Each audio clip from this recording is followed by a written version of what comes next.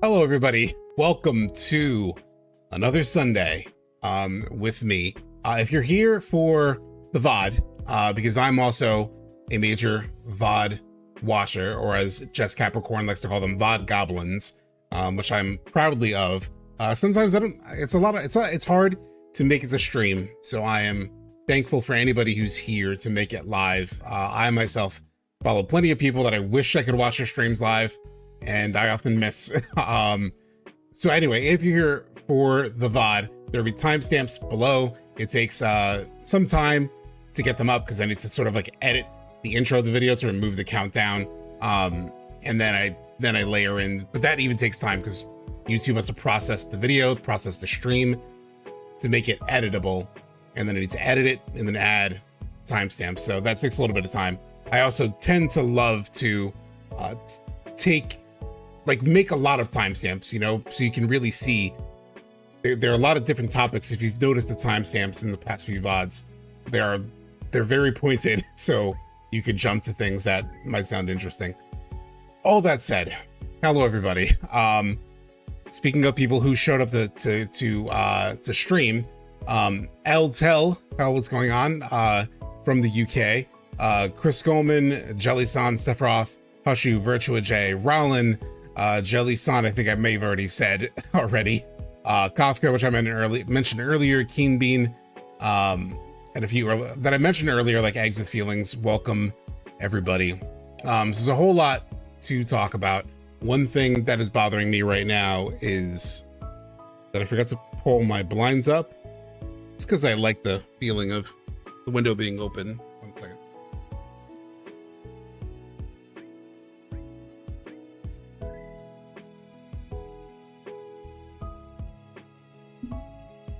It's a bit of a gloomy day today in New York, but that's fine because we are here.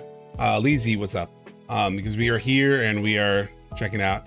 I am sure many others very much appreciate the effort that you put in the substance of your streams and streams in general. Thank you, Kafka. Yeah, I definitely try to make sure, because I don't stream a lot, right? I stream 2 days a week, sometimes just 1 day a week. So I want to make sure that, oh, it's snowing where you are, Virtual J. Because I like to make sure, I like to make it like a show, you know? I only do it once pretty much a week. Yeah, I'm in New York. I do it like once a week. So I figure, let me make it something worthwhile, you know? Make it long, have like topics and a lot of things to do. Wednesdays are much more casual, just straight into the game, usually with maybe a little chitter chatter or dilly-dallying, shilly-shelling if there's like news to talk about. But I do tend to like to save that for Sundays, since people do come in. Like usually Sundays are more active. There's more people who are able to tune in on Sundays versus Wednesday nights, because being a Sunday afternoon streamer on the East Coast of the US, I do pick up, you know, people who are overseas, like who was it earlier that mentioned it? Tel, you know, the UK, because it's like nighttime for you. So you're settling in, da-da-da, and a lot of people during the day on Sunday are doing stuff. They're going to church, they're shopping, they're with family, whatever they're doing. So yeah, the Wednesday streams are always well past midnight for me. Yeah, I kind of figured. I've gotten the sense that a decent amount of my viewers are from overseas. So let me pull up a few things. So we have a bunch that I want to dig into today. So first, in case anybody missed the Wednesday stream and missed my post about it, I cut together this little highlight video with do I have it saved in my downloads? Because that might be even better way to watch it. Yeah. So I cut together this little 4-minute highlight from playing the Whirlwind maze that will be fun to check out with all of you in case you haven't seen it. Let me get the media player together. Zach will be curious. And this is a really great stream. So we finally reached part 3 territory of the original. So we got past Aerith's death. We are at the start of this too. And it might be even better to watch it this way. Even though it was like trying to embrace my like template in a way. By the way, I don't know if you guys can see, but in the background there I have my posters, two of which are the posters from why am I blanking? Tyler Tyler Heplin.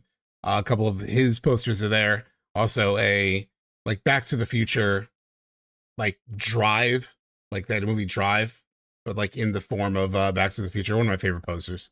But let me set that there. And then let me get this set up. Let's check this out. So this is a or actually maybe even better if I do it like this. Move you guys over there. We'll chat over here. Drive is such a good movie. Yeah, it's been a long time since I've seen it actually. I need to rewatch. I need to rewatch it. Okay, that's the way I thought the video was going to fit. I just need to do the right thing. Is after 1 a.m. in Western Australia, listening while in bed. FFD, I had no idea you were watching me at those hours. Hi, Argois Celine from France. I know it's almost like stereotyping to say, but I've been playing Expedition 33 again for a second time, just because you mentioned France, and it is a French developer. But I'm almost at the end of that game for a second time because I'm replaying it to work on an essay I was hoping for the Game Awards, but with the way that it takes, the time that it takes me to make these things, that's very unlikely. But I've been capturing like all the footage, and it's God, it's such a good game. Like being able to sort of like take months away from it, and I've really like avoided a lot of the discourse and the conversation that's been had about it. I feel like kind of similar to what happened with Rebirth, but a little bit different, is that just the more times people spend with it, like they're more like, you know, they're tougher on, for example, the ending and, you know, other things. And it's like, I get it. But now not having to sort of like engage with all of that for months, I've really avoided it. I'm just playing it again for a second time, fresh, and it just hits really good still. And then like the things that are hinted at, the subtext, ironically, throughout so many of the conversations of the game that like totally went over your head the first time, is really nuts. It's really nuts, like how well embedded a lot of things are. Like small moments, I'm like, oh shit, now I understand. I didn't even think about that, but now I understand why that thing happened there.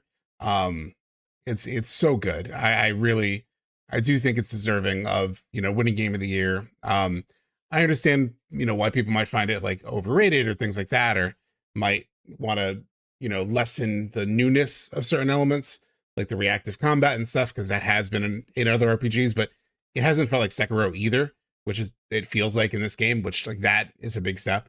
And then just like the actual execution of like the dialogue specifically, I think is just so well done. It feels written for people like a lot of us who are in our 30s, who grew up with these kinds of games, but the sort of like the style of storytelling is more in line with what we've experienced more like in our adult lives, I guess, with those kinds of stuff versus like, you know, the a lot of other games that, you know, of this genre, including Final Fantasy, that, you know, are a little bit more of their era, feel a bit more 90s, feel a bit more I guess teen in a way, but just even like, that's not saying anything negative on FF7, but you know what I mean. But either way, really good. Love second playthrough. Was a brisk 38 hours. Wow. Yeah, mine's going pretty quick. I'm like going back, I'm recording scenes a second time, like without music and with only the voiceover in case I'm gonna clip like voice lines, but yeah. So I haven't finished Expedition 33, yeah, so I won't get into any details or anything. Yeah, it's just a really fun game. Like, credit to them. I think they made a hell of a game. All right, so let's talk about this from stream on Wednesday. So we replayed the Whirlwind Maze in the original FF7. Some lines may be different, though that's not really the focus of this video, just because we are playing with the retranslation mod, the Shinra Archaeology mod, which includes like cut content that was planned for the original, but never actually put into the original, or that was sort of like laid in there, but then removed for whatever reason. So a really good example, hey, Red Mage, thanks for the follow. So for example, in Icicle Inn, and anybody who was on streams Wednesday would have seen this, but there was like an item shop or something, and there was a chest in a corner, and I went over to open it, and when I opened it, it said key item, black materia, you know, acquired or something like that. It was like real quick, and the screen flashed. It was like really trippy and weird. And I was talking to Odie, who helped make that mod, and he was in chat, and he mentioned that the reason that they included that, because he worked on the mod, the reason they included that was because in the original game files, inexplicably, there was a black materia item like on the map. And so that particular thing, they sort of just added it because it was there. So it's not 100% if that was like, if there's planned to be a moment where you open a chest and a black materia thing pops, but you know, it was on the map. And so they just added that as like a nice little Easter egg, because that may have been something that the devs thought about. And that was a very cool moment. That was like, that took me by surprise. I was like, what the fuck? Yeah, I wanted to put all the stuff they couldn't put into Crisis Core due to size constraints into part 3, most likely in the live stream sequence. Yeah, we'll see. I do think like a lot of things that they couldn't fit into Crisis Core, they also like fit into the DMW. So that's why they're like extra scenes, some of which do have like story implications. So you always have to watch the DMWs in Crisis Core also. So anyway, so we're playing the OG, and we're replaying Whirlwind Maze, and this is what happens. Zach will be curious to see how this plays out in part 3, given this time Cloud recalls Zach. Yeah, I am very curious how they do that. Because like here, right, they're saying like, Barret's saying, who the hell's this guy? He ain't Cloud. But Cloud has already acknowledged him. Tifa has already... Has she acknowledged that she knows Zach yet? Yeah, she did. She does. So they both have at least confirmed that they're aware of who he is. So yeah, that has to change this. That would change this scene quite a bit, right? If Cloud already remembers Zach, even if he remembers him incorrectly, and if Tifa is not hiding knowing Zach, granted she's hiding knowing the truth about Zach, and the truth about the fact that she doesn't recall Cloud being there, she is hiding that. This changes just how they do this good amount, right? Even having acknowledgement of him is still a pretty big change, because in the original, you're almost under the assumption, like when you first play this, you're like, oh, Sephiroth's fucking with him. Like he's... Now, I did have a big part in my stream, L, where it didn't fit into this like short thing. I personally don't call Tifa the liar, right? And I have a big part of my stream where we get into that. I think that's, you know, I mean, you could be joking around, you know, it's fine. But just since it came up, you know, she goes through a whole, like she sees there's a lot of stuff that Tifa experiences in the original that she doesn't understand, right? Like, even if she's hiding the truth from Cloud, the challenge is that she doesn't know how he knows the things he knows, right? Like she heard him in Calm telling everyone what she experienced, that she knows he wasn't there for. I know you're joking. So like, you know, she can't explain how he knows what he knows. So it's hard for you to even correct him. And obviously you don't want to, if he's like showing mental instability, you don't want to potentially push him over the edge. So, but yeah. Showing this brute. Oh, I haven't seen Machine Abridged. I've seen like some of it, but I haven't seen all of it. Net Cloud, right? Like it otherwise looks like Cloud has spiky hair, has the Buster Sword. You're like, he could be fucking with us, right? Like you're not sure. As the player, you're not sure if Zach is real or if it's like Sephiroth just fucking with you. But now as the player and as the characters in the story, like you know of Zach. There's no guessing at all whether it's an actual character or not. It's gonna be less confusing when Zach runs out of the Shinra Manor, yeah. Versus the complete confusion in the original, yeah. Genova is possessed of a certain ability. She can transform, you see. Yeah, the big thing there is Zach is already a well-established character in, you know, to these characters in the Remake trilogy. So I'm very curious how they handle that moment. They could still have him there, and they'll just talk about, oh, I didn't expect. It's like, wait, he's not supposed to be, that was me, or whatever they say. Yeah, I really wonder how they do that. And then for people who don't know the truth, I wonder how easy it will be for them to then figure out that Cloud was one of the troopers. But change her appearance, her voice, her behavior to match the memory. Zack won't be the mystery, but why Cloud didn't remember his the mystery. Yeah, memories of other people's minds. So they've given this all the way back in the Junon ship, right? Like, this isn't like a huge change, but it is, an example of like a lot of the details that happen in the Whirlwind maze have already been covered. And I'm very curious how they handle that. Another one that I don't explicitly mention in this clip, but I remember talking about on stream somewhere, is when it gets into the idea that Cloud isn't real and that his memories are made up. They could probably still pull that off, because Sephiroth can say, you may have memories with a Cloud, but it's not him.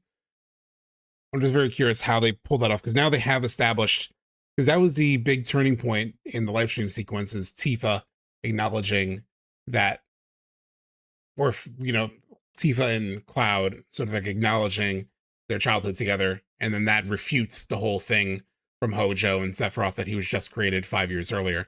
This is the first time you hear this outright. Well, you hear about it from Ethalna also, right? Like in the exactly the tape we just watched. But this dialogue from Sephiroth already happened on the ship to Costa del Sol. It's like, that's how far ahead they gave this exposition. That's kind of crazy. Like how far ahead he said this in Rebirth. The weapons. So they really do exist. I never would have believed it. So obviously, now in the Remake trilogy, they have seen weapons. Scarlet tried to fucking Pokemon ball one. Like she tried to grab it with a crane. So yeah, like at least their reaction to the weapons would be different. And it really makes you think, like, all the things we've already... Yeah, I had a whole video at one point called, well, it was before Rebirth. It was like after Remake. And it was like, why FF7 Remake spoiled its biggest twist? But the real crux of that was talking about how the majority of the original game is a mystery. And when you kind of look at the time codes of what was left post Remake, so after leaving Midgar, about 80% of the runtime of the game is spent with you not knowing exactly what's going on with Cloud. And then obviously that gets revealed in the live stream sequence. So the majority of the original FF7 experience is this mystery that you don't fully understand until relatively late game. Yeah, Jake. So it's this mystery that you don't really understand until relatively late game.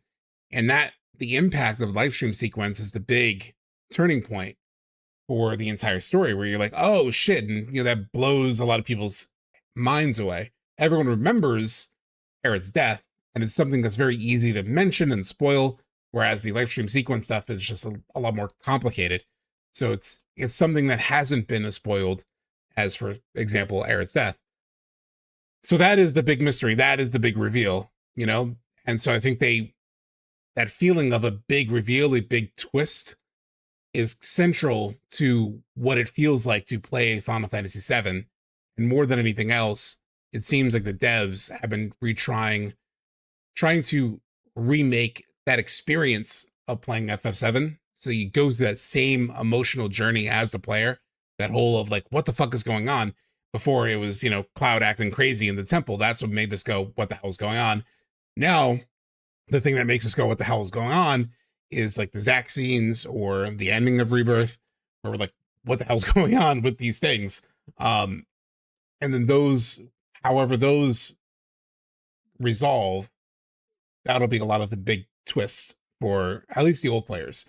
There's still like something to be discovered for new players of like Cloud's reality, because a lot of people still don't know about who he really is, like new players. So there will still be that layer, but they're trying to also recreate that experience. So I said rather than just have an unreliable narrator in Cloud, I argued that the remake trilogy was creating an unreliable world. And that feels really relevant after Rebirth, where we have these sort of like multiple worlds and how all that works. They've literally made the world itself fairly unreliable. So that seems to be a big part of the remake experience. The experience, right?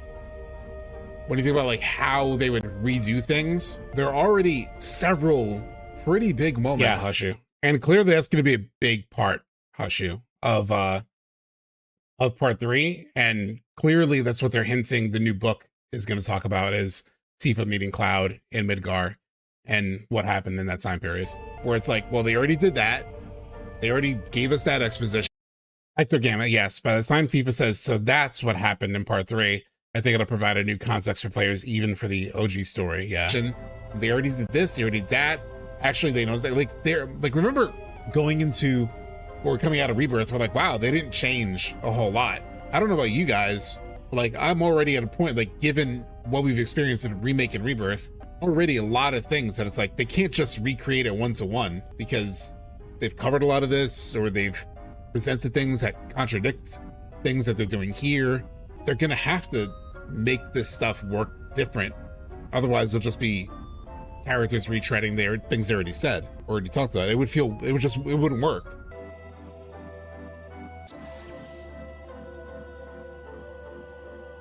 That man, who is he really? So yeah, so after seeing Cloud do his like crazy shit, Rufus says, that man, who is he really?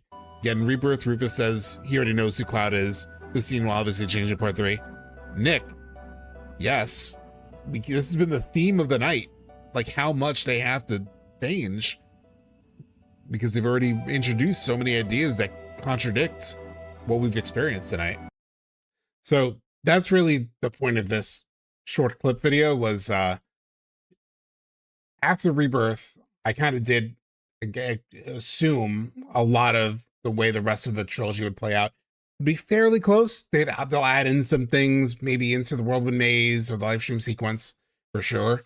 But I figured it would like stay relatively close, kind of like Rebirth, but then change quite a bit at the end, especially with like making the empty materia do whatever it's supposed to do, all that kind of stuff. But this is going to be a very early part of part 3. Replaying it, I'm like, wow, well, they can't do that exact thing. They can't do that exact thing. They can't do that exact thing. They can't do that exact thing, because they've already covered a lot of this stuff, or characters should be aware of things that they are not aware of in the original. Suddenly, there was like a lot of moments in this playthrough where I said, oh, wow, they probably have the same overall beats, right? Like Cloud will lose his shit. He'll give the black materia to Sephiroth. It'll go to hell. The weapons will come out. All of that will still happen. But the details of like what happens within these scenes will have to be like pretty heavily rewritten because of what they've already covered. That's been in Remake and Rebirth. So that was a really interesting experience for me when looking back on that scene. So let's get into some fun stuff, right? I do think the party reacts to finding out that Cloud is hiding the black materia. I wonder how and where they will find that out, right? Like, I wonder if they will find that, later in, when they're actually in the Northern Crater. They will probably not be happy. But like I said, they may not even know, like, what if Cloud just takes it out when they're there with Sephiroth's body? Thinking that they're to kill him, and then Cloud either gives it to him, or like some people have talked about, like, do they actually do something where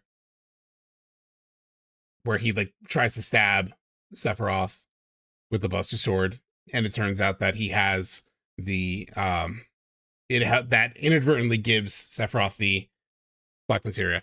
Before we get into this stuff, I'm going to get some water because I forgot to fill up my water. 1 second.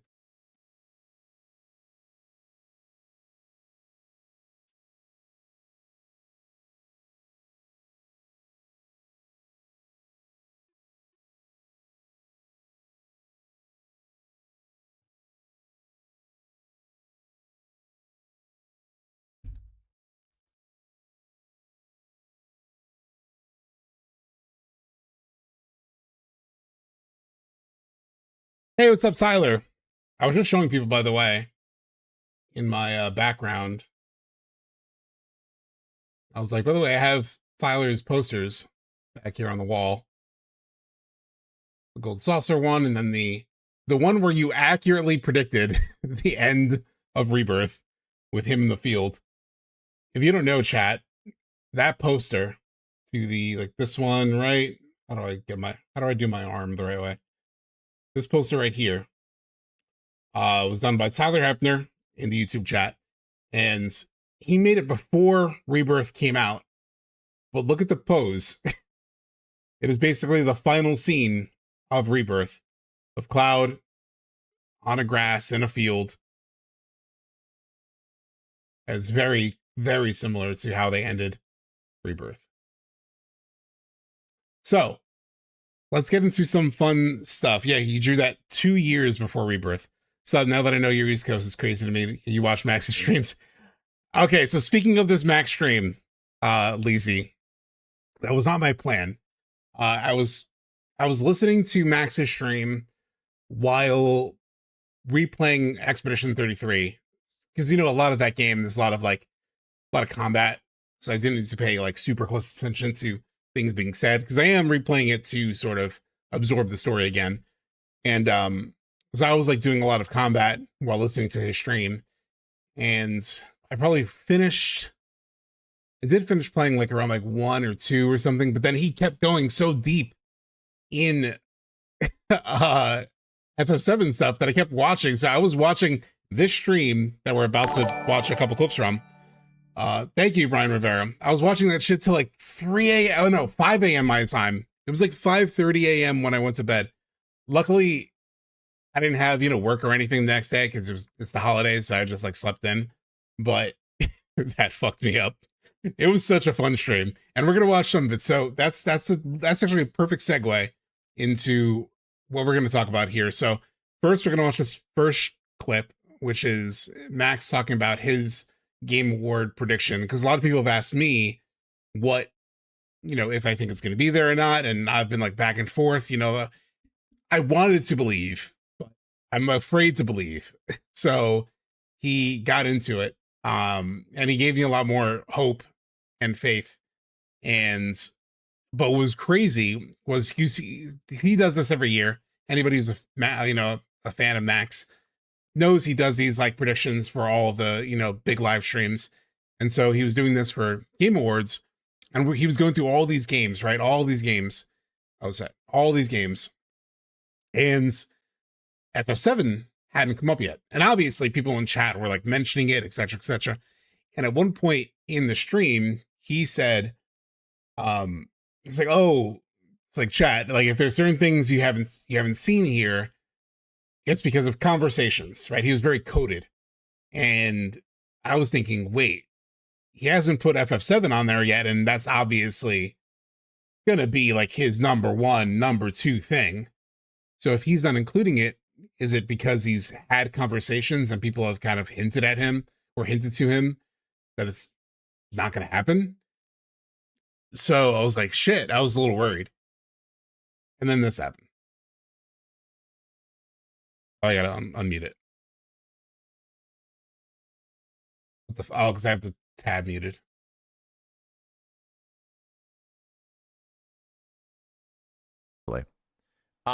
Practically a meme.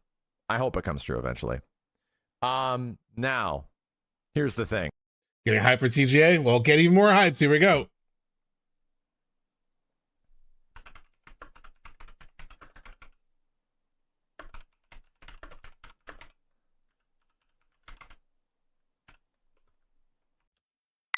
Phew. Once I finally saw him put that down, I was like, okay.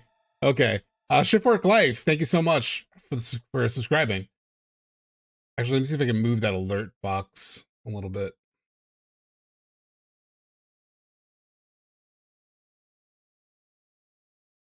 Over here. Boy, howdy. Boy, howdy. It took us a long time to get here, Chad, but we waited. Because of all the stuff that's in here, the one... So we are, by the way, officially 11 days away, right? The Game Awards. Just for everyone in chat to see it with their own 2 eyeballs. We're 11 days until the show. 11 days, y'all. It's very close. 11 days, 7 hours. Okay, Ectogamut is like counting way closer than me. But anyway, let's get back to this. That is the closest to being a This year data, it's crazy. It's crazy. likelihood, but also is an announcement of a thing that begins the end, right? This is legit the beginning of what will be a practical 12-year. I also love Max, and I've avoided reacting too much to Max because I felt a little self-conscious about how much I had Max in my big Rebirth video. Just because like people in his chat while he was reacting to it, it's like, there's Max again. And so I was like, right, did I go too hard on the Max clips? I mean, he is like Mr. FF7, so it seemed relevant, but anyway, so I've tried to not share as much of Max on stream or reacted too much to him in that way. But now we are totally in part 3 hype zone, and fuck it, I watched this whole stream. I was so into this, and we're just gonna nerd out for a bit. It's Sunday, it's after the holidays. We'll get into all the nerdy, we'll get into Crisis Core, we'll do the theory bullshit. Let's just get hyped, right? This is we are leading up, right? This is joy time. It is time for joy, chat. So I just want to I just want to feed on the vibes a little bit with you guys. Journey on this channel, almost the entirety of time I've been streaming. An announcement of an actual game title, a teaser, whatever. Show us what it is of some kind, an approximate release date, whatever. Is a huge stepping stone for myself personally, as well as like this channel just in general. So this is a big deal. It's a really big deal. I'm not even going to put any gift sub bets down on the title. Actually, we'll talk about that. But I think we know what this is, because we all know it's happening. It's all a thing that is happening. Time for joy's your motto. And that is the most likely 777 gift sub bet up here. And that's a celebratory 777. I Motto, don't do that. think that Thank you, Urfi, for the subscription. the chance of this being announced is now. Like, no kidding. I think the chance of this thing being announced is actually here. And the Game Awards and how many times Jeff has worked directly with Square Enix on Final Fantasy VII, if not other Final Fantasy announcements. Yeah, there's a big storied history between him and these devs and publishers doing this stuff. So it's a big deal, dude. Would it launch next year, though? Definitely not. No. My prediction is that it's still coming out in 2027. But the time to tease it, the time to actually make a true... Kafka, I don't have that kind of money. I don't have that max a million emphasis on million kind of money. So no. Maybe 7 gift subs. I could do 7 gift subs. Teaser for this thing. You know how like in 2023 we got the reveal teaser trailer of Monster Hunter Wilds? But when did Monster Hunter Wilds come out, chat? Eventually it came out within the first couple months of 2025. But it was revealed at the end of 2023. So yeah, I think it's about comparable. This is what I've talked about on stream too, that, for me, it makes the most sense, 2 years out from the game to at least have the first teaser. I thought it was going to be Summer Games Fest, but where you can have that amount of time in between a teaser announcement of a game. We don't, Labib. I don't, at least. I don't think it was... I would be surprised if it were anything FF, because a lot of the other creators who went on that trip, I feel like there were some that were like more fighting game oriented. So it might have been like some kind of fighting game thing. Like, I don't know, one of the Capcom fighters or I mean, that makes a lot of sense to me. Yeah, maybe Tokon. Maybe Tokon. Yeah, I don't know what it was, but it felt like it was maybe something fighting game related. Yeah. Reveal of a game, you know? Oh, Invincible, possibly. Is that being developed in Japan? But also as a heads up, dude, like even Rebirth was first teased and revealed way earlier. Like that was teased and revealed in July of 2022. And he talks about that. That shit did not come out until February, what was it? February, March of 2024. So if we were lining up with the Final Fantasy VII schedule that had been established from the games prior, we would have already seen part 3 at the Game Awards earlier this year. Like, I'm sorry, Summer Games Fest earlier this year. That would have happened. I agree. But it didn't. So it's been 6 months later now, and it's kind of like, oh, are we going to get an announcement of any kind? Is this happening anytime soon? Oh my God. Speaking of millions, Zabib Zahid, thank you so much for, oh man, how many subs was this? It doesn't show me like the straight counter. Wait. Oh, fuck. 25. Wow, thank you so much. First of all, thank you. Like crazy for 25 gift subs. I wish I had a clear counter on my chat thing. The sort of like combined chat thing that I use doesn't show like the number. But thank you so much. Also, there is a discount right now on subs. So anybody who, and thank you for the follow, KRS1. And so there's a 35% Twitch-wide discount on subs, by the way. So if you want a sub, if you want a gift, now is kind of the time for sure. But thank you again for 25 subs. I think it's the biggest one shot of subs I've gotten yet. So thank you so much. We're at a level 6 hype train, which is perfect to have a hype train for this. And they didn't reveal Rebirth at a big state of play or anything like that. They didn't. They revealed it themselves in like an anniversary situation. Yeah, also. So that being said, discount. I think this is likely, man. I honestly feel like So getting off of this train. Speaking of which, I don't know if I've ever showed this on stream.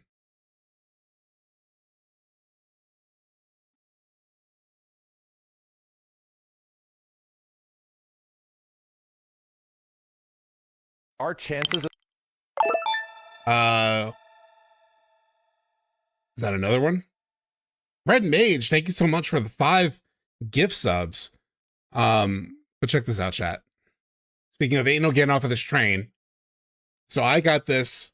It was from I did this thing, the Streamily, like autographs.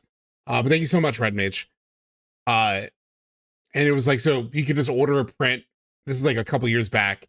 And I've done it for Brianna White because she did it once. I did it once for Barret. I think Yuffie did one, but I missed it. But I got this from John, and I was in the stream chat when he was doing the signatures, and my order came up, and I think I had asked for this main one, like they ain't no getting off of this train. So he wrote, "There ain't no getting off of this train we're on. Enjoy the game." My name, and then I asked, and then we were chatting. He was like, John Eric Bentley is like, he is so John Eric Bentley. Like I've never met him actually I have met him in person, but it was like very brief. Just like a photo op thing at New York Comic Con, and it was a big line, and we're getting shuffled through. I did give him a hug though. I was like, I gotta hug Barret, and then like we hugged. When I took the picture with him, but so he's like he just is very crazy sociable, right? So on stream, he was like socializing people with like everyone who had an order. Anybody who had an order that was in his chat, he was like chatting with them. So at one point when he gets my order, this is what I had requested in the white. And then he was like, "Oh, what do you love in the game? Like any lines you really love or whatever."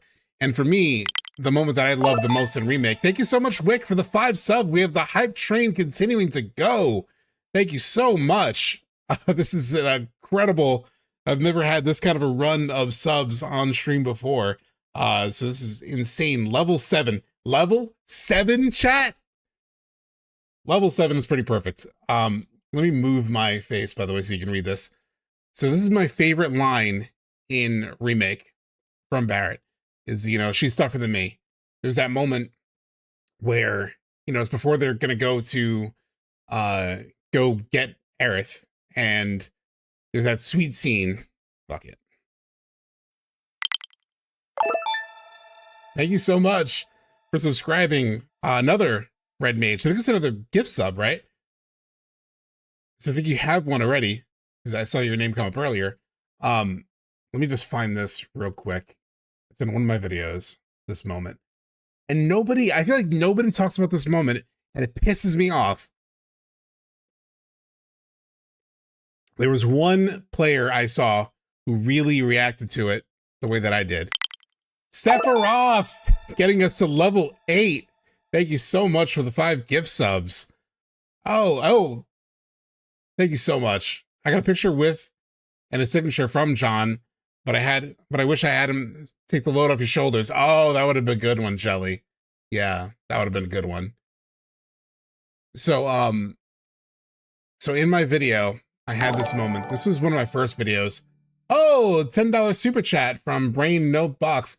I watched this live stream, but he didn't notice that they teased Return in one of the Remake trailers near the beginning.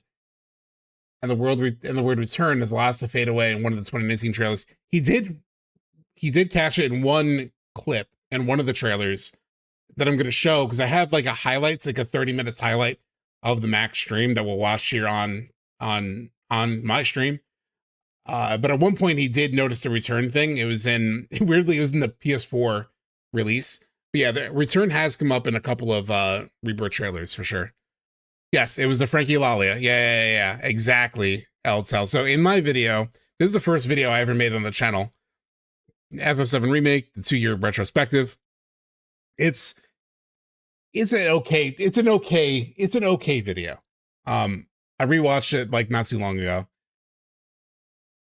And I was like, it was okay. It was fine. But one of my favorite moments, I was talking about the characters and how they nail the characters. Persona is based around having absolute certainty. Also, my volume, like audio mixing was just terrible back then. And self-belief in who he is.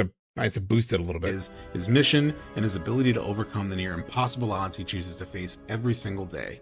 He is on a crusade in his mind to save the entire world from the most powerful entity on Gaia, Shinra. And when faced with the prospect of never seeing his daughter again, admits that she handles that fear better than he does. Stab me in the fucking heart and twist the knife. You can say that again, Frankie.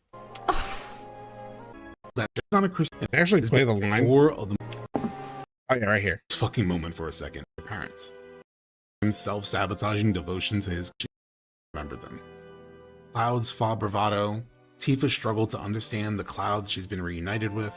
Barret's unhinged and oftentimes self-sabotaging devotion to his cause that is beautifully balanced by his struggle to raise a daughter that isn't his with as much love as all children desire from their parents. Just look at this fucking moment for a second. I'm gonna pause on it because I've seen dozens of playthroughs of this game and few people reacted to this line quite the way I did. Barret. She's tougher than me. Those are 4 of the most vulnerable words that you could hear from someone whose entire persona is based around having absolute certainty and self-belief in who he is, his mission, and his ability to overcome the near impossible odds. Yeah, it was 5 words. It was. I think there's like, technically it looks like 4 because it's using, I forget the word. It's not conjugation, but like she is combined into one word. So my brain thinks of that as 4 words. But yes, it's 5 words. Contraction. Someone whose entire persona is based around having absolute certainty and self-belief in who he is, his mission, and his ability to overcome the near impossible odds he chooses to face. Like, that moment was just so cool to me in terms of like, he is so tough, right? He is like a tough guy in the group. He always melts around his daughter, obviously, which is like always the thing.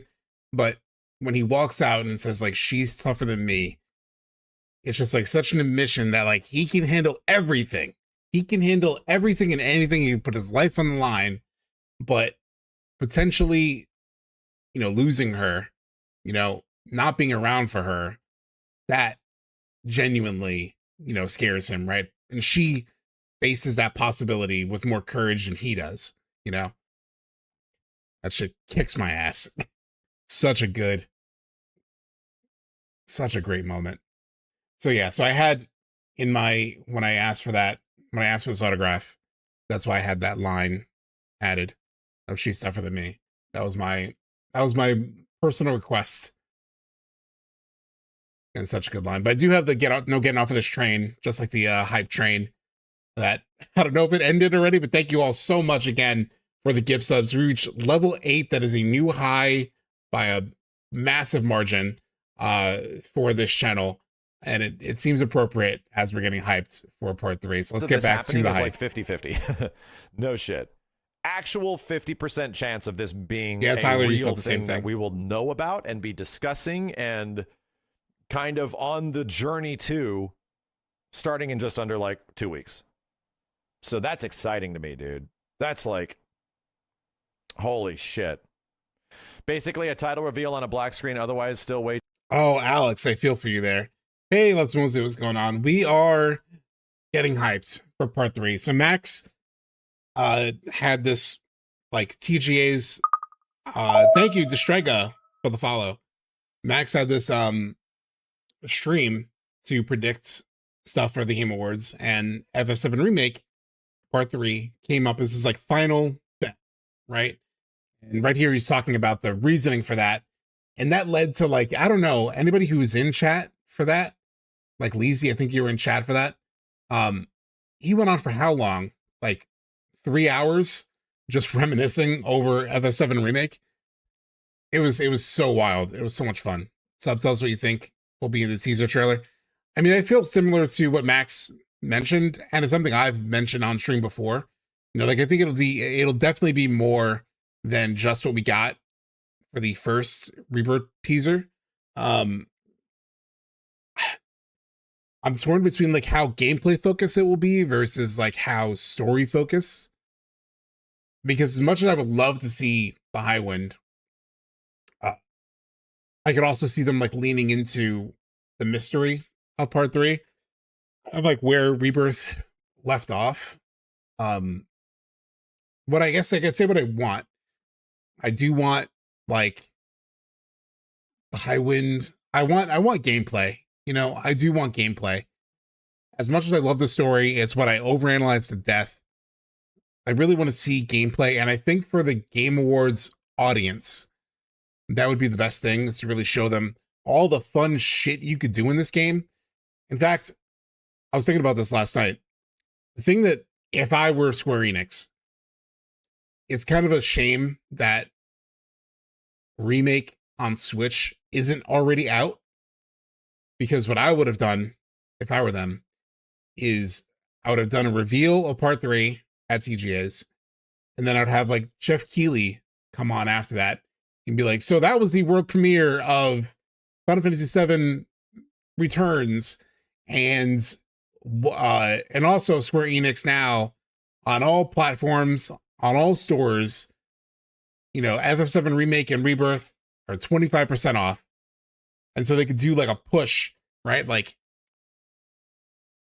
if they are, for example, nervous of like part 3 distracting people from the Switch release, you know, making it a moment where they can push, because you see the third game in this trilogy coming, you see a trailer, it looks cool as shit.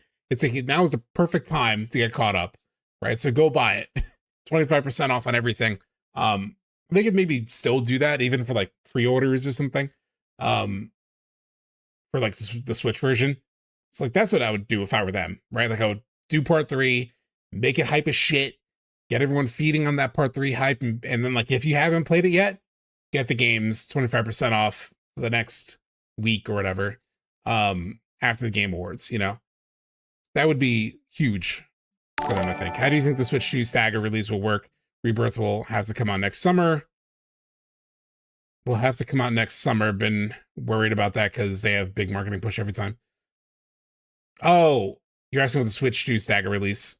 I don't know. I know it'll be out before part 3. Thank you, Raymond, for subscribing. I think they'll just like push, it'll be on everything before part 3 drops. Rebirth and Remake will be on everything, hopefully. Too early? No, I think. The trilogy physical will be crazy. Talk about what will be in this trailer. All right, so he gets into now Max talks about what he thinks will be in the trailer, and kind of on the journey to starting in just under like 2 weeks. So that's exciting to me, dude. That's like, holy shit.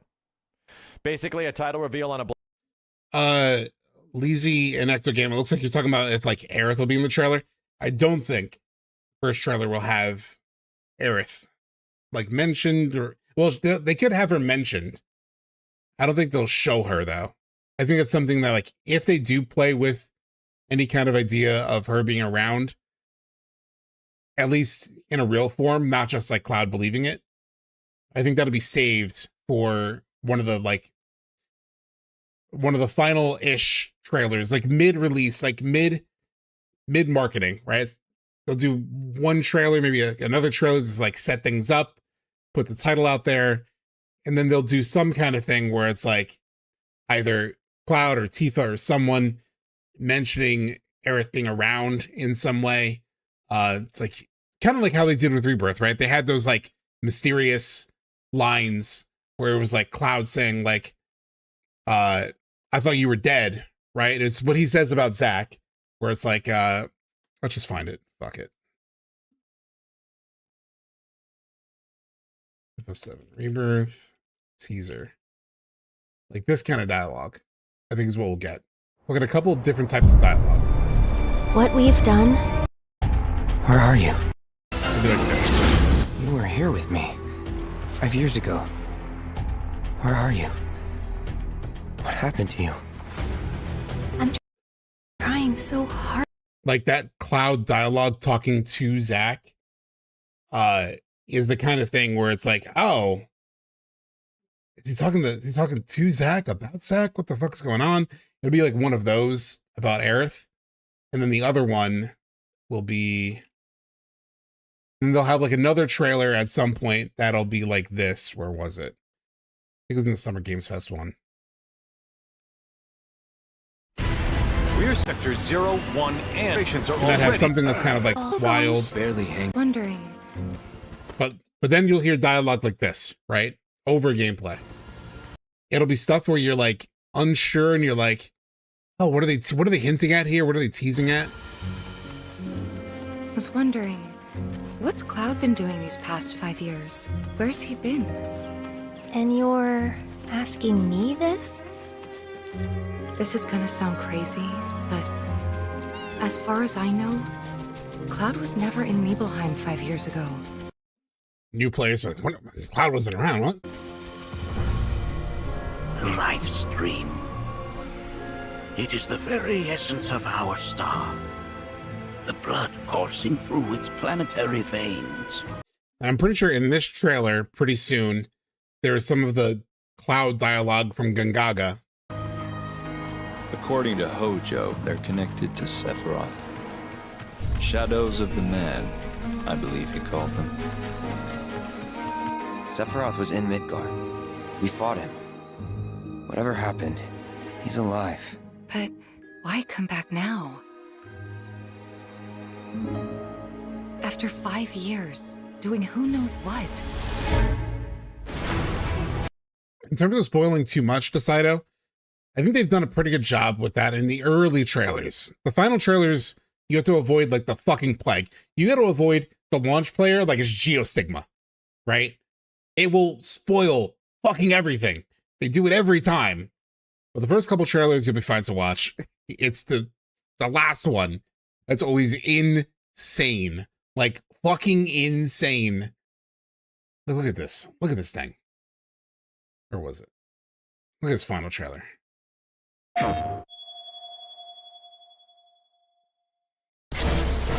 Cloud, bring me the black materia.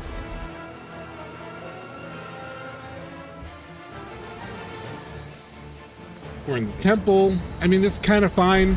It's just like opening the temple, but seeing the temple form like this, damn, I did not see this trailer. I luckily avoided the state of play. Except I saw like some of the clips, like there's a sysname moment that like people just like put on Twitter. They didn't even type anything because I had all the keywords blocked. I had every character name blocked, every location blocked. I had heard like there were already like people were saying like, oh, you should block chapter 13, chapter 14. So I blocked those. So I had everything fucking blocked. But then people were just like posting pictures, like screen caps, screenshots from the trailer with no context, no words. So there was nothing to block, you know, for Twitter to sort of like flag and be like, oh, blocked. So I kept catching moments. Moment for all mankind. Hey kids, sorry we're late. You have to go dark. You have to go off the internet completely.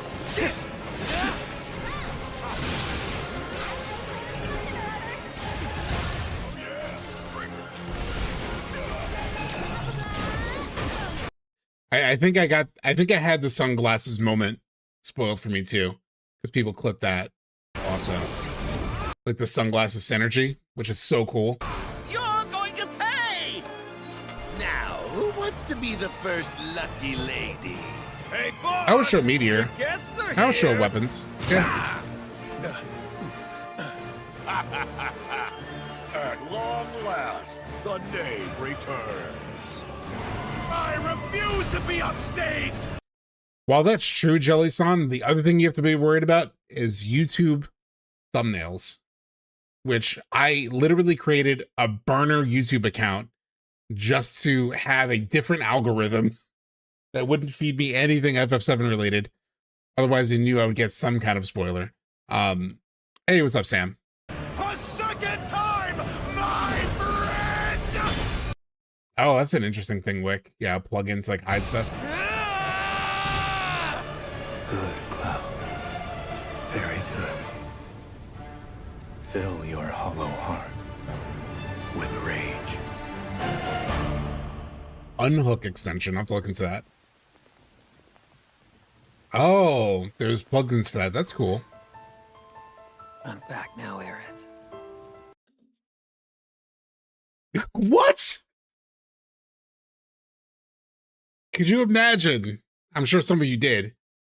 But imagine seeing this before the game comes out. It's the beginning of the game, but still, why show this? I'm back.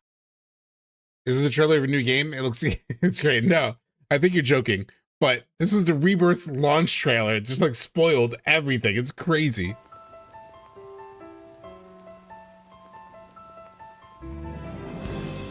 We ask that you retrieve it. The black materia, key to our oblivion. Please. I mean, seeing the Gi, I guess, is not a big shock, but like this is a whole new, you know, usage of the Gi. I would have been pissed about this too. Weirdness loves to spoilers. So yeah, to spoil so many stuff. Yeah, just too many. It alone can live. Their final trailers are not fucking trailers. They're like recap videos. They're practically story summaries. Liberate us Drives from me this nuts. Endless dream. Passing through.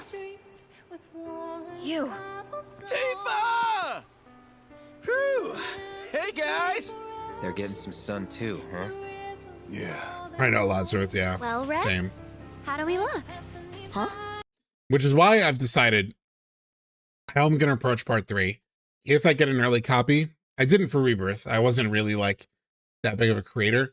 I'm still a relatively small creator, but I'm like pretty well in the hooks of FF7 at least, that I might, you know, get a copy. Like that's possible. I haven't talked to anybody about it outright, but it's not out of the realm of possibility. So if I do get a part 3 copy ahead of time, I've decided that what I'm going to do is I'm going to play it ahead of time, like before release, because I'm just like so afraid of spoilers. If I were to stream it, I will be a target for spoilers. Like, people will want to jump in, they'll want to be like, oh, you were wrong or you were right or whatever. So if I get an early copy, I'll definitely play it all the way through if I can, if I have enough time. I'll play it all the way through, do like a review, a spoiler-free like review video, and I'll have recorded my playthrough, and I think I'll post my playthrough like in episodes on the YouTube channel, but I won't stream it live in the moment. Plus, once the game comes out, like, you guys are gonna be playing it too, and if you're gonna watch anybody stream, you'll watch Max stream it. So, if anything, we'll do like a stream of it months later while we really dig into it and unpack it and all that stuff. I think that's my plan. You can record. That's what I'm planning to do, Sephiroth. Yeah, to like record my playthrough and reaction, do like a spoiler-free video, just like summarizing my thoughts on release, and then be releasing like regular episodes of like my playthrough. You send me that advanced copy. Yeah. You should get yourself a reading.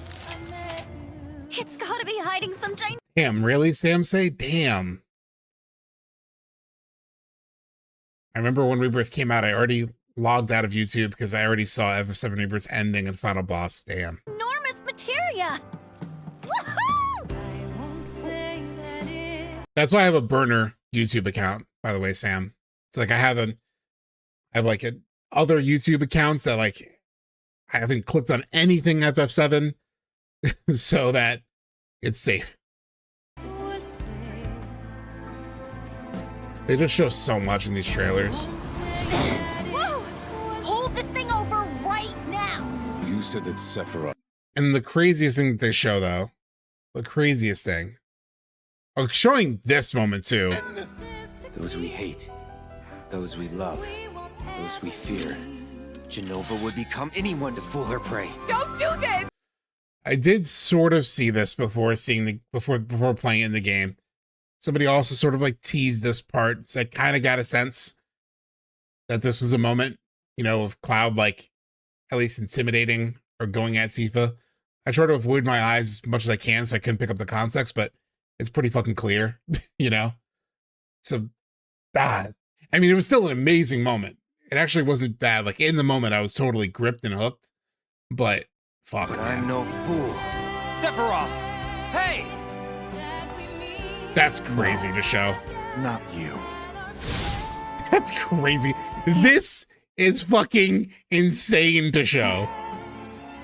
The Dyne one is like, for new players, it sucks. But we all know the Dyne scene, like they made some changes and stuff, but like ultimately, like him saying like, how am I going to hold my daughter? We know that from the original. So that was fine for me. Kid, this isn't about me though. This is crazy. It's about saving the world. And you. The reunion, when spite and sorrow are harvested to feed the planet. No! And then that shit. Like the moment people are like looking forward to the most, and it goes by pretty quickly, but like you can see a swing and a block.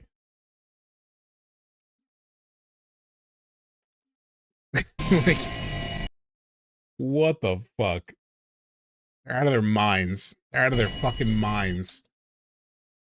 We also a little Black bit out of screen, our minds. otherwise still way too early. No. I'm still trying to get through the 6-minute max clip that I clipped, because I also have a 30-minute one. Well, I think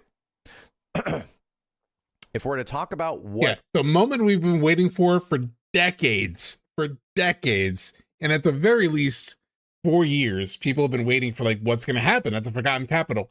So to even show that, like if they want to do Cloud looking up at Sephiroth and you hear him screaming, no, like that I get.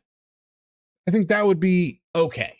It would be a little on the line, but it would be all right. You know, because you wouldn't know the context of the no. You wouldn't know that he's swinging. You wouldn't know like all that. Crazy. Will be in this trailer. Yeah, Ken. I think we see way more in this reveal trailer than we did in the original Final Fantasy VII Rebirth teaser. And here, let me just pull it up to show you really fast.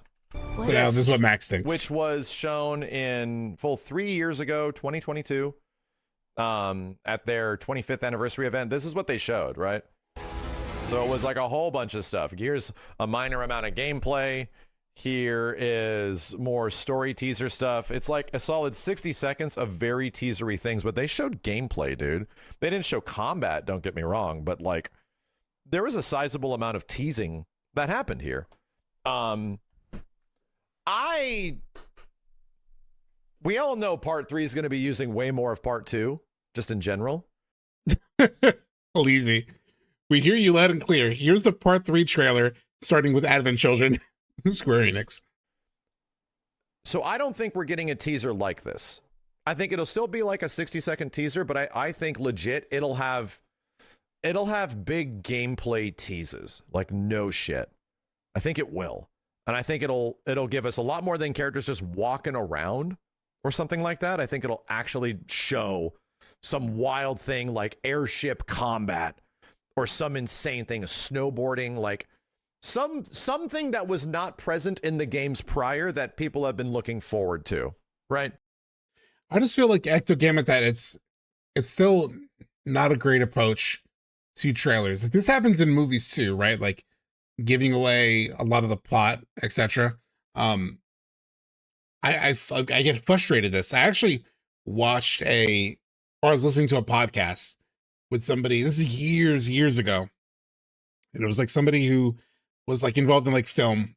I forgot what they did exactly, but they talked about how like one of the things that they like, the reason that the movie trailers, a lot of movie trailers are very spoilerific, is that market research, you know, showed them that people want to know the story before they go into the movie.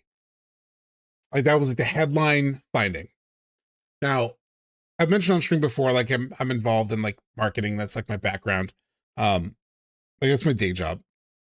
It's like I'm in that world a bit. So I'm exposed to a lot of like consumer research. And a lot of consumer research fucking sucks. There's a famous line from Henry Ford where he was like, if I told people, or if I asked people what they wanted, they would have said a faster horse, right? It's like, instead of like creating a car, if you ask people what they want, they would say like, you know, what could I invent? I'm Henry Ford, creator of the, you know, Ford, you know, motor company. If I asked people what they wanted, they would say a faster horse, right? They only have the frame of reference of like what they know. And then, you know, they say the better version of that thing, you know, versus like truly the thing that they want. A more like modern example I always found was interesting was I found this poll of like consumers after the iPhone was announced. And it asked people, like the very first iPhone, and they asked people, what are you looking forward to the most in the iPhone? And the top response, not web browsing, not texting, not videos, not media at all. The number one thing in that poll was phone calls. People were most looking forward to making phone calls. The number one thing they want to do on their iPhone is make phone calls. Who the fuck uses I mean, people use iPhones to make phone calls, but that's not the main thing you do with a phone, with an iPhone, right? Like, people just don't know. They're very unreliable in terms of like asking what is better. So what research people have done is that they've looked at, you know, they've heard, oh, people want to know the story before a movie, right? So it's like, all right, let's just show them the whole goddamn story. And so a lot of trailers are just giving away all of the big twists and moments of the story. And a lot of times, for me, that makes me go, well, I know the whole story. I understand, and then I don't want to watch it. there's a fine line, there's a balance, right? You want to know what the movie's about. You want a general idea. You want to be like, oh, that looks interesting. I want to see what happens, and then buy a ticket to see what happens. This is like 101 brain, like psychology, right? But I've seen trailers where it's like, oh, you already know the answer. Like there was what's that fucking movie? There was another movie trailer I just watched recently that was like, it just like showed the twist of the thing, right? It's a new movie with Chris Pratt, and he's been thrown in prison, like prejudged by AI for, killing his wife or something. And he ended up like, he was the one who helped invent the system for like catching people and like creating like, convicting people and like kind of like pre-crime, kind of like Minority Report. He was the one who sort of like invented that, and now he's being caught by that, and he has to like get his way out of that. He has to like piece together the evidence to save himself, and he has like 1 hour, like 2 hours to do it for whatever ridiculous reason. And then in the trailer, Chris Pratt say it was actually like, it could be a very dumb movie, whatever, but like halfway through the trailer, I was like, kind of interesting. The guy who created this system is now fucked by the system and has to like work against it. That's like generally kind of interesting.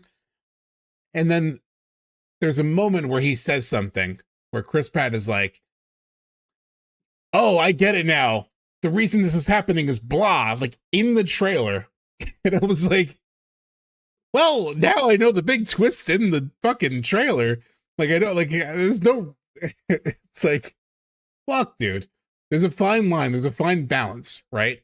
Another good example of that is like, but there are like some trailers that do this well, right? Like, I'm just going to pick out of the blue, right? Let's just say God of War Ragnarok. I remember seeing that trailer and not feeling like it really spoiled anything too massive. And I feel so confident in that I'll just pull it up and we can watch it together. What's their final trailer? Launch trailer. It's only 31 seconds. I guess we'll do the story trailer. God, it's 3 fucking minutes. Everyone keeps secrets.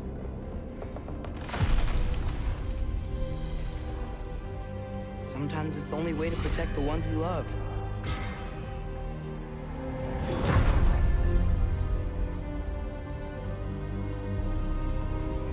I know you. I'll tell 28 years later trailers. What is? Yeah, let's watch the 28 years later trailer.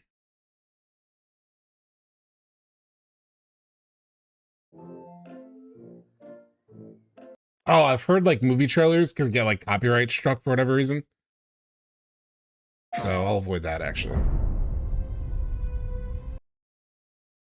We came to find. Like, they're like, You don't really want war, do you, Kratos? All that blood on your hands, on your son's hands. What is it you will not tell me? I can't talk about it, but I just need you to trust me. We follow your every whim. But you don't believe in any of it. And still I follow. really, Sam? We'll see. What matters is that you are safe. But that's not all that matters. Who's keeping you safe? I do not need you to protect me. You sure about that? Pretender God! For the old father! Death can have me when it earns me.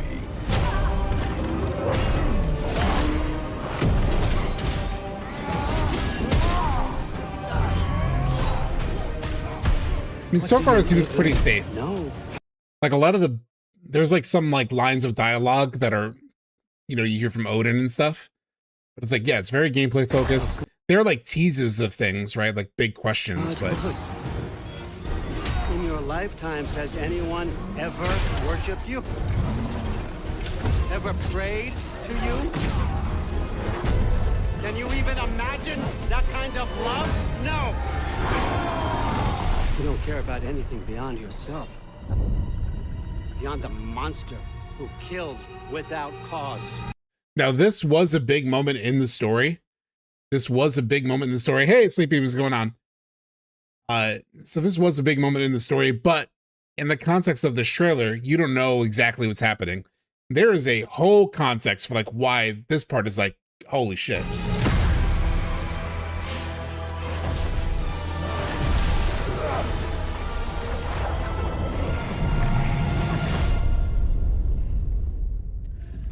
And this is probably the most spoilerific part of it, where it shows like basically the starting of like Ragnarok. But the game is also called Ragnarok, so I sort of expect that.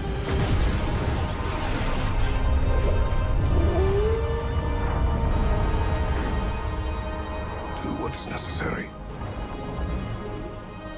Not because it is written.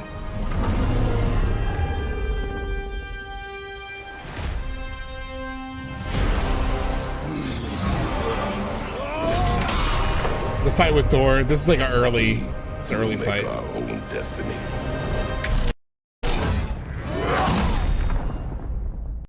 Like, generally speaking, I feel like that's way less spoilery.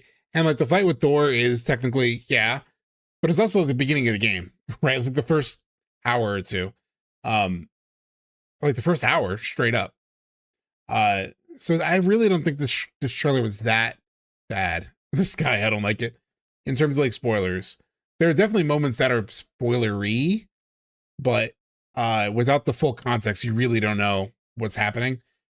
And also, this line, let this play real quick. Where was it? Right here. Do what is necessary.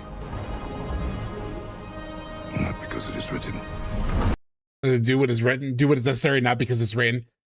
Ragnarok plays with fate quite a bit, which is obviously a big thing in the FF7 Remake trilogy. And their exploration of like fate and destiny is like so interesting. It's very good.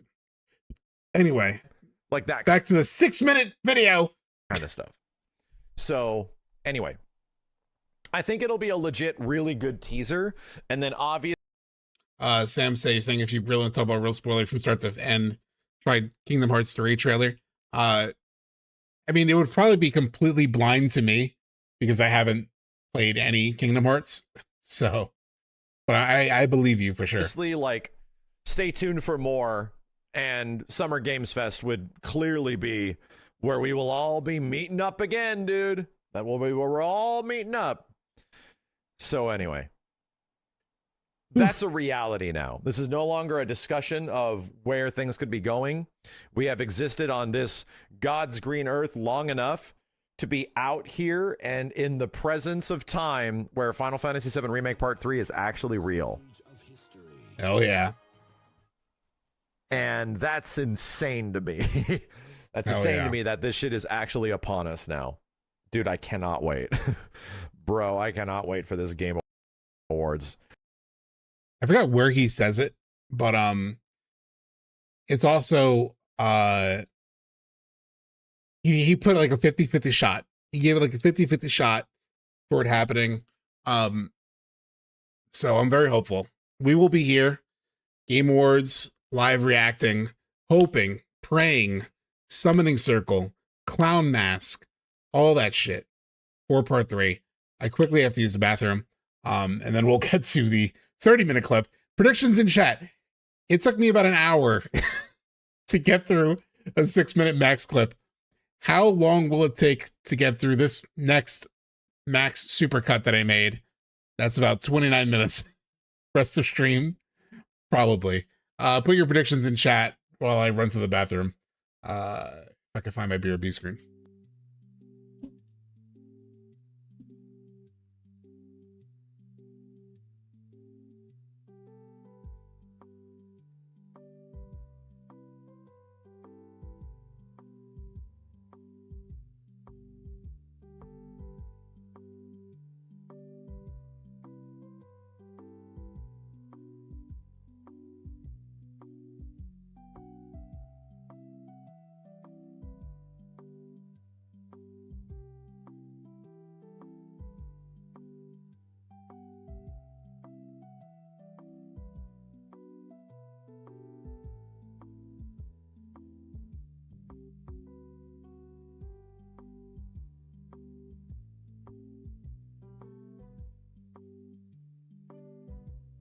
I'm locking in. I'm locking in. I'm locking in. We're not going to spend 3 hours on this. We're not going to spend 4 hours brain box no thoughts. We're not. We're not. Not doing it. In fact, I'm going to sit quietly during this entire thing. Just going to say nothing. Just going to watch it together. So the first couple of 2 hours, damn Tyler, you have no faith.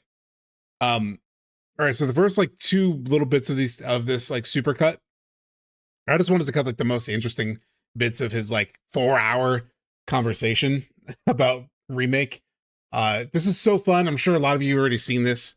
But if you haven't, these are like the highlight moments for me from like Max's like trip down FF7 Remake memory lane. This is such a delight. I did not expect this stream. You know, I know he was doing his TGA predictions, but like I said, I wasn't expecting him to then go on like a 4-hour trip through like old FF7 stuff. But the first couple clips are just like fun stuff. Yeah. And then we get into like the hardcore like remembering shit. Am I muted? No.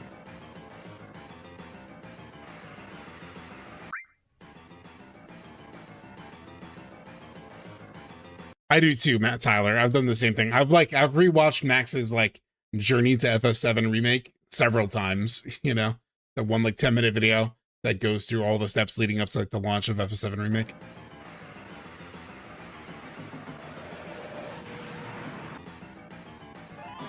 Oh my God. Wow.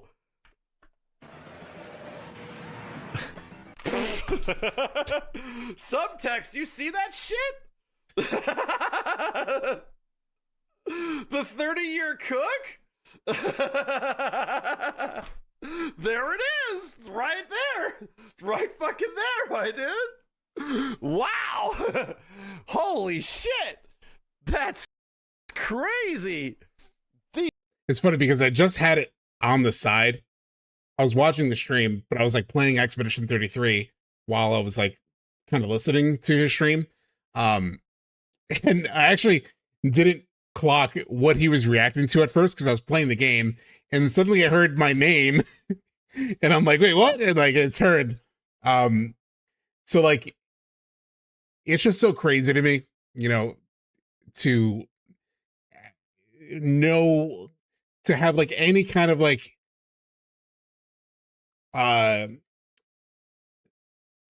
what's the exact word? I'm like blanking on the exact word. But it's like no Max in any kind of way where he would like shout me out by name. Is like acquaintance. I have like any kind of like acquaintance with him, you know, being that I watched his content and was like such a fan of his content, to the fact that like he'll shout me out like in a stream. It's just so wild to me. Yeah, like acknowledgement. But yeah, FF7 returns, and they do have this. They do say returns in a few different moments in like other Rebirth trailers. I forgot who said it in chat, but somebody in chat mentioned that he missed that like in some of the, like I think the very first FF7 Remake trailer. I think it was like the 2019 one, FF7 Remake trailer. This one? No. I don't think it was the 2015 one either. No. Is it this one? No. Which one was it?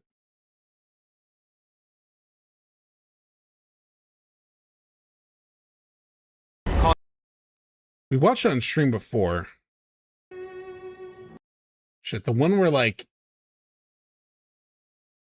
it like at the very beginning it says the return draws near. It's not the 2015 one. It was at the very start of the trailer. Fuck.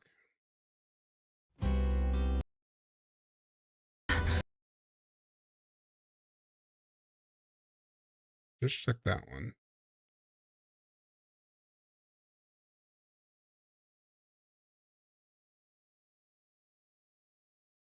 I don't know which trailer it was. But there was a trailer that said like the end draws near, or like sorry, the return draws near. Fuck. I can't find it. I had it the first video. Look, I'm involved in things. Dangerous things.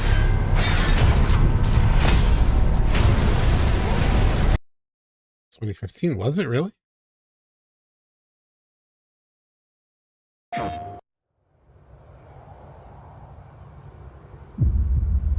Long ago, we looked upon a foreboding sky. The memory. 2019 State of Play trailer.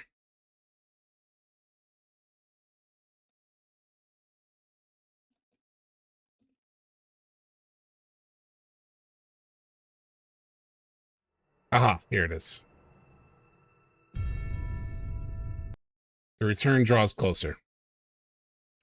So, like, there's a mention of, like, return right there as well.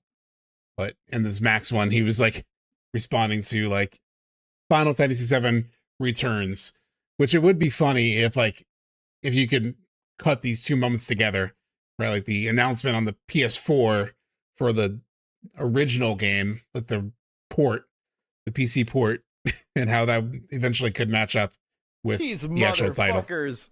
It's been in front of us the whole time. The whole time. Wow, they always knew. Wow. Holy shit, dude. When's part 3 coming out? February or March 2027? So you guys have asked me this question too, and I've usually leaned toward the end of the year, but Max is way more optimistic. He's going early. And I've leaned that way, especially after hearing Hamaguchi continually be like, it's going amazing. We got like a fucking working build. It's incredible. Like, I'm playing it. His image is really cool. I don't know, but that's when it's coming out. Can I play that trailer in full? The 2019 one? And you really throw me off track, you guys. I'm trying to stay on track.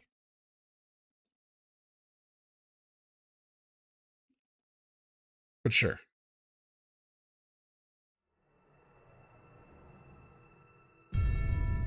It's a minute.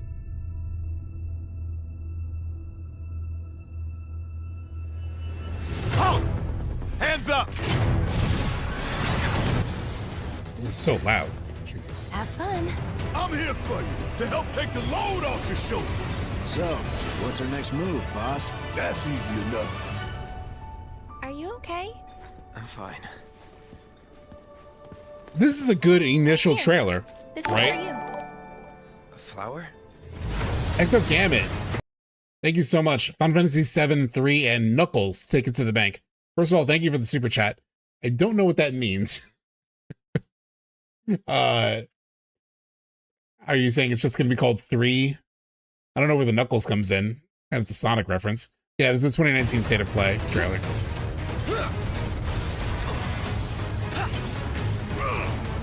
This is a really solid trailer. Doesn't give away too much. It shows you like big iconic moments. Can you bear to see the planet suffer? This is the big tease, right? Like Cloud. Sephiroth talking to Cloud super early in the game. That's the first big like what the fuck. But yeah, solid trailer. Really solid trailer. Kind of black wing thing going on with Sephiroth, but dude, it's does that come from insider Yeah, not showing information? Barret getting No. stabbed. It just feels right. Just feels right. 7 information, black wing thing going on with Sephiroth, but dude, it's does that come from insider information? No. It just feels right. Just feels right. 7/7/2027? No. Weird summer time frame to release a game. No. I think it'll come out in the first quarter of 2027. And Remake. So all 7's release date is out for Max. Sub reacting to Max, reacting to Max, reacting to Remake. Was click the button. So now he's going through, now we're going into like the history of how Remake came to be. And this is just really fun. Especially like some of these like details. Am I streaming TGA with CBZ again? I don't know. I need to ask Sleepy. See, that was my plan. Like I did want to stream with Sleep Easy. Have like a reverse, right? Where when I was on that stream, I was on his stream, and now we can do the flip, right? We can do the reverse where he comes onto my stream and we can watch it together. That would be the ideal. I just haven't chatted with him about it yet. He might be in chat. I don't know. But if you're around December 11th for the Game Awards, Sleep Easy. Can you make it happen? Because that would be ideal. It's the emergency button, which was what the joke that we made for the longest time. They were being kept afloat by like Crystal Dynamics projects and that kind of stuff at that time frame. So Final Fantasy, wasn't that also pre FF14 relaunch? Yes, it was before FF. That was when Final Fantasy 14 first came out in its 1.0 and bombed and did terribly. Hey, what's up, dude. Crimson? After that, Realm Reborn did pretty good, and then the future versions obviously keep it afloat now. Now it's doing great. But they were being kept alive by like Hitman and what's it called? Hitman, Tomb Raider, what was the other game called? Deus Ex. Like games like that were kind of keeping the company fucking afloat. It's kind of crazy how different Square Enix is now versus like roughly 10 or so years ago, right? Like what he's talking about is that 2012 to 2015 era, you know, and him bringing up like a lot of those Western studios were big for them. Those like games like Tomb Raider and all that stuff that he was referencing. They've sold all those IPs, all those like developers. They've sold all their Western stuff. But those games are weirdly, I mean, I'll have to double check, you know, I would have to fact check him here because I haven't. But yeah, like that era was very tough for Square Enix. I do remember them generally struggling quite a bit financially. So like he's saying, this is the big like push the button moment. Automata, way too late, dude. It was like an emergency way down the line. You know? That was way late. Like FF7 was like the guaranteed thing that could work, you know? And even then, I don't think it's probably worked as much as they hoped, like in terms of like core sales. Like Remake, last number we got was 7 million, which is pretty good. But like FF15 did like 10 million, I think. So Remake was a little bit lower than that. Rebirth, we don't know the number. If I were to guess, probably sub 5, probably 3 to 4 million range. FF16 also did like 3.5 million at launch. So like the actual sales of a lot of FF games have definitely still been on the decline later compared to like where they were, you know, with like FF15.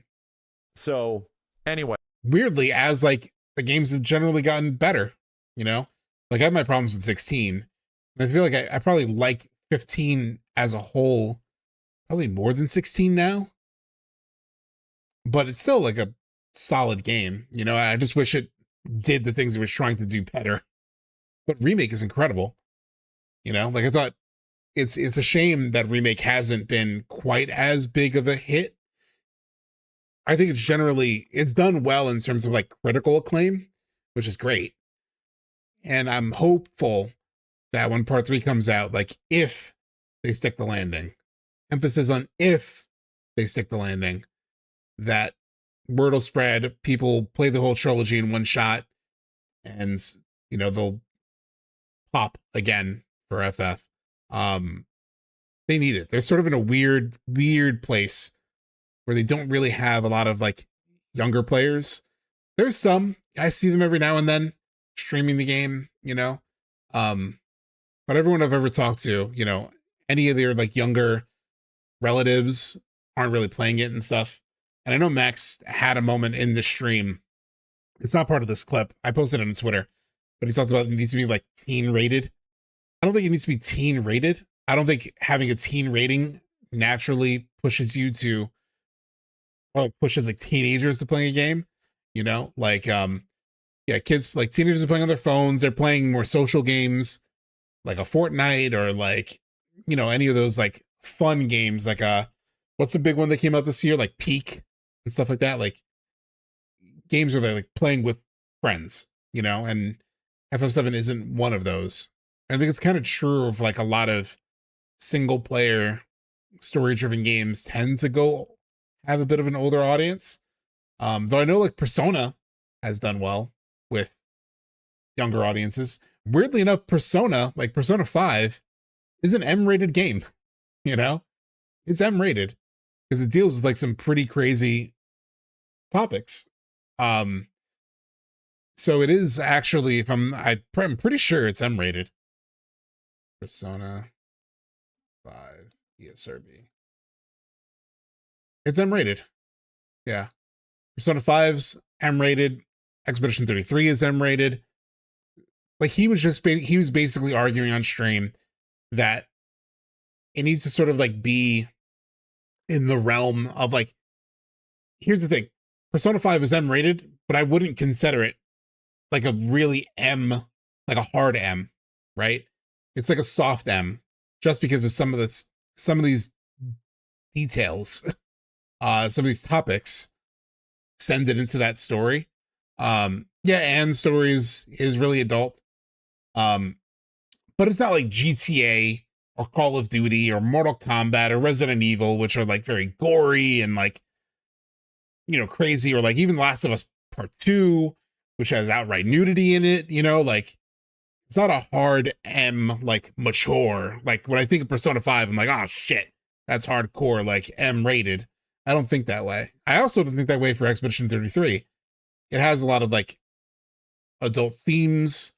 It has a lot of like language, oftentimes in French, like putain, but it's not incredibly M-rated to me. All that to say, I think they should manage a tone against whatever the creative vision is. You know, so if the creative vision like requires you to show a blood trail, show a blood trail. I think you can be creative. In some instances, they weren't creative enough. You know, like the clip that I shared, it's not part of this compilation of clips, but the clip that I shared was him talking about, he thought that maybe the M rating got in the way of the scene where like Sephiroth is cutting down villagers in Nibelheim. And they had to like tone it back, which is why it's weird and why they don't shoot at him, da-da-da. After rewatching the clip, maybe that wasn't the reason, because Sephiroth does still slash them, but it's there's like no blood or anything. The way I would have handled that creatively, that I think would have been even better than seeing it and like having to deal with any blood or anything. The way I would have handled it, because in that scene, like wood or whatever drops in front of Cloud, but it doesn't block his view. The way I would have done it was, as Cloud is like crawling, you see the people show up around, surround Sephiroth. Debris falls in front of him, blocks his view, and then you just hear slashes and screams and stop it and like all kinds of crazy shit. And you let the theater of the mind play out, you know, and we as players are thinking, oh my God, what's happening? What's happening on the other side of this debris? And as we're crawling, and then we get up, and then we get up and we see bodies around Sephiroth, and we see him like cut down the mayor, just like we see him do it in Rebirth. But rather than make us like watch this like group of people refuse to shoot at him for 15, 20 seconds, just do it so it's like more evocative in your mind, right? Like what's happening, and then sort of like see the aftermath more than anything else. Wait, Final Fantasy VII Remake. My son is 14, he played Remake Rebirth, but couldn't recall a single memorable thing about the story at all. He liked combat, but that was it. He prefers Fortnite. Wow, that's mosey. Yeah, my nephew also is not super into it. Like he's half played Remake like twice, but hasn't gotten all the way through it. I haven't like dug deep into like why. Yeah. Trilogy was a thing that was yeah, exactly. Active Gamma. Like I think it's part of the horror. It would be more part of the horror if you don't see it, you know? Decided around. Yeah, I was younger than 14 when I played the original too. Yeah. That period of Square Enix when shit. I think it just captivated us a bit differently because we hadn't played a story game like that. Like I hadn't played a story game like that before the game came out. Before FF7 rather. So it was like one of the first things. And so like any game having like an interesting story was like novel and new and interesting. Whereas like now there are like billions of story-based games, right? You could play a Dispatch, you know, you could play obviously like any of the Sony games like God of War, Last of Us, Uncharted. You could play fucking Jedi Fallen Order and like Survivor, and like those have like pretty good stories. There was a lot. You could play Persona, you could play Expedition 33. Like there's the big problem that Final Fantasy faces, in my opinion, is that they sort of like created the single player story game, and a lot of like the AAA single player story game. They were one of the first. It was like them, Metal Gear Solid. They were like one of a handful of like really good story based games, like single player story based games. They pioneered that. Now there's a million of those. Literally a team of 30 people and some contractors can put together a game of the year like Expedition 33 that has incredible, not just voice acting, has incredible mocap acting. It has a completely independent studio. It can put together this project that has captivated so many people, sold 5 million copies, is a front runner to like sweep nearly every category in the Game Awards, and it was put together by 30 people plus some contractors, right? Which in the grand scheme, like everything uses contractors for the most part, unless you're like a Silk Song or something, where you're like, it's really like a small creative team of like 2 people. But you have these like really small teams being able to put together things at the level of a Final Fantasy. So it's not novel anymore to like have a really great single player story based game. And so their competition is just bigger. They just have so much competition for story-based games. That's why it's much harder to sell them. And then it's even doubly harder in an environment where a lot of younger kids are like, they have to decide, am I going to play this 40-hour story game, or am I going to go play Fortnite? Or, I mean, I don't know. I don't know if people are like, I don't know, at that age are playing like Arc Raiders, but like something fun and, or Peak, or, you know, something just, you know, a better use of their time, or Overwatch, or fucking Marvel Rivals. You know, there's just so much competition, especially in the story-based games. You know, they were one of a few. Now they're one of dozens and dozens and dozens of competitors. It was not going great, dude. When them as like a Japanese game developer was not particularly doing good. And how do we know that's the case? Dude, they didn't even want to be the ones to develop it. Yeah. They told Sony gave them money, they pushed the button, they signed the contracts that early, they signed exclusivity deals. It's crazy that those exclusivity deals signed potentially like 15 fucking years ago almost, now are still things that they have to negotiate and figure out about the release of their said games, because they weren't even making them. They desperately needed Sony. They desperately needed, you know, to make, they got the money. The point that he's to bring it back to the clip, you know, they got this money from Sony, which was a guaranteed deal, right? It was such a, they needed that, you know, at that point in their history. Mikey brought up like FF14 had just released and it was a disaster. So that wasn't even a moneymaker for them that it is now, you know? Connect 2 was the ones that were making FF7 Remake. They weren't even the ones doing it. And yeah, they outsourced it. Then they gave it to CyberConnect 2 to work on. Probably because it might be more affordable to do it that way. I'm not sure how that works, but for whatever reason, they didn't take it on themselves. They took the money from Sony, probably invested some of their own money, gave it to CyberConnect 2. You guys handle this. We'll make, I don't know, Kingdom Hearts 3 or 4 or whatever. Square Enix would not become the actual developer of Final Fantasy VII Remake. I think about that far, Lisa, yeah. Until no shit, like late 2016, early 2017. And that's documented. They talk about that around that time frame, shit was not going good. So, bro, like, they put together Final Fantasy VII Remake like in like 2 years when they dropped CyberConnect 2 and had to kind of like start over. All the tools they had to figure out, we just got to do it ourselves, you know? So it's a crazy story. Like, I can't wait till the eventual full narratives come out after this entire remake trilogy is done, to learn of what went down behind the scenes with FF7 Remake Part 1, because there's some crazy shit, dude. I didn't mean to speed that up. I was waiting to pause, and I was like holding the button to pause it, and it sped it up. But exactly, Sephiroth. That's one of the big reasons I cut this part of his stream out, was I would love to see. I don't know if they're making a documentary, you know, but there are some games like the Last of Us games, God of War. They have like these little documentaries that they released like a couple years after the game came out. I would love for one of those for the Remake trilogy. I doubt that they're working on that or making that, but I hope they can make something or do something. Like they've had like the behind the scenes videos, right? Like alongside the releases of the games, where it's also developers, and it's like they're like little 10-minute videos. Man, I would love like a real like retrospective on the creation of this trilogy, the challenges that they ran into.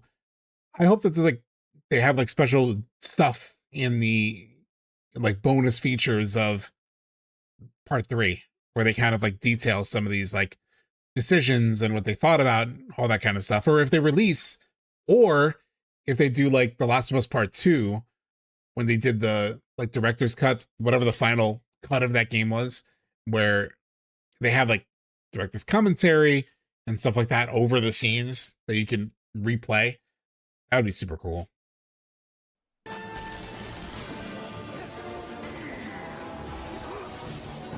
This is the CyberConnect version right here, by the way. He's about to like talk a lot about the gameplay and how it changed. But take a look at this. Because there's some crazy shit, dude.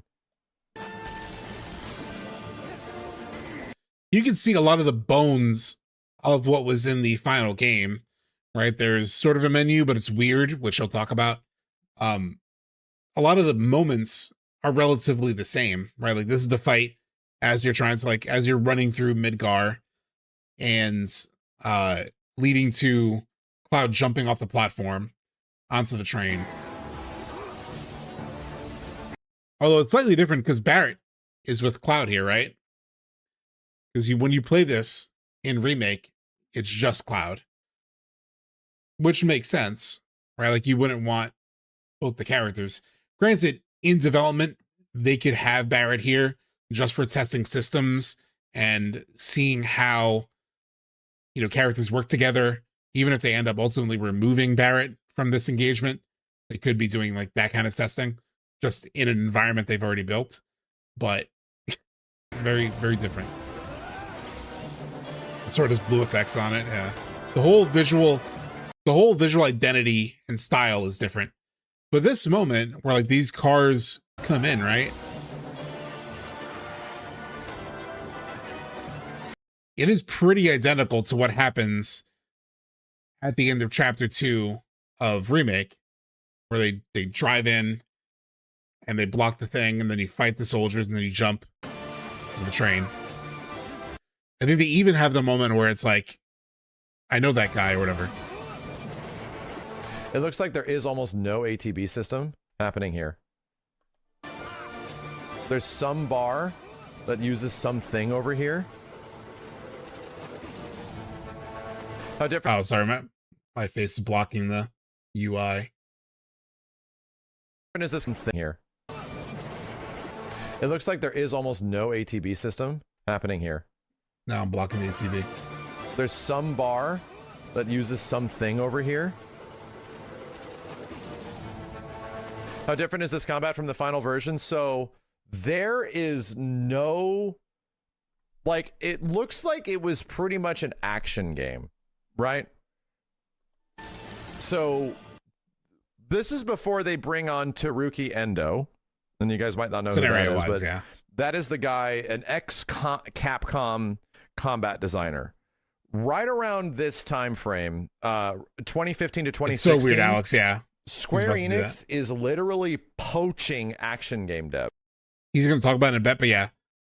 Well, you can't see it here, but in one of the versions of the menu, there's a... Actually, so here you have Summon, Magic. There's another version that has Materia in the menu. And then the Defend button isn't that weird?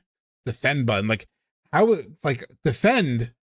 I would understand.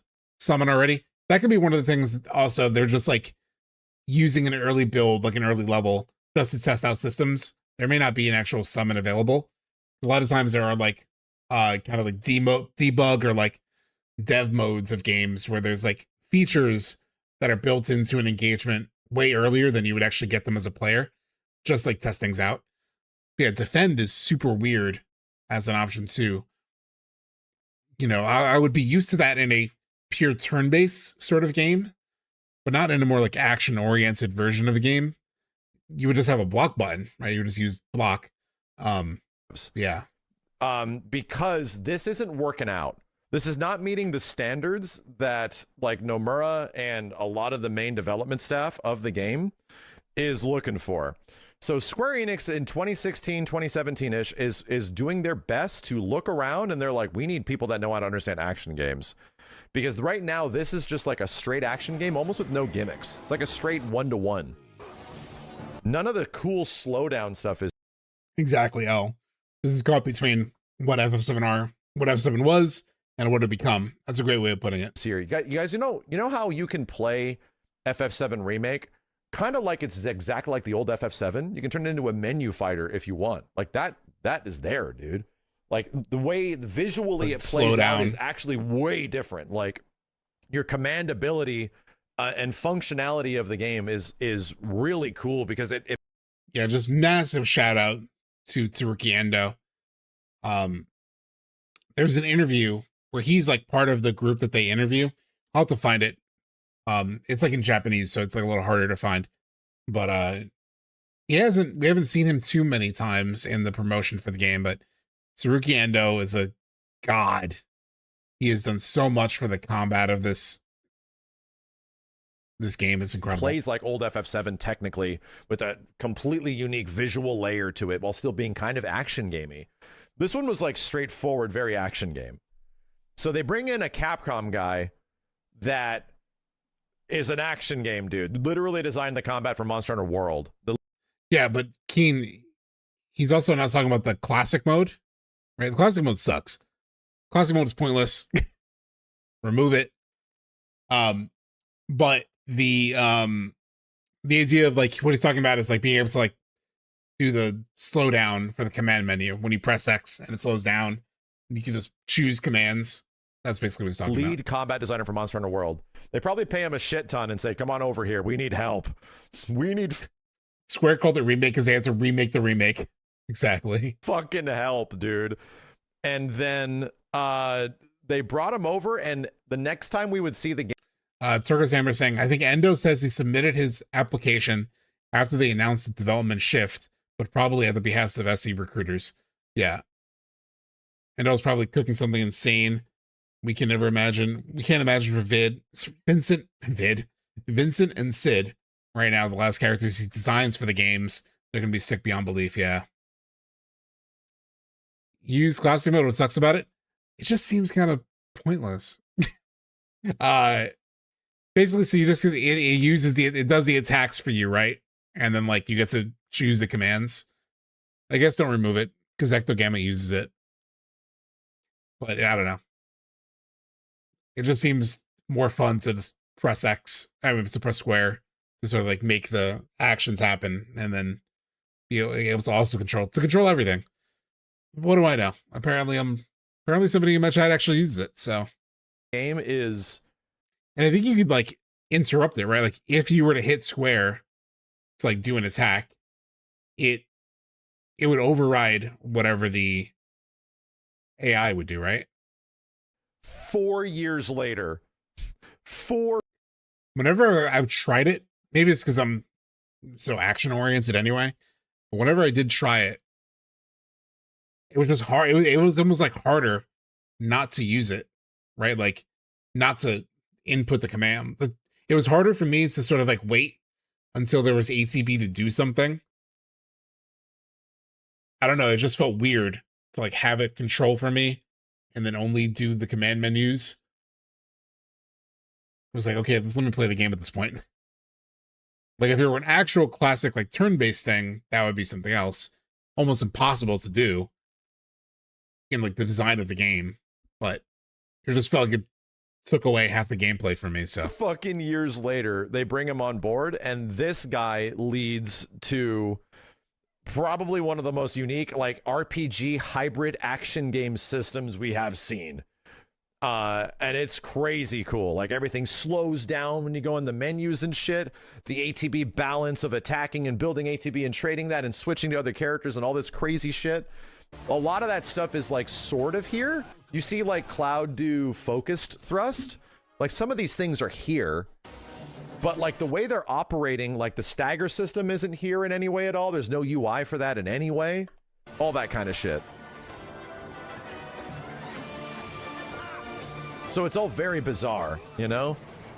Yeah, the colors are super washed out. Yeah, it's almost like it is almost Advent Children.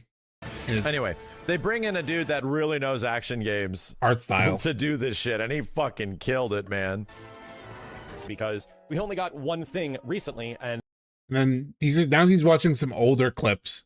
There were some older details in the original CyberConnect builds that I never picked up on. Like, I don't think I ever watched this actual video from Max. I've seen part of this in his like Road to FF7 Remake video. that was at the 30th anniversary Yeah, the stagger system came from 13. Yeah. event, and it was just key art. This image is really cool, and it does have a weird kind of black wing thing going on with Sephiroth, but dude, it's key art. Like, this could have been done by a couple of people over the span of a week. What the hell is going on? So, funny enough, by the way, Alex, thank you. Thank you for the 777s. Funny enough, why is, as we understand it now, why is key art important? By the way, very good timing. Why is a key art important? The visuals of this key art and the way characters look is a lot different than what CyberConnect was doing. So to the point that was just made in chat about how, you know, there was like no saturation. Look how washed out the colors were by Leezy. It almost had like the art style of all those clips we just saw looks significantly different, right? Like this whole vibe is just so different from what we ultimately got. Even if a lot of like the scenario moments were the same, just very different. And Dude, he's key getting art. into why, you know. Like, this could have been done by a couple of people over the span of a week. What the hell is going on? So, thank you for the 777s. Funny enough, why is, as we understand it now, why is key art important? By the way, very good timing. Why is a key art important? The visuals of this key art and the way characters look is a lot different than what CyberConnect was doing. There's already a visual shift. There's a tone that has changed. It kind of gives a direction and an expectation of what to look forward to. Look more noir. And the key art for this is 100% representative of eventually the final product that would come out 3 years later after this. So what that acts as, is, from internally as a development standpoint, is that, okay, number one, are telling a story, and number two, they've made something. Yeah. Okay, so they're obviously creating things in the background and trying to start the game in its development cycle of them being the developers for the game. But this kind of was like the first thing that they have made as the new developer of Final Fantasy VII. It's a real thing. They've produced it. They're happy with it. This is what we're going with type of shit. Release it. So here's the crazy part, is that there's no fucking game. There's nothing. At this point, there's a lot of hope. And this. Like, there's a whole bunch of hope and a whole bunch of, like, developers anxious to do something and hopefully make it work. But the only thing that they have made is this. Crazy. And as us as fans, it has already been, like, nearly 2 years since its announcement. And we were like, so what's going on? Like, is the game coming out? And there has been some questioning things in regards to FF7 Remake's development, especially for the fact that there was one of the producers talking about the game saying that they were polishing up the bombing run. The bombing run. Like that. Yeah. Like, the very first level of the game. That's where they were at. They were still working on the... They were 2 years in, and they were just barely at the beginning of the game. with CyberConnect, obviously. Very first level of the game. This is where KH4 fans are. And it's been 2 years. This was before we even knew that there was any shift in development. We didn't learn that CyberConnect was no longer going to be the developer, I think, until we actually got the real trailers back in 2019. So at that point, we always thought CyberConnect 2 was still the initial developer. Don't be too worried because they're trying to utilize the environment as much as possible, which is what Nomura is talking about. He was quoted at the event saying, since you're supposed to be infiltrating the Mako reactor in the mission, it would only make logical sense for the team to make it a stealth mission where you can hide behind. I do not remember these screenshots. How many of you in chat remember these screenshots? I do not remember these. I guess I wasn't tracking the development this closely. But yeah, this is nuts. Cover in the This environment. would be like a stealth mission. Also, you can initiate combat if you want to, or if you want to try to stay in cover and not be detected, you can make it a stealth mission, and you can also throw grenades at enemies to initiate preemptive attacks. Isn't that an indictment of the project's leadership? They can't or weren't able to communicate their desires to CyberConnect. That's tricky, you know, with like any big creative project, you know, you outsource it, you hire someone. I deal with this in my own industry. You know, you hire someone, you have like a set expectation for what it is they're going to do. And it doesn't always come back like you expect. Like you can lay it out for them, but then they want to do things their way. They have like, they're like, well, we're working in the trenches. We know how to do X, Y, and Z. This is the way we would do it.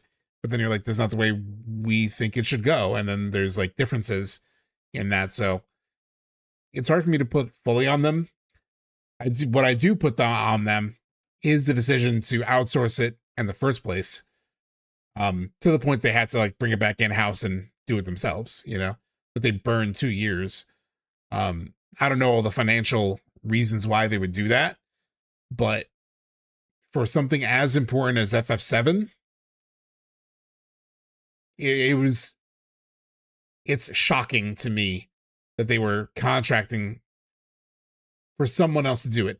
Unless they were doing a more one-to-one remake. If they were doing a more one-to-one remake, contract that out, give that to somebody, make it prettier, make it work crispier, keep it turn-based, all that stuff, then sure, you know, contract that out. Chat, was the vibe beginning part 3 at TGA or not? I think so. I'm all in. Karai, I'm all in. So, as a reminder of how different this fucking game was, the bombing run was a stealth mission, a Metal Gear style stealth mission, which is now completely gone. Like, what made it into the final version, they changed it, got something much this makes more sense tonally, where it's like, oh no, Cloud is the grunt, he has to fight everybody. So they're like, oh no, that makes a lot more sense. It was a fucking stealth mission, dude. And the final game, it's completely different. The different level completely. I do kind of like the fact that they're talking about grenades once again, because that's a big aspect of the beginning of Final Fantasy VII, is all the tech and the gear that you find laying around. Their decision to outsource it, by the way, does feel a little bit like, let's get it done. We got to get an FF7 remake out. We got to make it. It'll make us money. Like, that felt, out of everything related to this project, the most just like profit oriented, you know, milking of the franchise feeling. Stop watching Max, yeah. Yeah, Skinny Max. On Midgar. So utilizing that stuff in gameplay, they're doing some pretty cool stuff here. I'm actually kind of happy with the direction they're going, as long as combat is the main focus of the game. And especially for the fact that when you look at the command list and the UI of the game, there are some materia. So weird. He talks about it in a second. Of course, attack and item are things that we've seen several times before, especially in the previous FF7, but the magic menu and the materia menu are curious. Skinny Max is his CyberConnect version. Because that's funny. Usually materia was directly assigned to magic in the previous game. The materia slots weird. unlock magic, but now it seems that you can directly access materia from the in-game menu leading me to believe that you might. Circus Hammer saying Katase's explanation is that at the time it was given the green light, their in-house FF staff was occupied with other non-FF projects. Probably true to an extent, but I'm sure there were other fiscal shenanigans in the background, yeah. What other non-FF projects was CBU1 involved with, though? Because CBU3 made 16. I guess maybe they were involved in 15 and its DLCs still. Be able to make materia combinations on the fly. Yeah, I guess they were 15. None of that shit was figured out. Like, long story. These are the reasons probably why Square was like, all right, we're doing this shit ourselves. Because there were probably all these systems that made no fucking sense to them, and they're like, all right, nope, give it back to us. Which would be everything was a placeholder. Least. I'm kind of curious where they're going to go with that, and that maybe would also, make logical sense if you can directly select materia from the menu. However, materia is highlighted out right now. There's a small, like, slightly different colored bar on the left, meaning that you this can was no shit like within the third year, dude. Like, this was almost 2 complete years. It had been 2015, 2016, and now we were in 2017, and this was the only other thing we saw since that first trailer. Chat, do you know how lucky I feel like I am? This is now transitioning to a new thing, which is kind of, I didn't know about this. This is very cool. That the last E3 on planet Earth was the E3 where Final Fantasy VII was there, and it was playable, and they built a Midgar reactor, and it was like a fucking ride, dude. They had all of these chicks and dudes dressed up as Turks, and they would be giving you shit. They'd be like, what the fuck are you doing around here? Like that kind of shit. They'd be talking like Turks to you, right? And then they'd lead you in, and you would get this like presentation of like Shinra Media Corporation, like all this bullshit, and it would get hacked in by Jessie, and they got the Jessie voice actress to do a thing like, hold on, I'm connecting you to comms, and it would be Biggs, and they're like, we're letting you in, and then they let you into the reactor, and you get to play the fucking. It was amazing, dude. Holy shit, it was so fucking cool. And there's a big old green reactor and all this shit around, and that's where you got to play the game for the first time. I can only hope the tickets for it were gone in minutes. Like, the fucking tickets were gone, dude. Like, everyone wanted to get to it, and you could not get access. Like, the moment E3 opened, we're gone. We're sold out for the day. We're sold out as in we have no more playtime, you know? An FF7 cruise?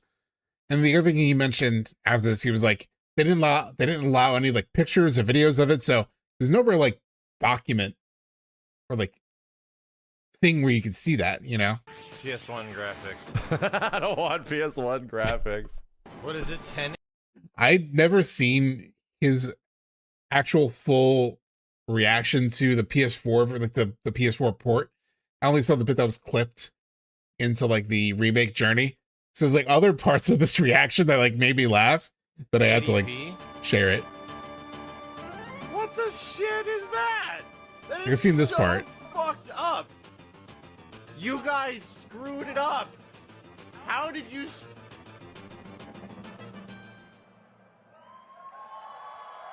Fucking boo! Like that might be my favorite part. The fucking boo. Fucking boo! He was so pissed. Oh my god! Exclusivity to PlayStation 4 this spring. Dude, nobody cares. Look at everybody, they're so pissed. With the upscaled original graphics. Upscaled fucking graphics. Oh yeah, that's exactly what we wanted, dude. Thank you so much for the 1080p PS1 game. Of Little Big Planet. Oh, awesome. Good for you. We are on modern console. Like Max sounds like an irate drunk person here. He's like, good for you. He's like, he's so done. Why would you give this dude stage time? And happy PlayStation experience.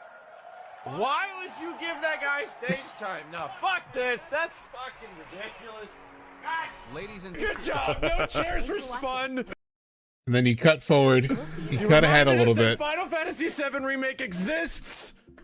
Dude, I feel like, and this next part is like something that I think, yes, I completely agree with what Max is about to say.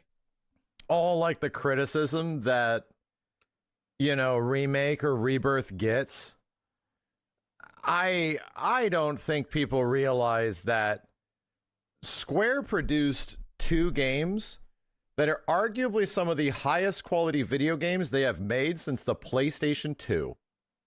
Mm-hmm.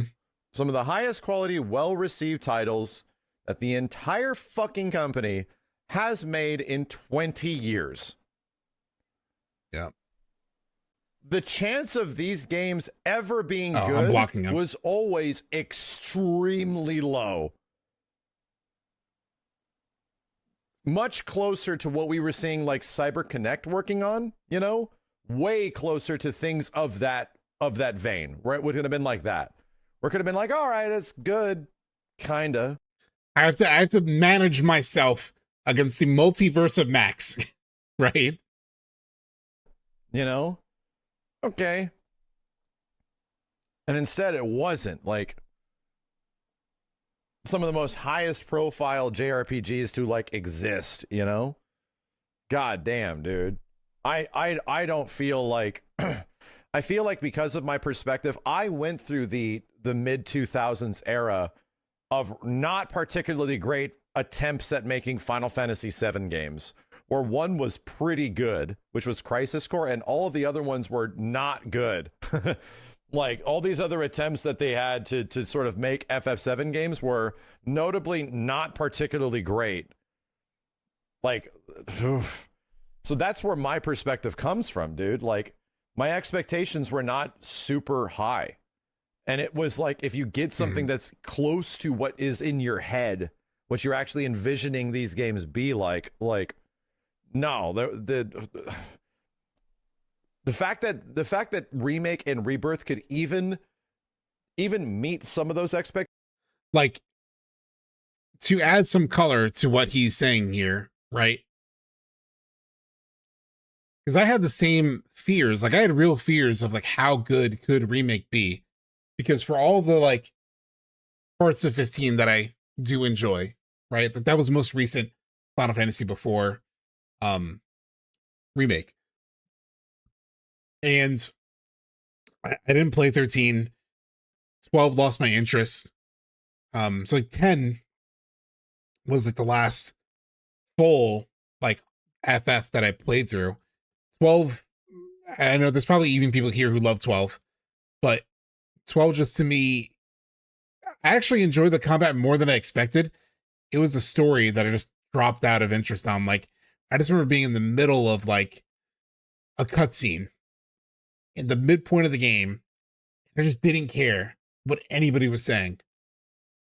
Just like, how am I here right now? Like, I'm not used to that feeling in a Final Fantasy, and that's what caused me to drop it. So then 15, when I first played it, you know, the starting point, like, even though I came to really like 15 in a lot of ways and feel pretty positive about it in hindsight, there are little things, right? Like, it doesn't really have like towns you could really explore. There's like the little beach dock thing. There's like one kind of like core town that you return to often that has like the ramen near it. I think there's maybe one other kind of town. The Venice town was very cool, but like there wasn't a tremendous amount of like real exploration. Didn't really feel like a truly lived in world, you know? So the fact they actually accomplished that in like Remake and Rebirth is a huge step for them as a development team. Because yes, as I forget who said it in chat, I have valid criticisms of Remake games, but the hate for it feels so forced. Yeah, like there are things to complain about. You can complain about the checklist. You can complain about the shitty side quests, especially in Remake. There's plenty to you can complain about pacing. There's plenty to complain about, but you know, the step up that they took is still pretty massive. And I was really afraid that Remake was not gonna live up to any expectation that I had until I saw the trailers. Like once I saw the trailers, like those 2019 trailers and whatnot, and then the E3 demo, I was like, okay, this looks pretty fucking legit, right? So I was pretty confident going into the release, but even then I didn't know. They had shown the weird whispers. I was like, am I gonna like that? Some people don't, for sure, understandably. They are confusing, they are kind of weird, but I like them more than I expected, you know? And then exceed some of them. Blows my fucking mind. That shit still blows my mind that I could feel even an inkling of the way that I felt back in the 90s playing FF7 for the first time. And same thing, Red Mage. Like, I love the Evil East games, but 12, yeah, just missed the mark for me. Keen Bean, who also made some long videos about Remake. I wasn't interested in Remake until the demo and demo trailer dropped. I went from practically zero interest to 100 in an evening. Damn. Blows my fucking mind. It's been 4 years. It's been 4. The last time I did a playthrough of FF. Man wants thing. Says how thing will satisfy them forever. Man gets thing. Instantly proceeds to ask for more. Yeah, so of course we will like want more from the franchise. We'll have complaints. That's all valid, you know. But still, in the grand scheme, it was very good. It reviewed very good. You know, fucking 92 for Rebirth is crazy. Instantly get something, and now I just want more. Exactly, Eltel. Yeah, any thoughts I have for these two games don't overwhelm my love of its vibe, its world, its combat, and its cast. Eltel, 100% the same feeling that I have. Oh my fuck! Forgot to grab the tissues. Oh my fucking god! Okay. I feel like people forgot about this shit, you know? Yeah. I just feel like people forgot when, like, what this shit means for it to exist and for it to be good, you know? I feel like people forgot about this feeling. And, like, everyone's so dazed by life and shit now. We used to feel joy. Menu. Katase-san, I've had the pleasure of seeing quite a bit of the game, but tactical mode never gets old for me. I could just sit here all day long and watch this beautiful slow motion action. So when you activate it, it goes into slow-mo. Okay. Holy shit, dude. That's still so... I think it's very possible, Brainbox. I've thought of the same thing, but let me lock in real quick on this Max. Activate it, goes all day long and watch this beautiful... It's talking about the tactical mode, like the slowdown. Slow motion action. So when you activate it, it goes into slow-mo. Okay. Holy shit, dude. That's still so fucking cool. Right? Once again, another thing that I think people take for granted, that you literally enter Matrix slow-mo when you bring up the command menu so you can select commands like it's old FF7. That's so fucking cool, dude. It's never boring. Like, and always something interesting happens. Blah! Like some characters flying in the air. And you get them like, and the audio goes as they're like. There's so many cool slowdown moments that I've run into while playing. Reeling back and shit. It always is cool. Cool. I think the audience would like to see more. Isn't that right, everyone? Yes, please. Yes, please. Engage. No other games do this shit, dude. Mid-combat? Like, it's fucking wild. Such as Cloud's Braver attack. In hindsight, that slow-mo would have sold the game for you. Oh, so you get like a critical strike in between. ATB charge, and if Cloud has the right material. Oh my How much longer does this part go? God, yeah, even watching like the materia slots, like they're dynamic. They actually react to what's in your weapon. Granted, they're not complete because you have way more than just 2 materia slots in the Buster Sword, but he can use ATB charges to cast spells. So Look crazy. how cool the presentation of this shit is as well, man. Yeah. They went so ham. God damn. This being a remake, we're sure. They talk to each other a lot in combat, just like FF. Before he gets into the tone stuff, this reminded me. So I was watching this review before stream. I just like had this up while I was like doing stuff around the house, and I heard this part because like it popped up in my algorithm. This is a review of Rebirth, spoiler free, from Giant Bombcast. I haven't heard this yet, but here a couple of the reviewers talk about the combat and the experience. It's like just again, to Max's point of like not appreciating just how fucking cool these games are, just hearing these reactions like in the moment when Rebirth came out is really cool. History, never played the original, played Remake back in 2020. Also Kingdom Hearts fan, which I think helps, because sometimes the writing is... Here. Yeah, the writing kind of goes a little weird and like kind of really wants you to be... I think if you suspend the fact that sometimes things just don't make sense or aren't explained perfectly, there is also a complete joke that Square is saying that each game is standalone. That is a lie. That is a lie. Not this one, but it's not called Final Fantasy VII Remake Part 2. What are you talking about? I double checked. I even went on the website and still says it's a lie. So that's my background of it. I'm really enjoying it, despite the fact that I think some of it is very messy and I haven't got to the end yet. And I know a lot of people have said that the ending does get very, very messy. We're not obviously going to spoil any of that, but like there are some parts where the open world stuff I really love. I think the combat is absolutely fantastic, and it is probably my favorite combat system. That's a big bold claim. I will come back and reevaluate that, but I think it's fantastic. I absolutely love it. It just like that is what really caught my attention. The fact that this person, actually, what is her name? She just said I follow her. Lucy James. She was on GameSpot for a while. I think she's still on GameSpot. I'm not sure. She, she doesn't have a nostalgic attachment to FF7, but like has that same feeling around the combat of FF7, which we were just watching Max react to. Like for her, it's like maybe her favorite combat system is like wild, but it also reminds me of this Capricorn during when she was reacting to my video. Appreciation of new moments. There was this like combat. I have like this combat sort of montage toward the end of the video, and it inspired her to talk about the combat too. And she's a big like FromSoft, like Souls player and whatnot. So like that's a franchise that's known for combat. Like she was reacting to this gameplay bit. First of all, I really enjoyed this clip I'm about to show because I juggle the shit out of these soldiers. Watch. Throwing red. These guys. Happen to us, whether they be tragic or even unfair. And the potential power of that story, if told well, is a big reason why I now love this ending. Even if I'm wrong about the details of where they take the story and how it unfolds from here, I can see so much intentionality to the narrative choices they've made and see several different ways it can enhance the story and themes as we know them. Hell, Nomura said it himself in that quote I referenced about an hour ago. The key... It's kind of hard to see her. ...is not just to go along with players' opinions, but to think about where things... She mentions the combat future, in a second. But also reassurance about the counters. I no longer feel... Can I just say your gameplay is tight.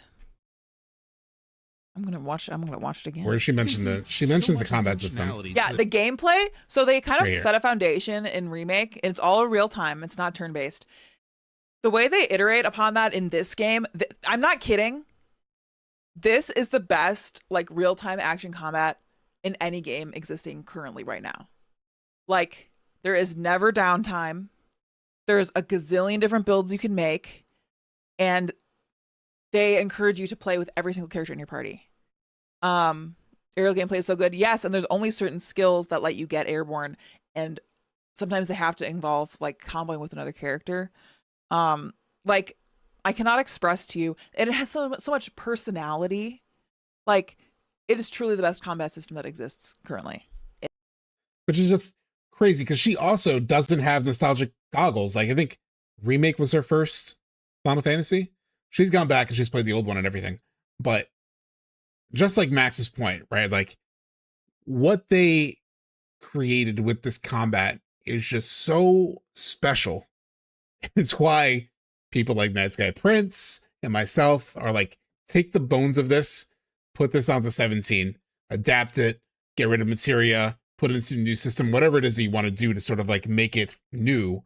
But like this is gold.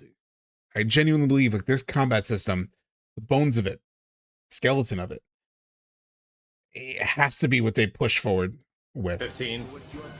the franchise. Oh, Cloud's got sass. He's not some mopey. And that's not just like coming from a super FF7 fan who's like nostalgic for it and whatnot. I just showed you two people who have no nostalgia for the original, and it still hit them the same way. So there's something here, you know? Shithead. Cloud's got sass. The realization that that's the first realization that, oh, maybe they actually understand Final Fantasy VII characters instead of this shit that was the mid 2000s. They talk to each other a lot in combat, just like FF15. Oh, Cloud's got sass. He's not some mopey shithead. Yeah. Cloud must wear a dress. I think it's possible with the tone they're setting up. Oh, fuck yes. They like the thing is, if the game had a certain tone, that scene wouldn't work. This whole final section of the video just felt so good to hear him say, because we've been talking about this for a while. You know, but that's the thing with FF7 proper, like the old one. It's got a very lighthearted, sort of serious at times, but very goofy, joking tone to it. Chat. OG FF7 was a deeply serious game. Okay, listen, this is me quoting this from 2019, way before Remake was out. FF7, the OG, is a deeply serious. This was a serious game, not this jokey, you know, light-hearted modern day FF7 Remake and Rebirth. FF7 Rebirth is just too jokey. You're like riding dolphins and shit, man. Like, what is going on? This is nothing like OG FF7, the dark, gritty Final Fantasy VII. You know. It's just not. It's not close to it, man. Bar seems super the problem serial. Is that it just doesn't feel the same. Dark, gritty Final Fantasy VII. Back when I played that back when I was 14 years old, and you know, I was wearing eye makeup and shit. And ballet dancing chocobos is so gritty. Cutting myself every once in a while just to feel something. Dark, gritty Final Fantasy VII is my favorite. Chad, I'm making fun of the people. There was a huge argument on Twitter that Final Fantasy VII Rebirth was way too funny and lighthearted in comparison to OG FF7. And I'm convinced they did not play the original game. I'm convinced they have an entire interpretation of what the original game is, and it is nowhere close to what it actually is. People have created something in their head of what that story is, and it is vastly different than what it is. Like, I do not understand it, man. The people think Final Fantasy VII is much closer to what FF7 Advent Children is than what Final Fantasy VII actually is. Like... That's what I'm making fun of. I'm making fun of like the weird Twitter headcanon that happened over the. You must listen to Evanescence while playing past FF7. month with FF7 of like, what the fuck? Somebody summarized FF7 in Grok, and now they're into. Oh my god, that's such a good line. The weird Twitter headcanon that happened over the past month with FF7 of like. What the fuck? Somebody summarized FF7 in Grok, and now their interpretation of it is vastly different. If you go back and play the older one, you know. Grok, tell me what FF7 mixed up. Everything. They're like, okay. I think all the enemies we saw. Someone summarized it in Grok. They forgot that we definitely snowboarded our emotions out of us right after our girlfriend died. Like, we better snowboard all those bad feelings right out of us. Those train no more all those bad that feelings. Tone that like FF7 isn't a super serious game. It kind of has fun with itself at times, and even like this is beyond translation. Even again, the only reason, man, he's spitting. The only reason I mention stuff like this is because the developers got it. Like they got it. Like they understood the assignment. Like they fucking get it, you know. And the fact that they were able to reflect that in a game nowadays in that way is like, oh, thank God, dude. They didn't just... Oz, I would love to.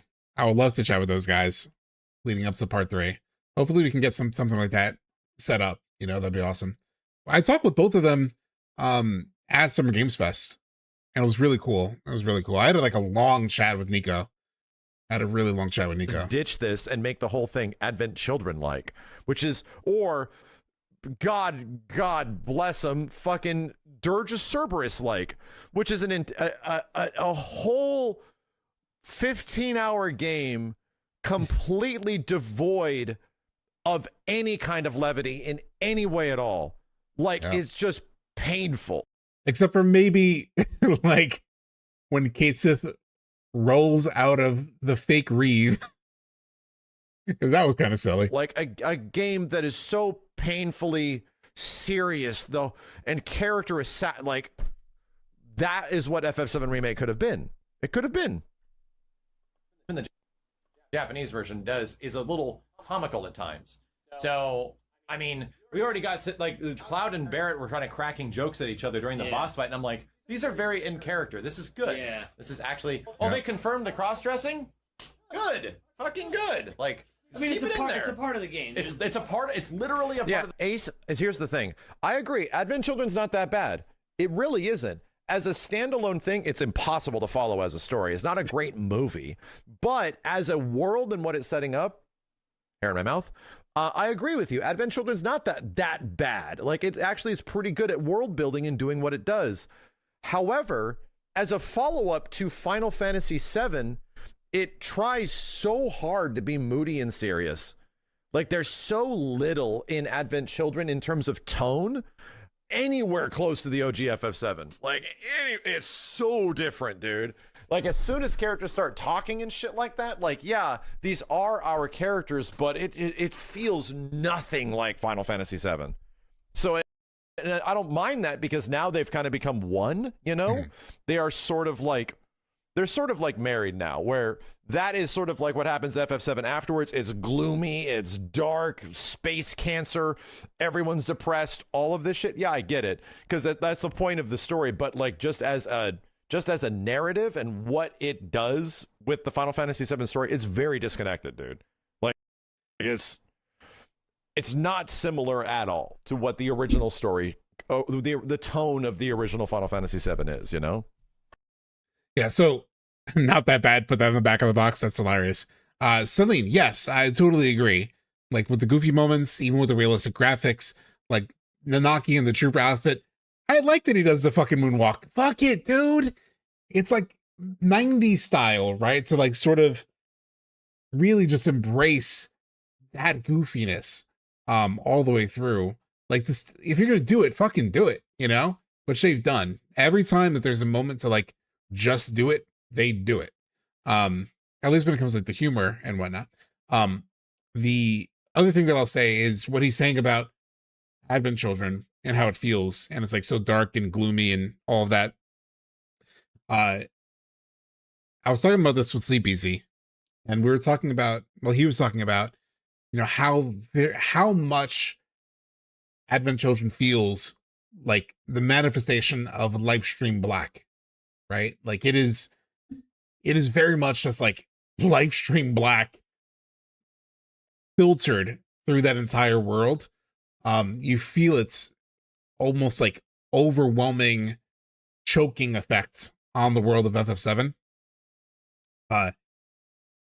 Until, because Agnes again was saying like AC feels like the bad ending.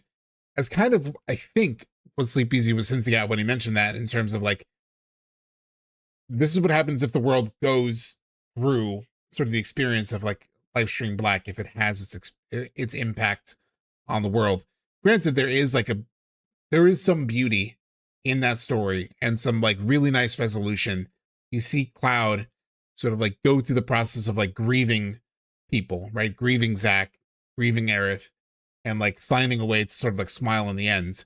There is actually quite a beautiful story there in ways, right? Like, even if the writing of it is like awkward and the dialogue's not amazing, the thing it's trying to communicate is actually quite nice. It's quite mature. It's quite realistic for the process of like grieving people, right? Like, you can understand people are gone and still struggle with it, you know? So I think there is something to that and depicting that. But if there was a way to sort of like find a way to divert that a little bit, which we'll talk about in the next section of this stream, that's just something to keep in mind. The two remake games are full of cringe moments, though. It's actually Disney with Marvel jokes. So here's a disconnect between that term, is that the things that you think are cringe, we find endearing and earnest, and we use the term charming. Fuck yes. Thank you, Max. Thank you, Max. Right? That chatter. Yeah, exactly, Black Metal. Yeah. Would you blame them for wanting to avoid this future? No. Use the term charming. We actually find that to be charm. But a lot of people nowadays look at that shit, or look at earnest things as being cringe, which is fucking great. And that's not, again, as a respect to the chatter feeling that way. I'm not saying you're not allowed to feel that way, but that is a very modern internet thing to feel, right? That these moments between characters and jokes and banter and all this kind of stuff is. Oh, that's a really nice way of putting it, Al. Irony poisoning ruined Gen X and it's ruining Gen Z. Millennials embrace cringe. Actually, Disney like Marvel bait shit, which is like cringe. And now that is literally by definition cringe nowadays to people. So it's fucked. It's fucked that like things that are effectively earnest, unless they're deeply serious, like that's not cringe. And if things are deeply serious, that's not cringe. This is serious and it's realistic. Like, and yeah, that's the way a lot of fucking movies are now. It's why like so many things just don't fly that way anymore, because they're not treated like that. But to be real, like Final Fantasy VII Rebirth is 90s as fuck, man. Like the way they douche that shit in this game, like the characters are going to be like having these moments and goofy things happening and all this stuff. And yeah, weird anime tropes all over the place. But guess what? So did the OG FF7. Like Final Fantasy VII had that shit all over the place in it, dude. Compared to what happened at the time, like anime tropes aside, yeah, there was a ton of wacky ass 90s anime tropes all over the OG FF7. So it's like, it's never been super serious. It's not been a Final Fantasy VIII, which was a lot more serious in tone in general, right? It was more closer to like a weird Twin Peaks sort of thing. While Final Fantasy like 16 is deeply serious, man. Like Final Fantasy 16 is hard for me to find any enjoyment out of it because there's no levity at all. Like it's all just straightforward dark and sad. And it's like, Jesus, man. So anyway, all I got to say is I genuinely disagree with that take, but I understand why you feel that way, because a lot of people say that about everything now, dude. A lot of people can't even watch the latest fucking Predator movie, which is one of the best goddamn Predator movies ever made, and say that, oh, it's kind of funny every once in a while. It's Disney bullshit. Because it's sort of played straight. It's sort of played as like an earnest, lighthearted fucking action story that feels old. And I feel it's the same thing with FF7. It's like, yeah, people just can't find enjoyment out of this anymore. Like, what the fuck, dude? Like, I had a friend, I went to see Predator with a couple friends, the new Predator Badlands. And one of my friends is exactly like this. He was just like hating the levity in the movie. And there were a couple jokey moments where I was like, oh, it was maybe a little cringe, but like overall, I really enjoyed it. And so it was me and two of my friends, and one of my friends was really shitting on it, and then he had to leave, and then me and my friend were talking about it afterward.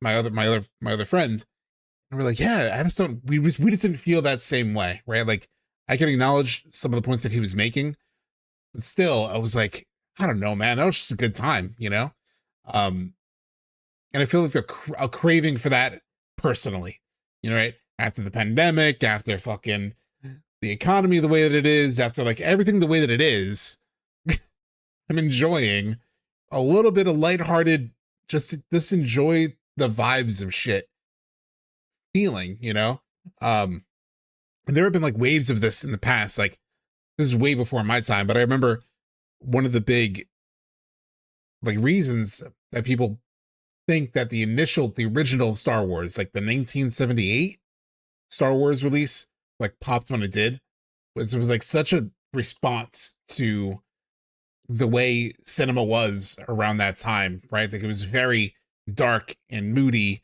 and like there was just like a lot of serious stuff. Like that's like Taxi Driver had come out and like was huge.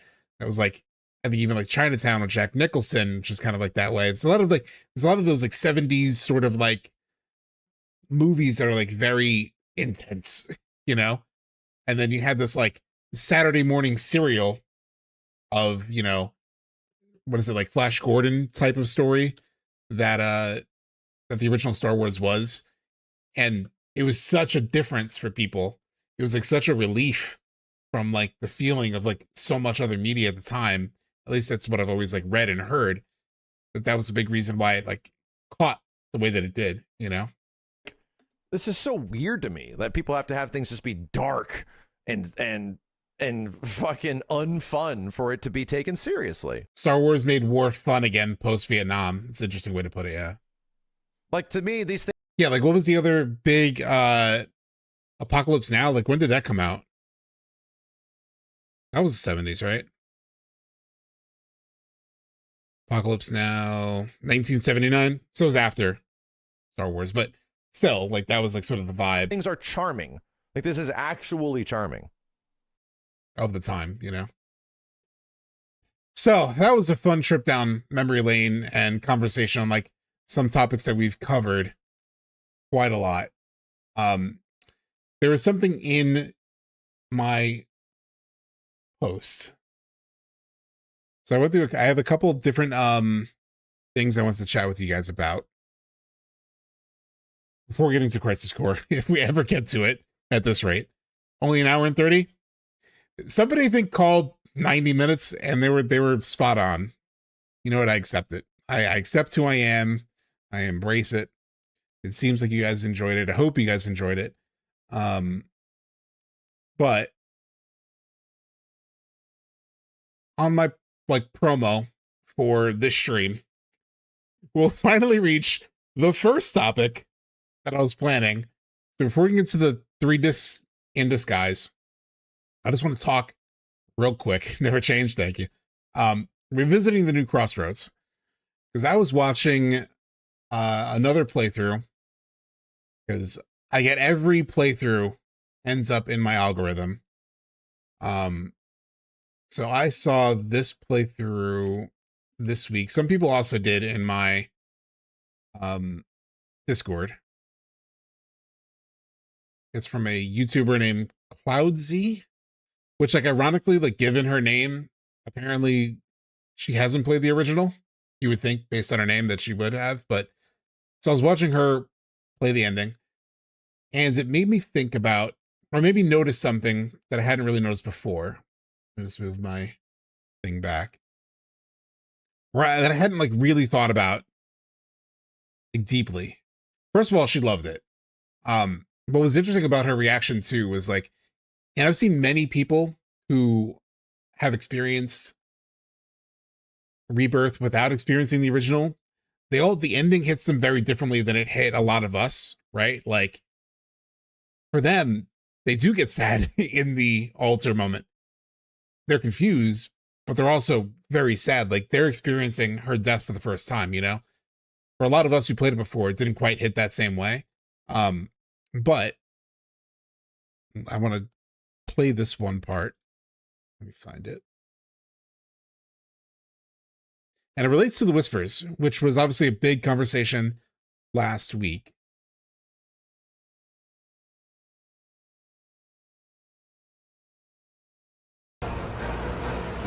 Why are these ones white? Don't know, but they sure don't like us.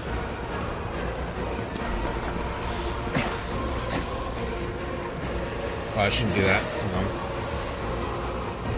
Heads up!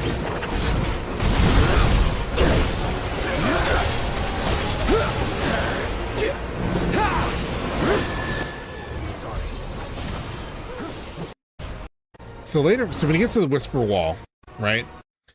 Let's just really track the actions and movements of the Whispers in this scene.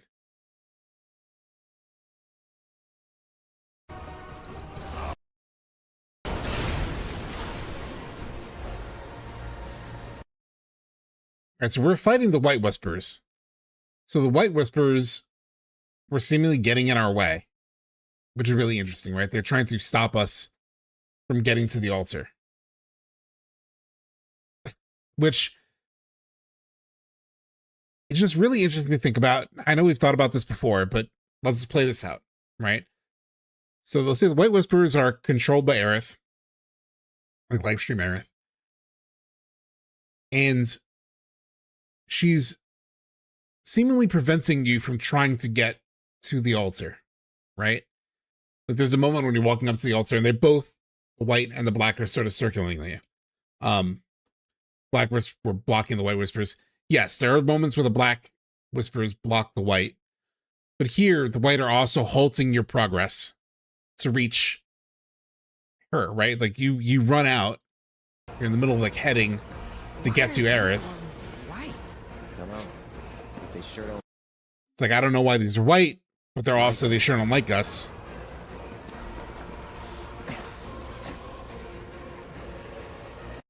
You're headed for you're headed for the altar, right? You're heading there. And the white whispers show up. Heads up. And they fight you, right? This is about the white whispers being controlled by Aerith. Partially. So anyway, the white whispers are in your way. You beat them. That's not really the focus of what I wanted to focus on. The thing I really noticed was more this. So the black whispers, actually now I'm like looking at this again, right? So the black whispers get in the way of the white whispers. They're like not allowing them in. And then the black whispers block the entrance, right? Barret also mentions it's like we're back on the expressway, which could be, obviously, the clear reference is that it visually looks like being like what we encountered at the end of the highway. But it also makes me think of like what was at the end of the highway, right? It was known as Destiny's Crossroads. And so I wonder if this is effectively almost a second Destiny's Crossroads, right? Like whatever happens here is very critical to what happens next. And hence like the intervention of the whispers trying to stop you to get through, etc., etc.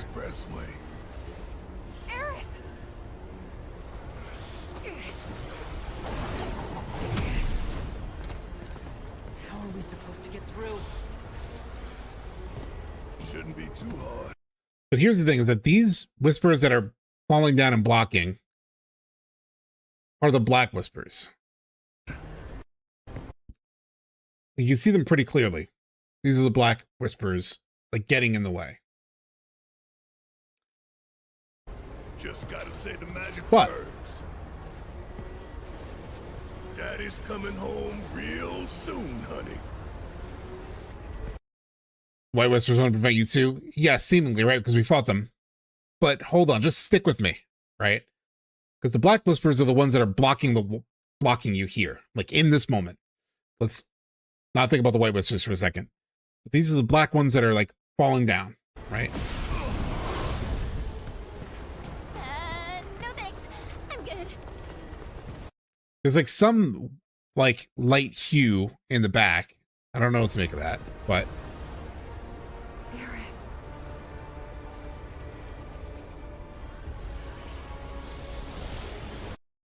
and then here, you see white and black sort of swarming. The white starts to approach Cloud. Hey, Mug the Moogle, what's up? The white starts to approach Cloud, and the black whispers move them aside, right? So, see, white whisper comes in. White whisper's coming. Look at this black whisper come in from the right. Comes through, blocks the white whisper. Let me make myself smaller.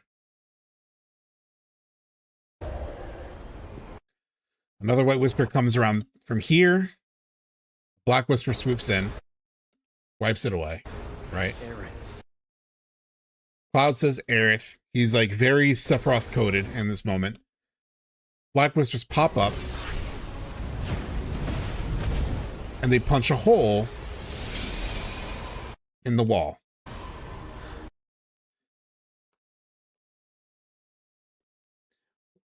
Why are the black whispers punching a hole through a wall the black whispers are also making, right?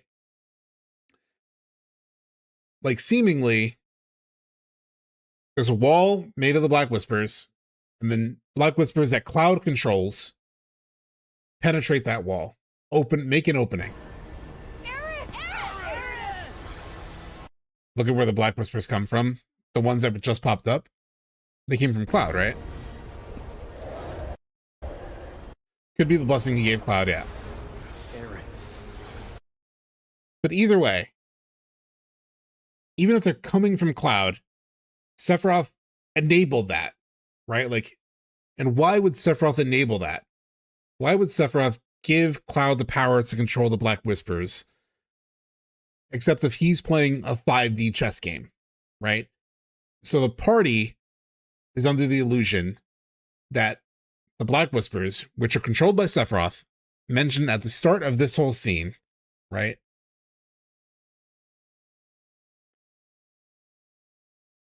This is all building to support something that I've talked about before. The Grand Metropolis. The Black Whispers show up. Well, then, and what do they say? Let's go get our What does the party say about them? get in our way again. Look at them, though. Yeah. They're different. Don't belong to fate or the planet. They belong to Sephiroth. So it's established Black Whispers belongs to Sephiroth. I'm just going to jump to the main thought that so I've mentioned this before on stream. And it's part of my video. The idea that potentially Sephiroth wants you to believe in the fiction that you saved Aerith, right? Where's the actual save? Aerith scene. Where's that?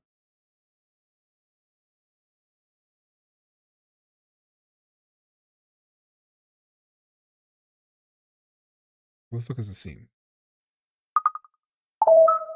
Thanks so much for the follow. It's a Japanese name, so I'm not sure how to pronounce that, but welcome.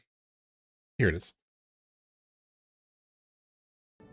So I've like talked about how this all may be part of Sephiroth's plan, right? Because when you go to when Cloud swings,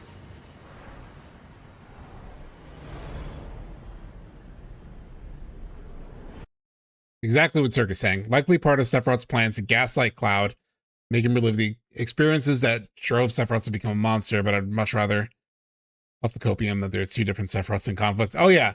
So yeah, this is more of like two different Sephiroths in conflict is where I'm going here.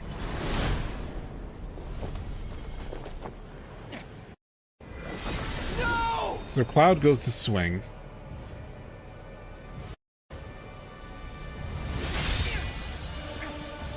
They clash. I can't get over this expression. I can't get over this fucking expression. It looks smiley, then it gets even more smiley. It gets even more fucking smiley. There. It's like he knows, Rollin. He's like, he's not concerned about Cloud blocking this. Maybe because he's going to kill her anyway, or maybe because he actually wants Cloud to think, hey, you saved her, right? There's a version of the world. He just set up Cloud to believe there are multiple worlds. They happen when fate is breached. And like he sets him up to believe that idea. And then boom, right? He's like smiling here in this moment. So what I'm building toward is kind of what Turquoise said in chat. Like maybe the edge of creation Sephiroth, right? Where the multiple Sephiroths thing. Let me just show that real quick.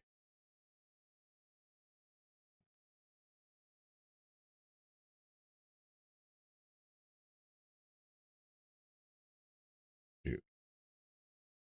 Where's that page? The one we showed on stream. Where is it? Mog the Moogle, thank you for the 777. Thank you for always bring inspirational streams, Kupo. Thank you so much, Mog. But anyway, we know in the Ultimania there are like several different Sephiroths, including the one that I think I might have it. I might have it here. Hold on. I went through all the Ultimania stuff. I went through the multiple Sephiroths. I don't know. Anyway, you guys know that there are multiple Sephiroths, right? Including the one at the edge of creation that we don't know, seemingly maybe more connected to the true Sephiroth. So in this scene where we break the Whisper wall, is this a game of 5D chess of sorts where we believe, okay, the Black Whispers are getting in our way, right? They're creating this wall, getting in our way. Sephiroth doesn't want to get us, doesn't want us to get to it. But at the same time, he has also armed us with the ability to sort of like get through this wall, right? He's armed Cloud with the ability to sort of like get through that wall. All reinforcing to us as a player and to Cloud and the party as players that you have to get there, right? Like, I'm going to make a wall and then give you the ability to get past the wall because you will believe that that is what I want. That is what you need to do. You need to go and stop this, right? You have to believe that you need to go out and stop this thing. So we're going to create the illusion of a barrier, you know, for you to push against. Kind of like the push that he gives him at the end of this segment, right? Where it's like, where he explains the world. What the fuck is it? I always felt like the naming that I gave for these clips made sense to me, and then I can't find them when I'm actually looking for them.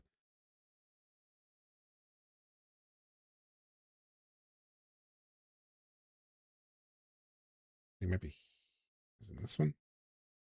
No. It's the Black Forest one.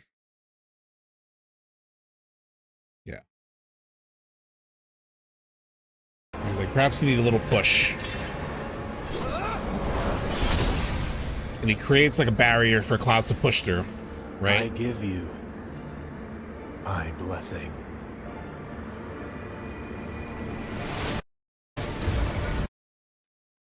So that's just thought. My question is, when Cloud walks toward Aerith with the sword drawn, there are white whispers and the black whispers are trying to do the Cloud. Let's look at it real quick.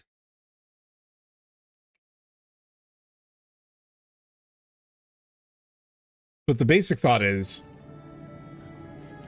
you know, what if the black whispers that are like under control of a Sephiroth, it's sort of like creating an illusion that of resistance, but then the sort of like edge of creation Sephiroth, the one that's more aware, like self-aware of everything, is actually giving you the power to sort of like get there and do the thing that he really wants you to do, which is save her, so that he can use that against you later. I think what you're saying is possible, but I think it's more likely that we're just supposed to be confused and not really know the answer at any point. It's not uncommon in Japanese writing. Possible. I know I'm doing this wrong. Based on what you just said, what about multiple Sephiroths? They could have different goals, edge of creation. That's what I'm trying to find. This Ultimania thing. What the hell is it? I know I have them. I showed them on stream like long ago. Multiple Sephiroths. Ultimania.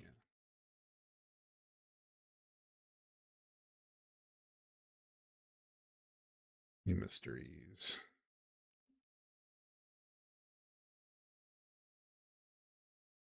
Oh, here it is. Copy image location. Let me show this.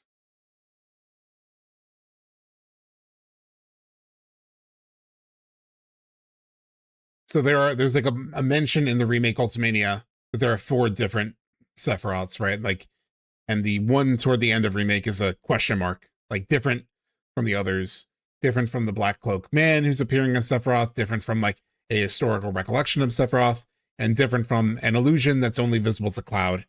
There's some 4th mystery Sephiroth, which is what is described here. Can't just grab the damn link though.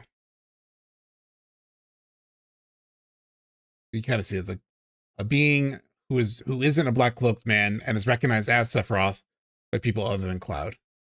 And then he is largely toward the end. He's in the expressway. He's in the edge of creation. You have the singularity, and then the edge of creation. So yeah. 4 different Sephiroths are totally playing the OG here, I guess. Yeah, totally. Just the original. I feel like if Sephiroth wants you to save her here, it's perhaps tied to creating one of the livestream outskirting worlds wherein she is saved, because that world is the thing he wants to use. Yes. B. Hickman, that's exactly what I'm proposing. Is that he's going to use it against you. He's going to be like, there is a world where she is saved, da-da-da-da-da.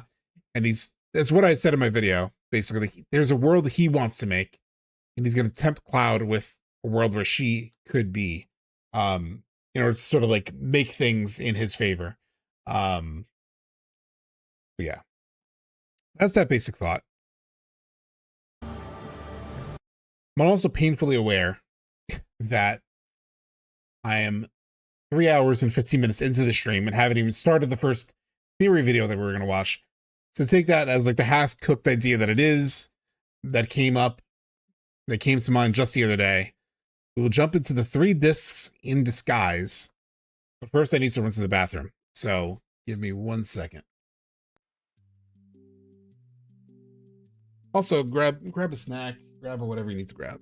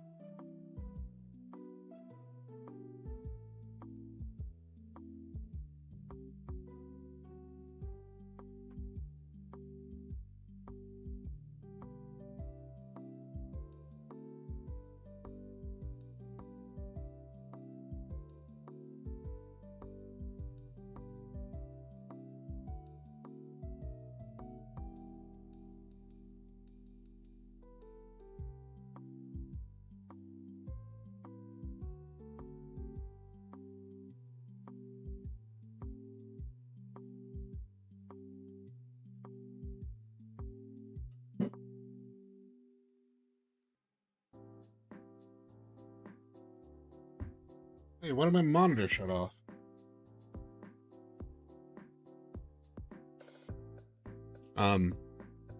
So why is my monitor off right now? It's not turning back on. Here we go. I think it was doing like one of its like pixel refreshes or something.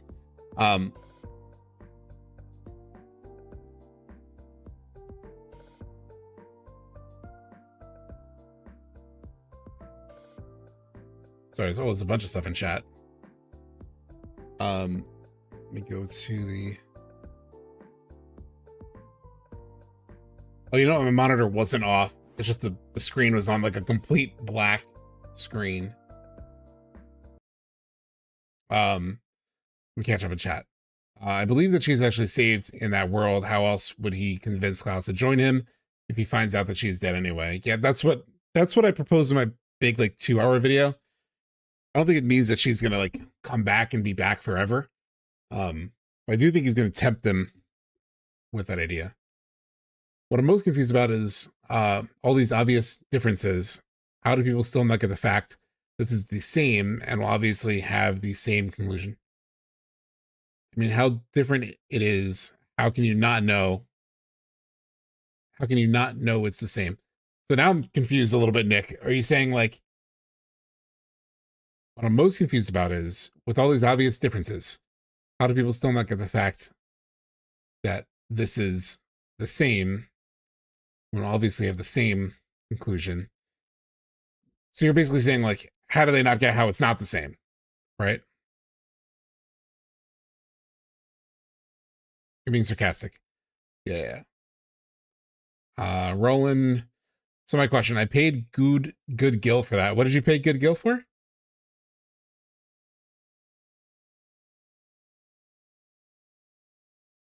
I feel like I missed whatever it is that you were talking about, Roland. So I don't have like a super chat.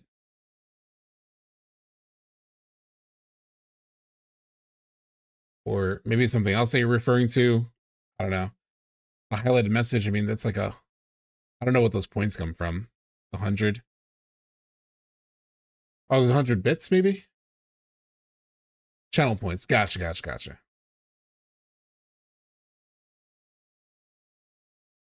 All right, so this theory, let me share it also in chat. This is probably the most requested theory that I've received. The theory, we're going to watch 3 discs in disguise. Like I said, this is probably the most, anytime I talk about theories, this one comes up a lot. This one comes up the most, I feel like. From Hot Sauce Ross. It's called 3 Discs in Disguise. Part 1 of 2. It's an hour and a half, so we'll reach the end in about 3 hours.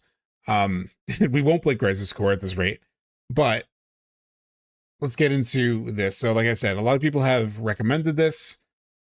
Unlike a lot of videos on this channel that I've watched, like a lot of theories that I've watched, some have like watched a bit of, partially to like see if I want to watch it. But this one is the one that like I've gotten the most outright requests. So I was like, all right, seems like there's something to this worth watching because like a lot of different people have recommended it. And so we're just going in blind on this one. So the following video contains major spoilers for Final Fantasy VII and Final Fantasy VII Remake. And I don't think it has a ton of views. It has 13,000 views. It came out February of last year. So it might be one that's a bit under the radar. Because a lot of people in chat are also saying that they haven't. AKA Final Fantasy VII. I'm about to say something that I believe no other person on the internet is trying to discuss, and something that only the developers of Remake know. But I figured it out. Final Fantasy VII Remake remakes the entire original game. Not just Midgar. It wasn't called Remake Part 1, it's called Final Fantasy VII Remake. What? You don't believe me? Well, okay. Listen to this description and how it applies perfectly to Remake and the original despite how specific it reads. The prologue focuses on the conflicts between Avalanche and Shinra, and the prologue itself ends with a twist that involves President Shinra directly. After the prologue is over, we are introduced to the story's true main antagonist in a flashback to Nibelheim. Involves President Avalanche and Shinra, and the prologue itself ends with a twist that involves President Shinra directly. After the prologue is over, we are introduced to the story's true main antagonist in a flashback to Nibelheim. Beyond that, we'll do a lot of different things, like provide distraction outside a large fort to protect what's inside. We'll interact with large, extreme temperature cones hanging from the ceiling in order to open the path forward. We will perform a timed face button minigame in order to impress a man of power. We will watch a character get murdered by Sephiroth just before a Jenova boss fight. That one is one that I had thought about. Yeah, I thought about that. Or was it? I forget what it was for, but I was like, man, there's something really interesting about the fact that they kill a party member and then we fight Jenova. It's like, so, like, I almost felt like it was odd for them to give us that beat in Remake, considering that's like, it's the Aerith beat, you know? But the Aerith experience is like, you see someone die and then you fight Jenova. Well, killed by Sephiroth specifically. And like stabbed by Sephiroth, and then you fight Jenova. It's like, man, that feels so much like the Aerith moment. Did they show us that in Remake to make us believe that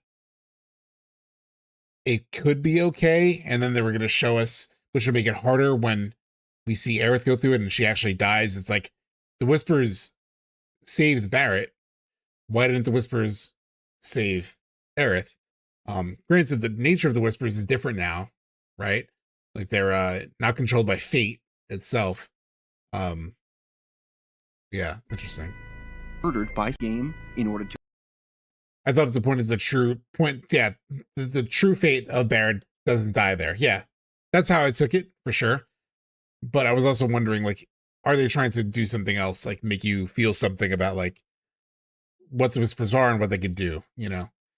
Now that the Whispers aren't controlled by the planet anymore, there's no bringing her back through the Whispers, I guess. To impress a man of power, we will watch a character get murdered by Sephiroth. But it is a very similar beat, especially with the Jenova. What made it extra weird to me, because I felt the same exact thing you did, Sephiroth, in terms of to make us realize, yeah, Barret's fate wasn't to die here. The characters even say that. Like, Red 13 says that, you know, it's not your fate to die on this day. It's sort of like what he says after he gets revived. I just found it weird that the Jenova fight came after that. I was like, that's such a similar rhyming thing. Yeah, Jelly-san. Just before a Jenova boss fight. We'll visit somebody seriously afflicted with Mako poisoning. The evil corporation's president gets killed in his office just before the endgame. We'll see a giant protective dome barrier covering a critical location. They're both removed in a shining, peeling away disintegration. We chase a fat, annoying white thing around, trying to retrieve a key that it had stolen from us. I mean, yeah, that's true. And it all comes down to confronting Sephiroth with Omnislash. As Midgar is shredded apart by tornadoes.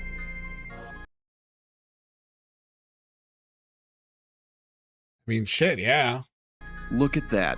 Big, long, specifically detailed description somehow fits with... I mean, it's maybe conflating some things, but... Hold on. Because I interrupted it. So let me, like, let it ride real quick. The prologue focuses on the conflicts between Avalanche and Shinra, and the prologue itself ends with a twist that...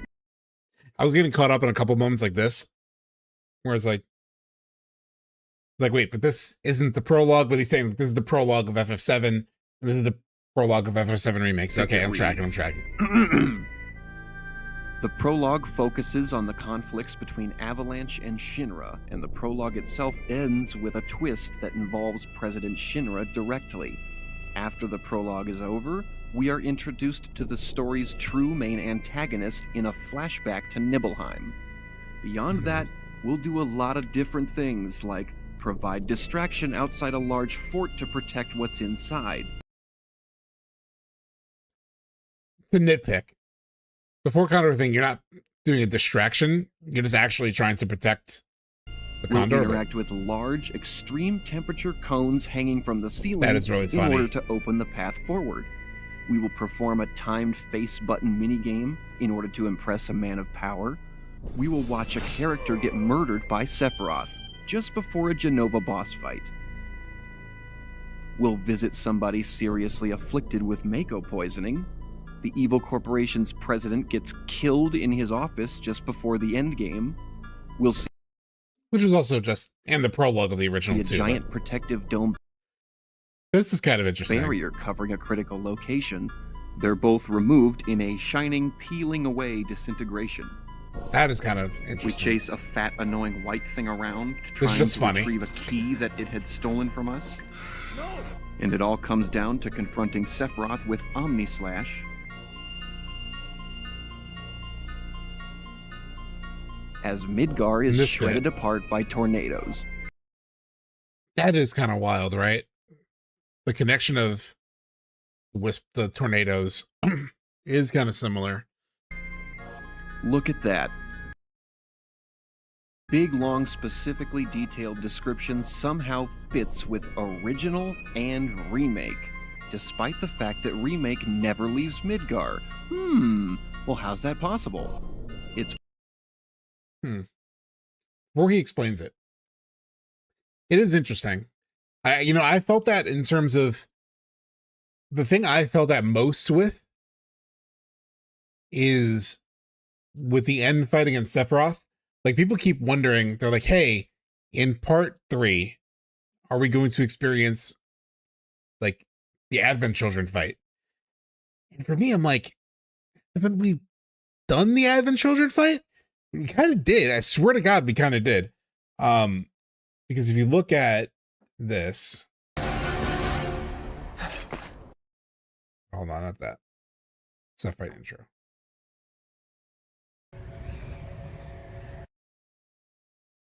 So if you look at this, I've shown this before on stream, but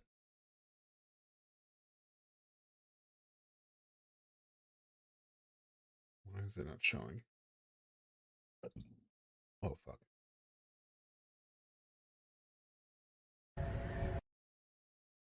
Is the browser blocking it?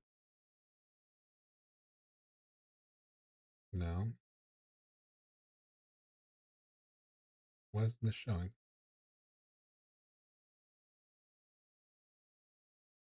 What the fuck?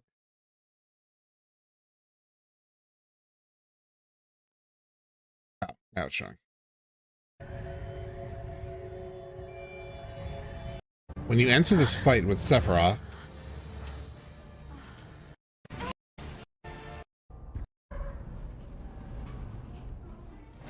it's like a destroyed, like it's like a destroying sort of like Midgar. You're falling through this destroyed Midgar, you're cutting through shit.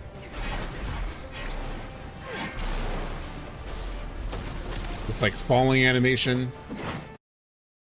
It feels very similar to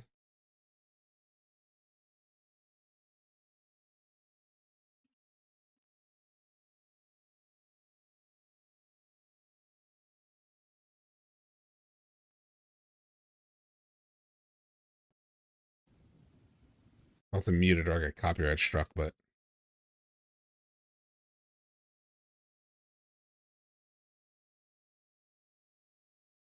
like the vibe of it is very similar to this part of the Sephiroth Cloud fight.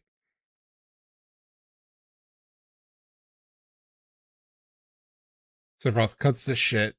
Cloud has to cut through a train.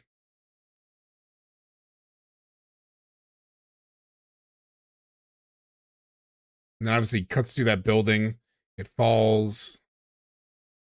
He's like cutting through stuff. They land on a sort of platform here. And they end up fighting. It just reminded me. It reminded me a lot of that. It felt like we kind of experienced that fight in that Advent Children fight a little bit already. Possible when you take the DTV force. Even the colors. Oh shit. FF7 shit. Some wild down. Description somehow fits with original. Yeah, even the colors are similar. Yeah. And Remake, despite the fact that Remake never leaves Midgar. Well, how? It's like that was my feeling. I was like, I felt like we already played through Advent Children in a weird way. I didn't think about this. That like how Remake kind of maps, the core beats kind of map to the original FF7 as a whole.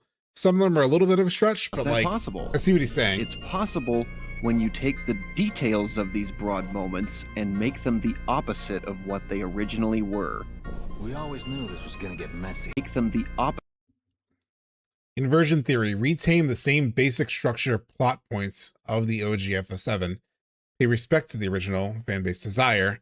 Invert, flip, and make opposite the details of the retained framework when doing Remake. Have surprise Deb's creative freedom. I mean, I agree with this. And that one thread I made about how Chapter 18 follows AC's intro, the singularity lines up perfectly. Opposite of what they originally were. We always knew this was gonna get messy. I'll point them out. The presidential prologue twist either has the president dying because of the twist, or he's the mastermind controlling it all. The facing Sephiroth against the fire scene is literally reversed in its choreography. Oh shit. The distraction outside the fort, before the fort was an ally, now that's our enemy. Hanging cones used to be cold and the tip pointed down. Now they're hot and the tip points up. Original Power Man we performed for didn't know our identity. This one does. Murder victims stayed dead, now they get brought back. Cloud got Mako poisoned, now he visits someone else who is. A President Shinra dying at the end in his office is either the son or the father. Old barrier was made to keep outside things from getting in, and it got destroyed from the exterior. The new barrier was meant to keep things inside from getting out, and it got destroyed from within. The keystone is a real key that unlocks a place. This bag was touted to be a key, but turned out to be a locket. And Omnislash, while formerly fully successful, is now entirely blocked or dodged. That's the Some of the inversions are a little bit of a twist, or a little bit of a stretch. But it is interesting. Some of the inversions are interesting. disguise. That's how they stay hidden from being instantly recognized. Instead of looking at the remake like it's a... I think Vinland Saga and Berserk are way better examples of inversion theory between two stories. Yeah. A lot of these feel like a stretch to me. Not all of them, right? Like, yes, some of them. I wouldn't say a lot of these, though. Stretched out version of just the old Midgar section, just... But it's also an hour and a half video, so yeah. Think of it as a complete parallel drop-down. This perspective will perfectly explain why Sephiroth shows up so much. What I'm most curious about, like, how it relates to Beyond Remake, you know? In this game, even though you think he this might be a bit of a stretch, but like, I see some of what he's saying here for sure. Shouldn't, because you never saw him in original Midgar. He's showing up just as he... Oh, it was before Rebirth? It was 2020, February 24. So it was like, yeah, it was a little bit before Rebirth came out. Because Rebirth came out February 29th, 2024. He did in the original game. In the prologues of both, Midgar and Chapter 1, there's a trace element of him, the sword and the black feather, but you don't see him personally. Then after that, immediately, in the Calm flashback or in Chapter 2, you'll have the first sighting. Then after that...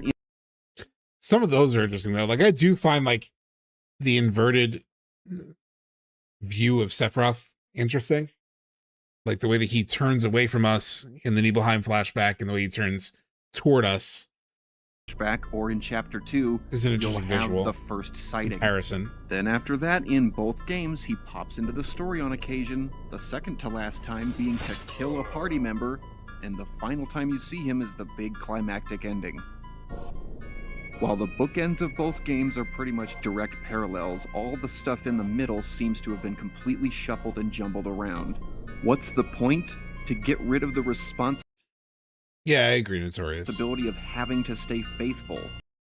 But it could be both, right? Like they could purposefully be inverting certain things, even if they're not adhering to inversion theory completely. If you do it all for the first game, then you don't have to worry about it during your new unknown creative journey. Remake's dual purpose is 1, be the springboard and setup for a new story, because that's what they actually want to create. But 2, they have to secretly remake all of the original, so that when things start really going off the rails in Rebirth and we say, hey, what happened to remaking the original? Square? Well, they didn't go too off the rails, right? A little off the rails, a couple times. It was managed derailment. Managed derailment. It was like a car slightly skidding.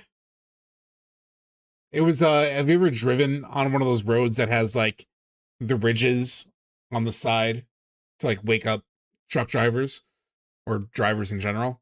That's basically what happened in Rebirth. Like we would bump up against those and then we'd like get back on course, you know?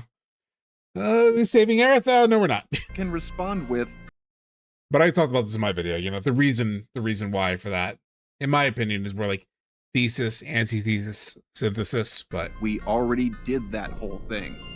And if you think they can't do that, jumble up an old product and pass it off as something new when it really isn't, well, just ask Tifa. She basically that's possible, Foxbat. Does the same I don't know. I don't know if they were ever going to be in a situation where they didn't make the rest of this trilogy. You know, like it was a big enough commitment. Like it would have to be a catastrophic failure for them not to make the rest of this trilogy. Like you would need to sell like 1 million copies or something super low. Just because they were committing so much of this, you know. Thing in a perfect visual metaphor. So she, like, if they were going to do what you're saying, Foxbat, like, they would almost need to do it the Evangelion style, where, to not spoil things too much, but there are like 4 Rebuild movies, and by the end of the second Rebuild movie, you basically see the moment from the end of the anime series. So you could technically say, hey, it covered the anime up to that point, even though it veered off a little bit already. If I'm remembering those movies correctly, because then I think movie 3 starts in a very different way. And it's a little bit past, you know, like they would almost have to do a similar thing. They would have had to have like made Remake go through all the core beats and then let part 2 and 3 go off the rails, you know. Grabs this yellow beverage, puts it alone in a mixer, and then shakes the mixer up a bunch. Don't know what that's gonna do, but regardless, the yellow comes back out like it should. Cloud has it and enjoys it. But the weird part is when he asks for something new, she doesn't add anything to the mixer, just shakes around what's already inside, and it comes out different. What the fuck? Okay. I think he's assigning a little more meaning to that than what is intended. But yeah, I've always thought that was funny. Square has effectively done the same thing with all 3 original discs of game content. They shook it all up, rearranged it, flipped things upside down, and repurposed it to make this. I'm here to show how it was. I agree, Nick. If part 3 doesn't avert fate at all in some way, it would simply render the whole Whispers plot of part 1 meaningless. Okay, this actually brings up something I wanted to talk about, because it came up a bit on Twitter this week. There was a lot of like conversation around the thing that's always discussed. Are they changing fate? Are they not? Does fate mean this or that? Is it actually just the way the characters are? Blah, blah, blah, blah, blah. I really struggle to imagine, like, The developers are not fucking stupid, right? Given the fact that Hamaguchi said that they think they created an ending that will satisfy everyone, right?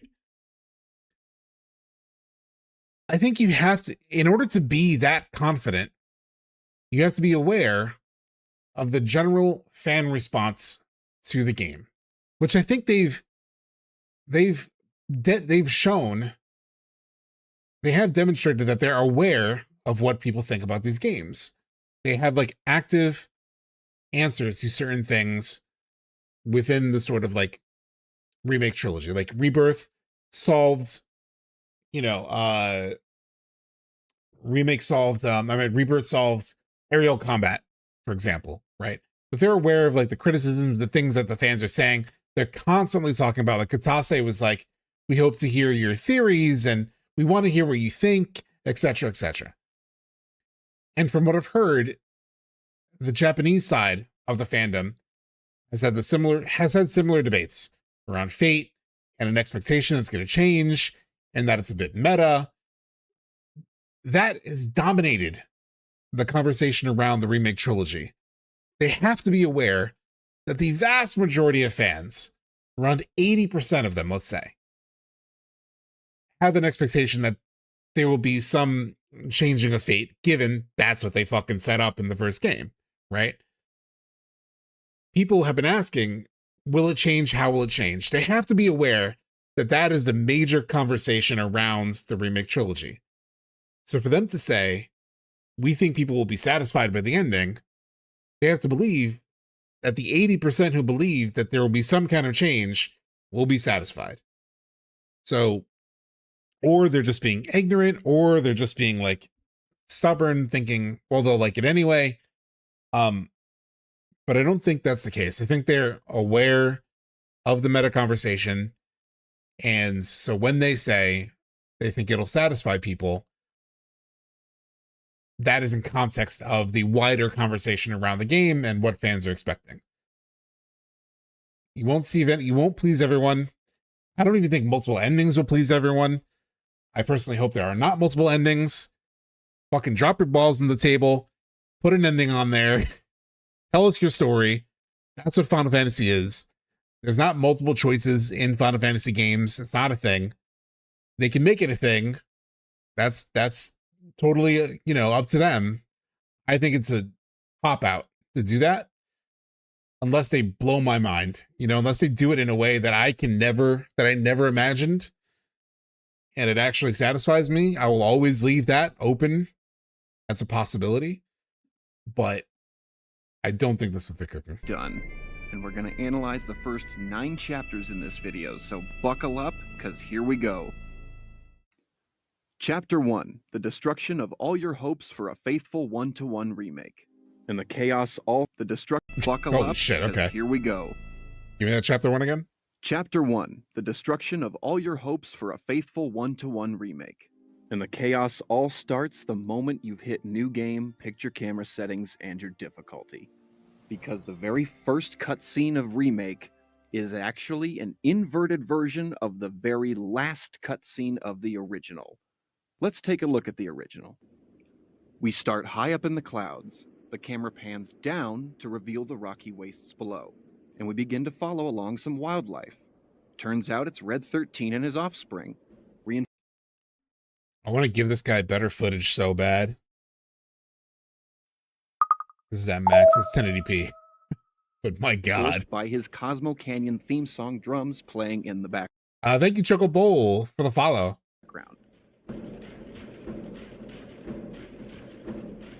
This is literally protagonist Red 13. At the end of the canyon, Red 13 and his offspring jump up, up, up the cliff face, camera following them up, up, up. He delivers a beastly roar at the top. We hear birds, distant chirps, and close-up calls from the flock of gulls right in front. That's a strong stance. I mean, Ectogam, you're a good example of like how they can't satisfy everyone, like, because for example, I don't expect Aerith to come back to life. That's not my expectation. But I know there are people who do, and such as yourself. And so the fact that like you're saying like, if she doesn't live, I'll stop buying their games, is a pretty extreme reaction, right? I think they're potentially underestimating how that response could be, you know. And we get a clear, revealing shot of the current state of Midgar. And the real reason, I mean, the reason I don't see that as like the thing is that they keep saying like they don't want to change the original themes of the original. So I think if you were to bring her back, it kind of does push against a kind of core theme of the original. So I just don't see them going that far. I think they could give us like a moment, right? They can give us like a direct interaction with Aerith in the live stream, or her in a dream world, you know, well, a world, one of Zack's type of worlds, the spin-off worlds, where it's like, you did save her at the altar and you have a conversation there and she gives peace to Cloud and the players or something. I could see that.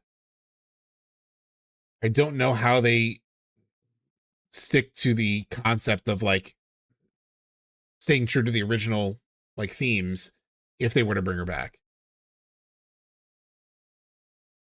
Yeah.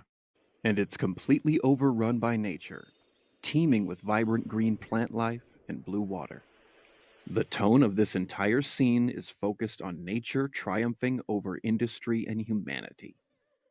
Now let's look at the remake. We start the same, up in the clouds.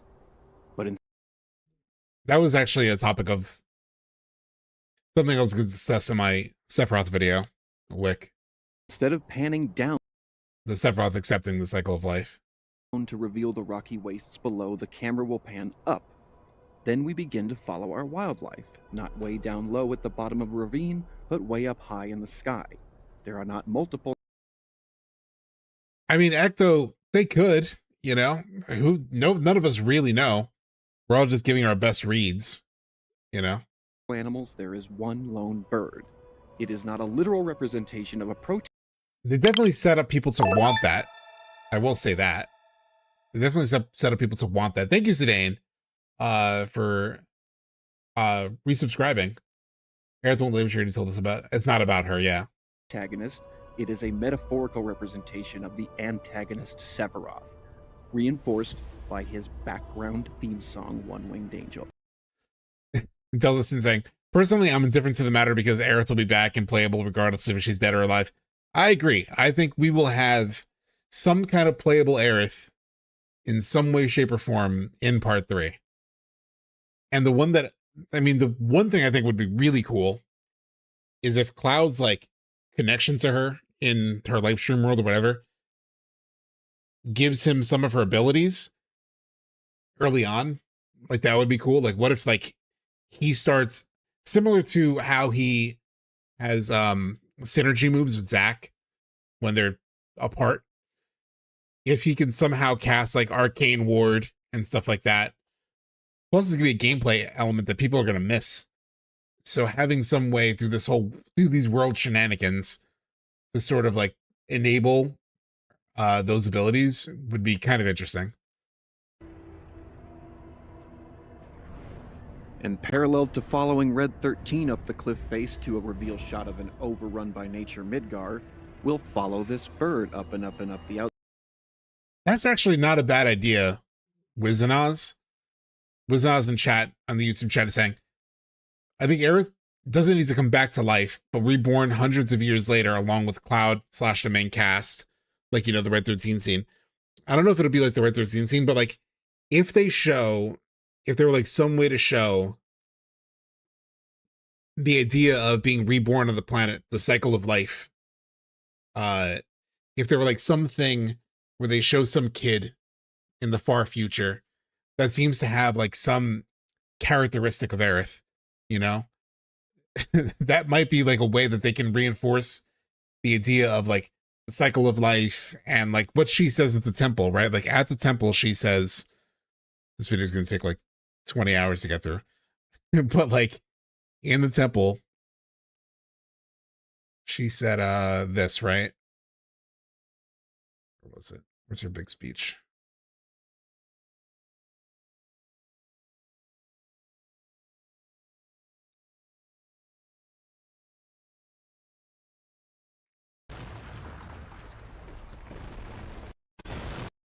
To live on. We return to the planet, rejoin the life stream, and in time, give rise to new life. Then Barret. In time, yeah. It's like in time, yeah. Like, what does that help me now? You know, that could be kind of an interesting way to do it. You know, like a prologue that's like way in the future, and you see how the cycle of life actually manifests. Could be interesting. City to the reveal shot of this area of nature being overrun by an industrial metropolis. There's almost no. All right, let me listen to what this guy has to say. Is focused on plant, and so he's saying, by along some camera. Let's take. I'm so sorry to this guy. We start high up in the clouds. The camera pans down to reveal the rocky wastes below, and we begin to follow along some wildlife. Turns out it's Red 13 and his offspring, reinforced by his Cosmo Canyon theme song drums playing in the background.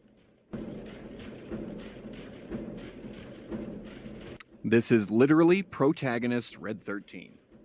At the end of the canyon, Red 13 and his offspring jump up, up, up the cliff face, camera following them up, up, up. He delivers a beastly roar at the top. We hear birds, distant chirps, and close-up calls from the flock of gulls right in front. And we get a clear, revealing shot of the current state of Midgar.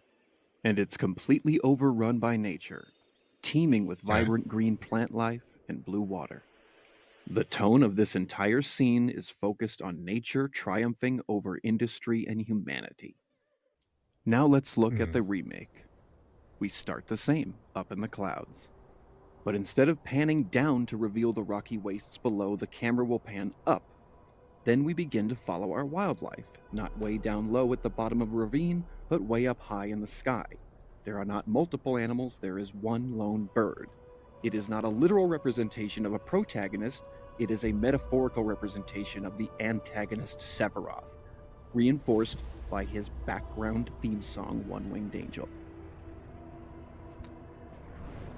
And parallel to following Red 13 up the cliff face to a reveal shot of an overrun by nature Midgar, we'll follow this bird up and up and up the outskirts of the city to the reveal shot of this area of nature being overrun by an industrial metropolis. There's almost no wildlife to be seen here. Tiny flock of birds way in the back right there for only a second and a half, and a dog that we'll see eating out of a garbage can. Quite the opposite of how vibrant the wildlife in the original scene was displayed. Here it's all about the thriving humanity.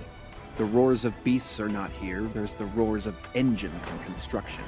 And the only plant life we'll see is this dried up, dying brown flower in a patch of dead grass being shredded apart by the winds of passing traffic. You know, like, regardless of how on point this video is or not, and it does remind me a little bit of, I was listening to an interview with the Dispatch director, and he was talking about how they would see people's reactions week to week, and there were things that people were picking up on that they did not intend to pick up on, which I'm probably guilty of as well, right? Like, I think there were things I've read into both games that they possibly didn't intend to. So all that said, regardless of how accurate this is, I just do enjoy this read, though. Like I enjoy, regardless of how accurate it is, it's a really interesting little poetic read into how they're depicting things, whether it's accurate or not. It almost doesn't matter. The tone of this scene is nature is losing. Yes, 100%. And that is how whether that's like purposefully trying to invert the entire story of the original FF7 and do this whole inversion thing that he's setting up. Regardless, it is communicating that idea he just put forth in terms of like industry, like crushing nature, and how that may, toward the end, forget how it relates to the original FF7. It may just be really nice once we reach the end of the trilogy and we think back on like this version of Midgar at the start of the entire trilogy, and then we see more nature, the nature over the full nature version of Midgar. It'll be such an interesting contrast to see that before and after, right? You take a chunk of the original, invert it, and present it as something quote-unquote new in the remake right in front of... Like, you seeing nature dying in the start of the original, and then see nature thriving, or start of the remake, and then see nature thriving at the end of the trilogy. Our eyes, hidden in plain sight. Yeah, From there, we can transition into the cutscene that we thought was going to start the game out, as it originally did. Starry, sparkly, dark background transition to Aerith kneeling at the Mako pipe. But there's more inversions soon to come. Originally, Aerith was shown to look to her left, and then calmly walk down the alley towards the street. Motherfucker! Okay. Okay. That's interesting. Now in the remake, she is shown to look to her right and then fearfully run towards the street.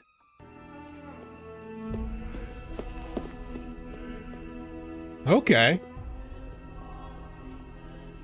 And I kind of buy that, boom, though. Aerith gets hit by a moment that used to... I kind of fucking buy that one. Holy shit. But there's more inversions soon to come. Originally, Aerith was shown to look to her left. Look forward, calm. Her right. Look and back, fucking fearfully run nervous. Towards the street. Shit, that is good.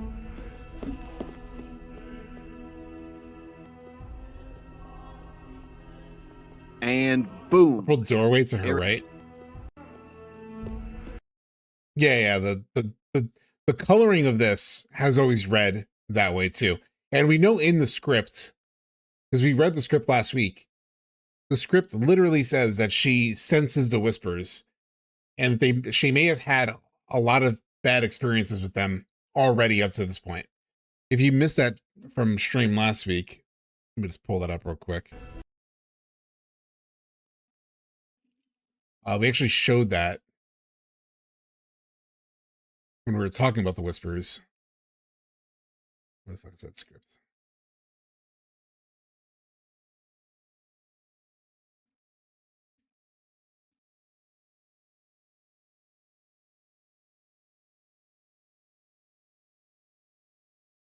Oh, it's actually not in the script, but it was in an interview. What they mentioned here. Actually, that's kind of not the most ideal way to see it.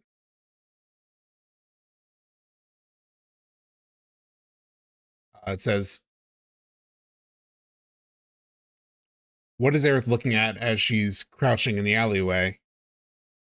And Nojima responds, she senses the whisper's presence and flees from them. Perhaps Aerith has had several rough encounters with the whispers in the past.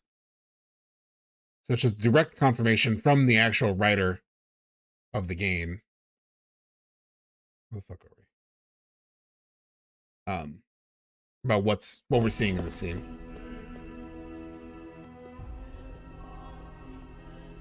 And Converse boom, is terrified. Aerith gets hit by a moment. It's a difference I always recognize, but I never thought about that inversion idea. That she literally goes from like looking forward and very confident, and then like looking back very afraid. That used to take place after the bombing of the first reactor. Aerith gets hit. And boom, Aerith gets hit by a moment that used to take place after the bombing of the first reactor. That's now, true. Remake, she does get hit. Before. Originally, the Midgar citizen that hit Aerith ran into her panicked. Dude, I forgot she got hit by a person in the original. Now in the remake, we just played it not so long ago. The energy of a day-to-day grind. Originally, Aerith was sent to the ground unwillingly by the force of the blow. In Remake, she chooses to go down to the ground to pick up the flowers. Are your FF7 hearts feeling stepped on yet? If not, they're going to as the evidence mounts. And we look together at what FF7 Remake is all about. Okay. All right, let's go. In the original, we got to see 2 guards getting taken out. One by Jesse, one by Biggs, each individually. In the remake, the only guard we see taken out is done by Biggs and Jesse as a team. What about how Avalanche treats Cloud while moving towards the reactor, before they start to peel off one by one? In the original, there's this short... All right, now some of these are really minor. Some of these are like not that relevant. Screen where you can see all 3 Avalanche members, Biggs, Wedge, and Jesse, stopping to wait while they provide cover as the whole party moves towards the reactor. You know, like a team. In the remake, the whole group takes every possible opportunity to ditch Cloud and usually taunt him while doing it. Have fun. You know. Well, they're still working as a team. They're just using him as diversion. I mean, this always made sense to me. It's like, this is a better version to do what they did. They couldn't really do in the original. Like assholes. They do it at the gate. They do it going up the stairs. This just seems like a smart infiltration strategy. They do it even going up the elevator that they just couldn't wait for Cloud before using. Okay, that is fucked up. Hey, Cloud! Elevator's over there! Catch up soon! Even when it would be more tactical to let Cloud through the hole in the fence so they could bottleneck the enemies chasing them, we still get the from Biggs. Not so fast. We've got company. What a dick. They'll even close these giant double doors right in your face when it would have been so they hired easy him to let do you this. slip on through.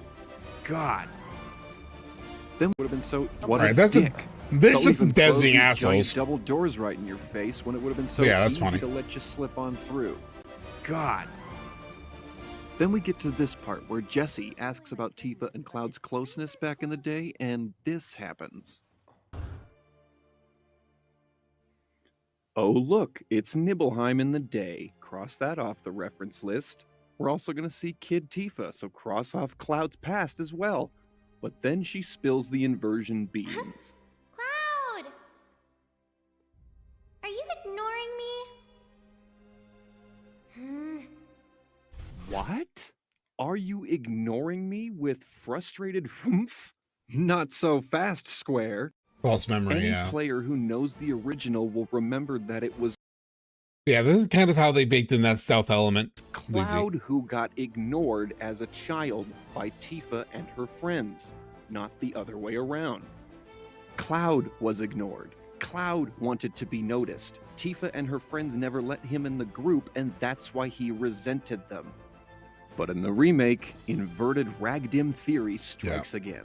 Well, this is clearly like a false memory, right? That we're going to get.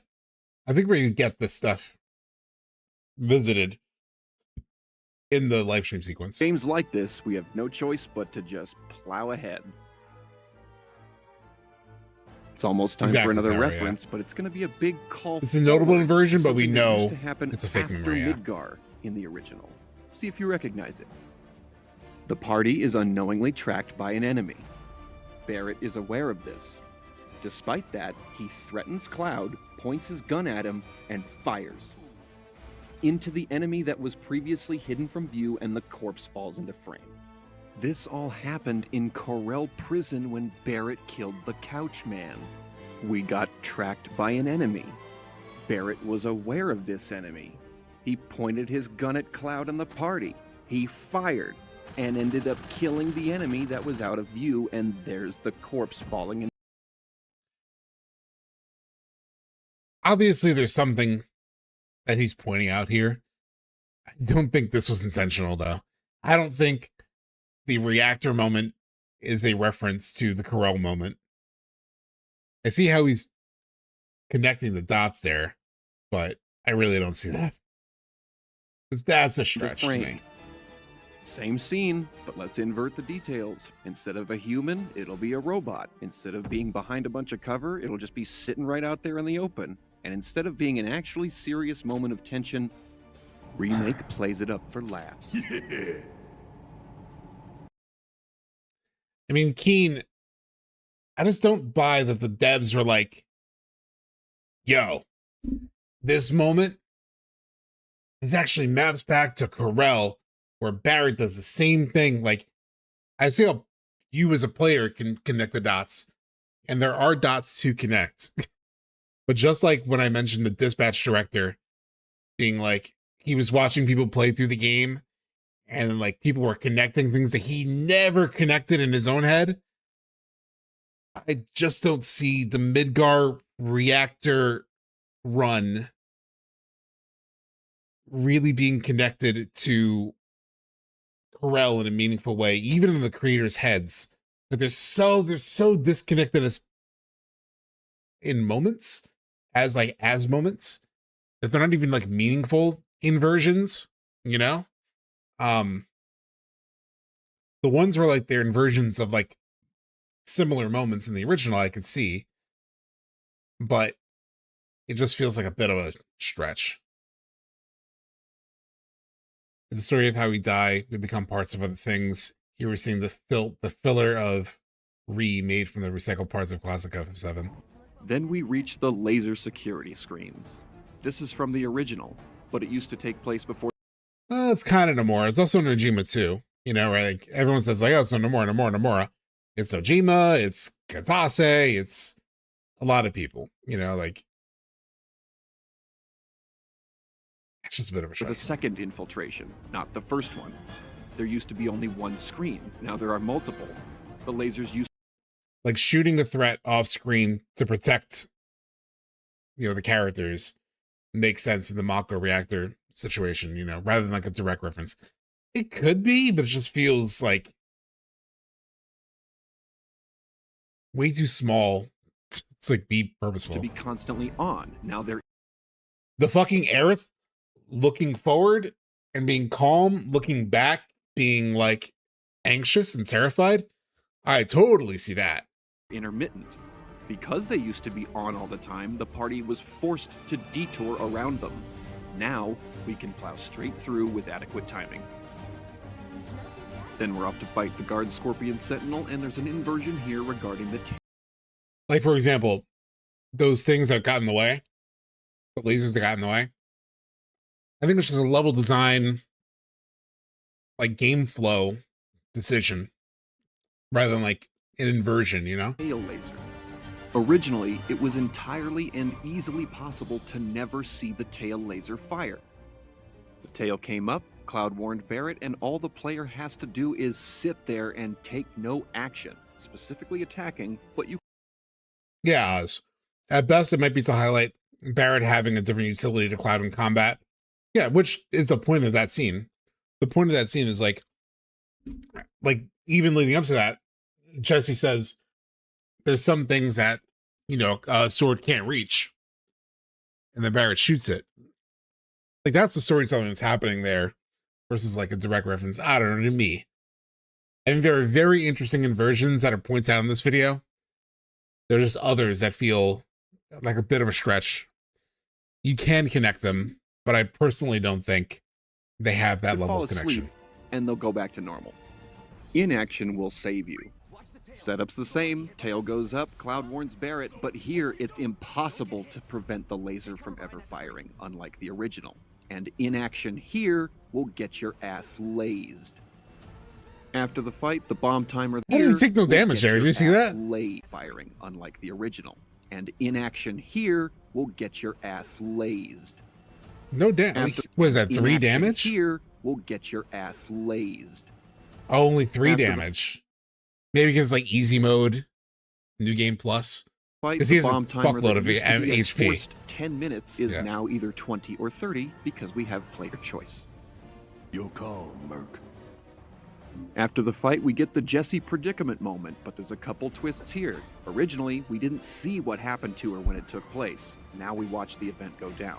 Before, her problem was beneath her, a hole in the floor that her foot got stuck in. And now it's a ceiling slab falling from above. All right. As I said in the introduction, Chapter 1 is... I'm trying to get more comfortable. So give me a second. The prologue to Remake, and Midgar is the prologue to the original FF7. Now, even though original FF7's Midgar section prologue was much longer compared to the simple Destroy One Reactor prologue of the remake, they still bear. I'm back and I'm doubling down. Aerith lives or else. Is that you, Echo Gamut? Is that your new name? That's hilarious. There's similar milestone moments in terms of the damage dealt between both good and bad. They even both end in the same fashion, but these milestones and the ending wouldn't be complete without the inverting factor. So, original has multiple reactor destructions, the remake has just one. The original had plate fall, where a massive slab fell down from above and landed on thousands of people. The remake has reactor number 1 exploding and falling apart, where a slab big enough just for one falls and lands on Jesse. Both end.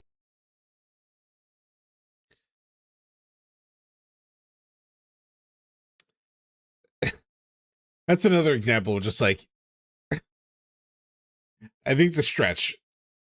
I think it's just making the reactor explosion more dynamic, more like true to what it is, right? It's not a reference to platefall. With the player thinking they're headed towards dealing a massive blow to Shinra, but it turns out someone else is responsible, not you. Both twists directly involve. That's where it gets like hard to do or foreshadowing. Well, there's actual foreshadowing of it in Sector 7 when you go and he talks to the guy and he's like, oh, you like high on Mako, and you see plate fall. That's the foreshadowing, you know? I appreciate what this guy's doing. I like the general idea. I see it in like that opening scene with Aerith. I totally see it. The challenge with, I think, like theory crafting is finding the things that are meaningful connections and like really focusing on those versus like the more smaller ones. Like there are probably lots of things that I don't even remember, but I'm sure there are like tons of things that I meant to connect in my video that I didn't, or that I decided not to, because it's like, oh, it's a bit of a stretch. It's kind of minor. You know, I talk about some of those on stream. You know, I'll mention like, oh, I've noticed this or that while playing, and I thought about it, but I like it ultimately didn't make the cut for my video because this didn't feel meaningful enough. You know, President Shinra. As Avalanche, you thought you were going to go up there and confront him yourselves, but it turns out I think generally there's something interesting to the idea that he's you posing, think you're but going to be responsible for blowing the reactor, but it turns out President Shinra himself gives the order to self-destruct it, which is another major inversion. Originally, the president was on the receiving end of the prologue's plot twist. He was the victim and died. Remake's prologue plot twist ending depicts the Shinra president in quite the opposite fashion, as the puppet master, the one with the power to call the shots from behind. like this, I could probably say like this is also maybe a bit of a stretch, but I buy this more than I buy, you know, lasers getting in your way or, you know, pipes falling during explosion, being plate fall, like, or the Barret thing. Like this also is maybe a little bit of a stretch for me, but I can see it a little bit more. I kind of wish that when he edited this, we focused more on that. The curtain. You know, well, a plate falls on Jesse. I will give you that. Now, I'm guessing one of the weakest sounding parts of this whole argument was the whole Jesse's Okay, he calls it. Slab falling on her is like a mini version of plate fall. You know, lots of people, one person. But I'll ask you, why did her predicament have to specifically be something like a slab falling on her from above? Why couldn't her foot just have been stuck and gone through one of these panels that maybe popped out of the floor and now she needs help? Or maybe she was using that gun that she has to help us out with a scorpion battle from this perfect vantage point, but then all the ruckus made her fall over the side. I can buy this maybe mini foreshadowing. And now she's hanging and needs to get pulled up. Or how about one of those sweepers that's waiting in the wings in this room for the president's command can be activated and then pins her down with a bunch of gunfire until we can help out? There are plenty of things that you could do to keep Jesse occupied. Sorry. What's Mosey saying? With how complicated the story seems in the remakes, there's got to be a simple set of rules the scenario writers need to follow without things going too off the rails. I think this guy's theory is close to the rule set followed by the writing team to make things seem fresh and new while still including as many OG moments as possible, disguised otherwise. Yeah. Occupied, but they settled on this. Deliberately. It takes time, energy, and effort to do all the extra anime. And Nick, yeah, the fact that there's an actual rescue operation, yeah, that is new, right? Animating and effects. It's for a reason, and I think it's because they're doing everything. Keen, I can agree with that.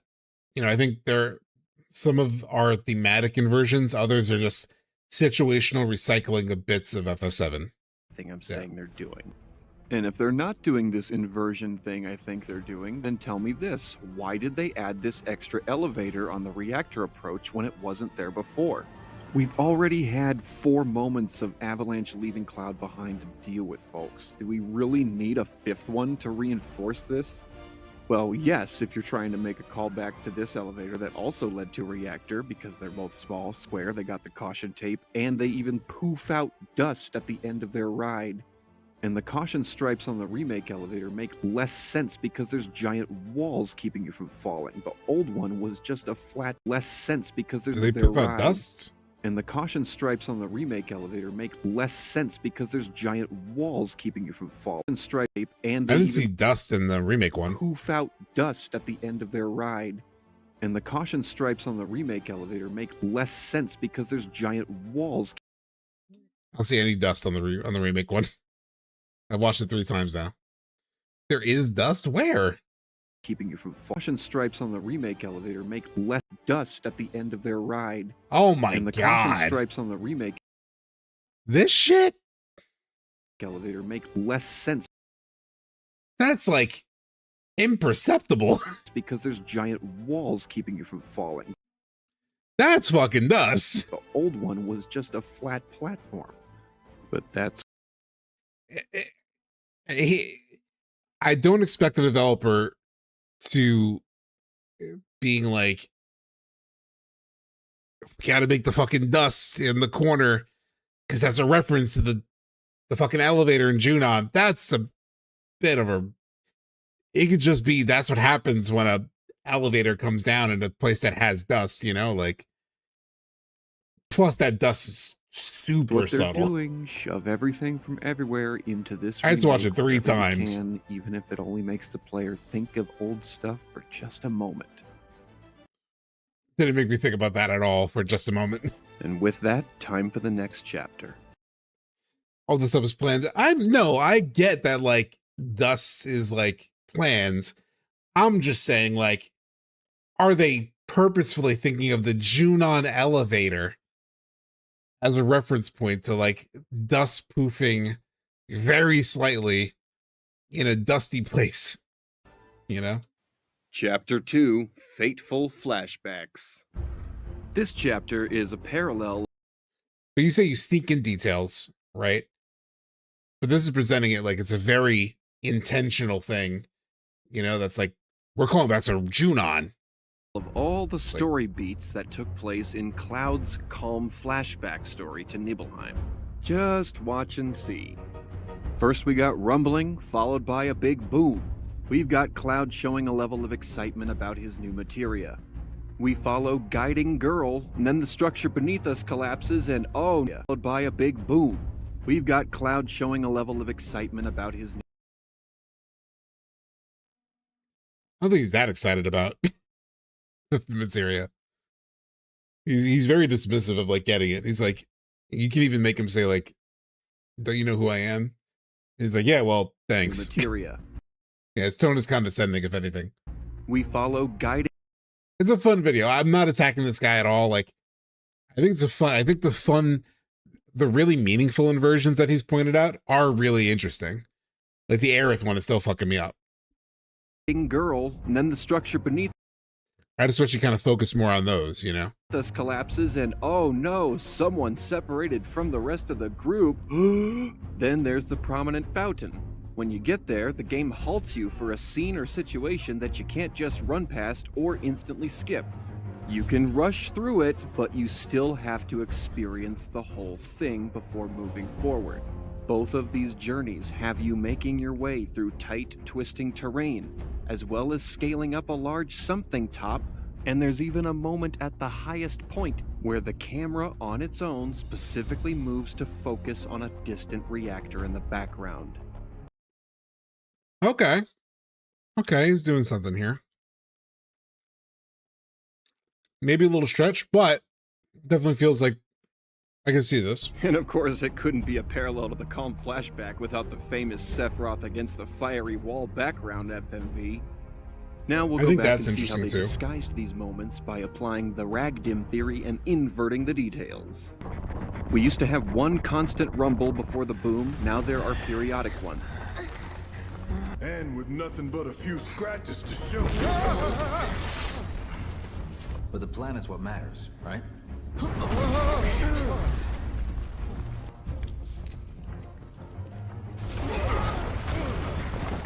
Then both old and new rumblings are followed by the boom. Originally, a truck and a monster came together, there was a boom, and immediately afterward, both truck and monster are still intact. In this flipped remake version, the bomb and the wall meet up, there's a big boom, and they are both immediately destroyed as a result. Cloud discussed some new materia he just got and... Oh no.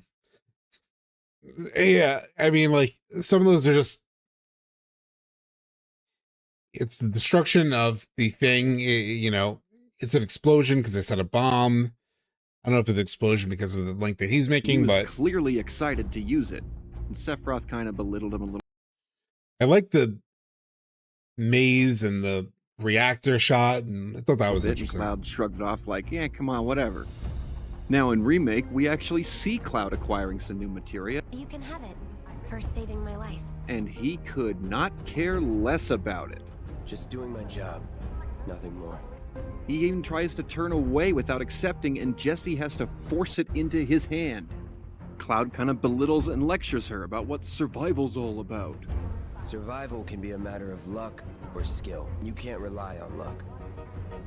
And after an unenthusiastic thank you... Yeah, well, thanks. She offers to help, he talks some crap. You do know how to use it, right? You do know what I was, right? Jessie's gotta shrug it off like, yeah, whatever. Okay, I was only trying to help.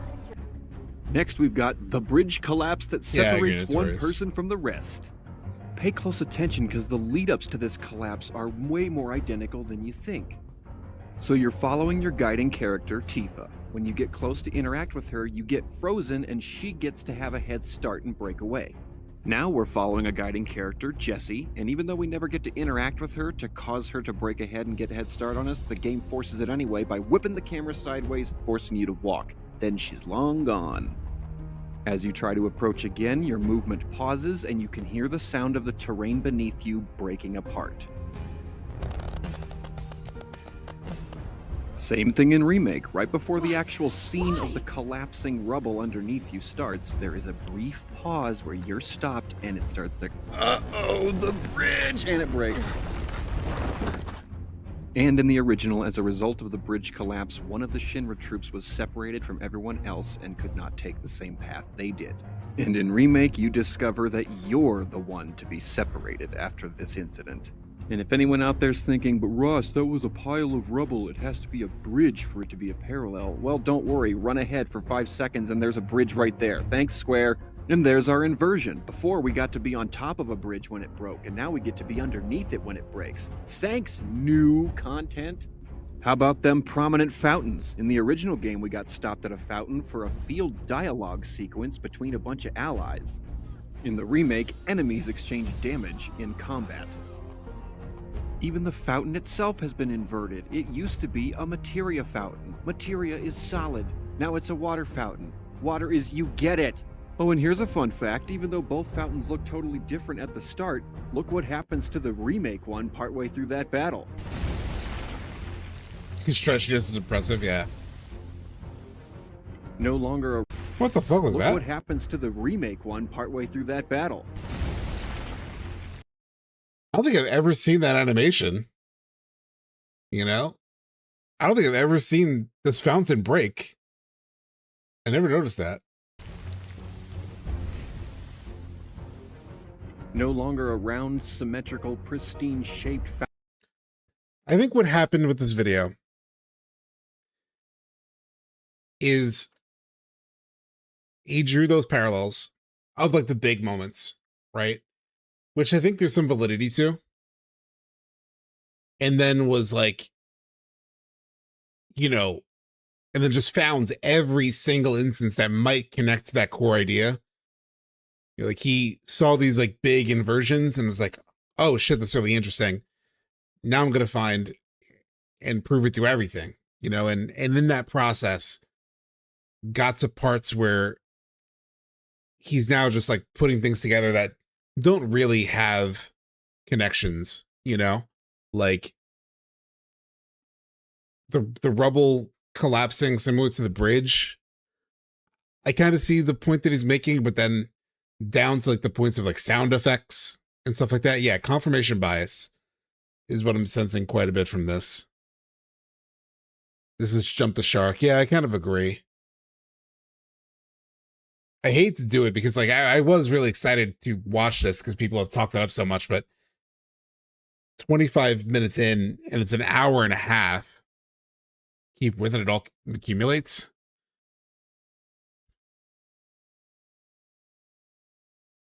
I'll give it 10 more minutes. The core ideas are good and he's onto something, just taking it far. Yeah. I'll give it 10 more minutes, Keen, because I know you're excited for this. And then what I'll do is I'll probably watch the rest off stream. And if there's anything like interesting that really jumps out to me, then I'll like bring it up in another stream. It is now jagged, asymmetrical, and uniquely shaped, far more resembling the old materia fountain. Maybe skip to the conclusion. Where is the conclusion? Is it in part 2? Major spoilers for Final Fantasy VII. Does he have like a wrap up? Big ol' ending? Of enjoying creative freedom. These toll booths are an inverted Maybe I'll listen to his like conclusion that he streamed Rebirth. Discs 1, 2, and 3 of the original. Red lights. Barriers that can't move. This is the end of the road for original FF7. Brought to us by the PlayStation 1. Seated firmly in the lane of Disc 3 where that story left off on that console. Then there's the road. Oh. An inverted timeline. Enjoying creative freedom. The line on a real road separates two opposing directions of traffic. This double yellow here is separating the mentality of staying stuck. This scene. Oh shit! Now he's kind of cooking. What the fuck?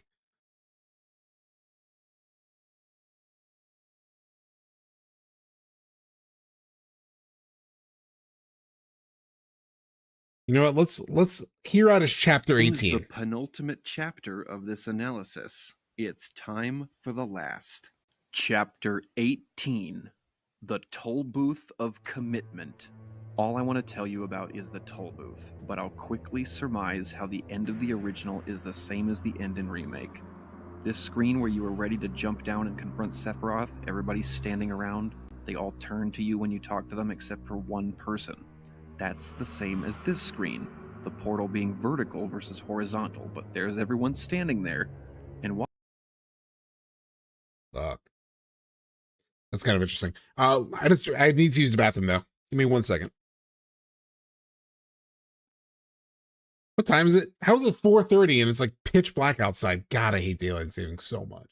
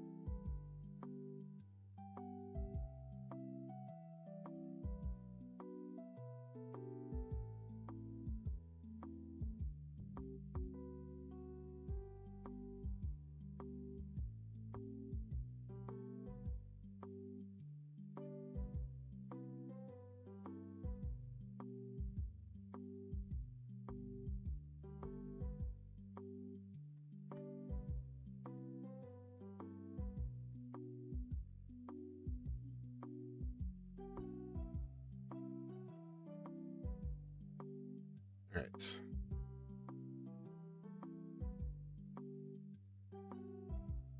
While they all do turn to face you when you talk to them, the inversion is when you try to leave this screen.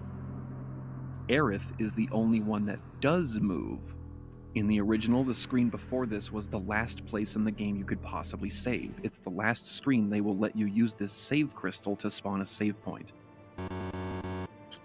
Remake parallels this. Its glowing portal screen has the screen prior being the last one where there's a save bench. But beyond this, they both do the same.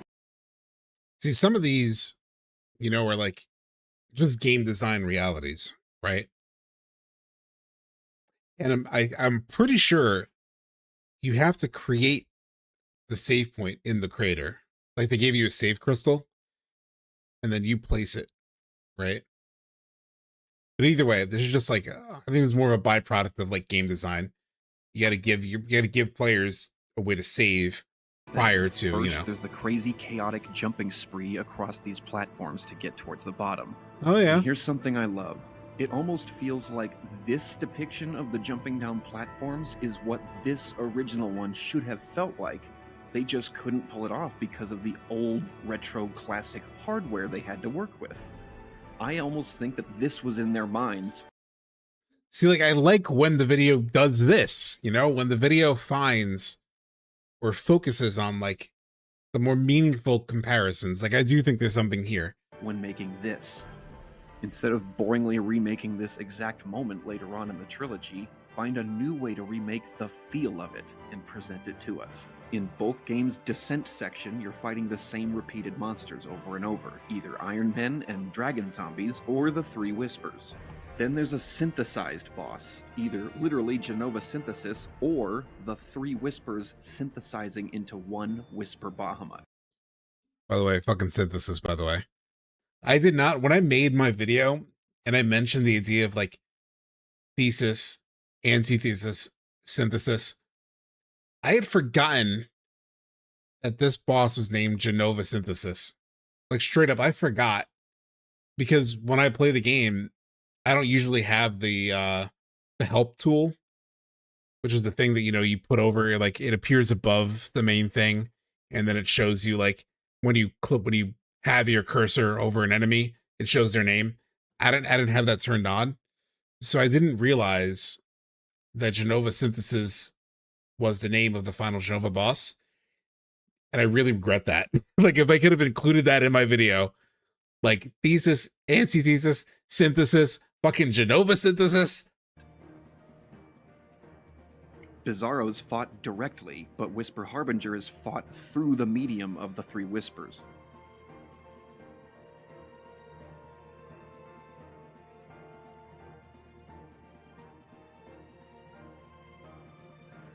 The Sephiroth fight, the first half when he just looks like a person and only uses sword slashes and the highest level of the basic elements of magic, is exactly like the first time you saw him in combat in the original, the Calm Flashback. Slashes with sword, has highest level elemental magic. Then he becomes One-Winged Angel. We hear the song. He's got Heartless Angel, Shadow Flare. Even the big explosion from Cloud chopping Sephiroth up on the island is the same as the ending look to Supernova, with the party very teeny down there at the bottom. Oh yeah, that's a nice visual parallel. And of course, parallel. the mental duel, Omni/a wild success or miserable failure. Now it's time to talk about the toll booth. Toll booth, you're wrong. Everything about you is wrong.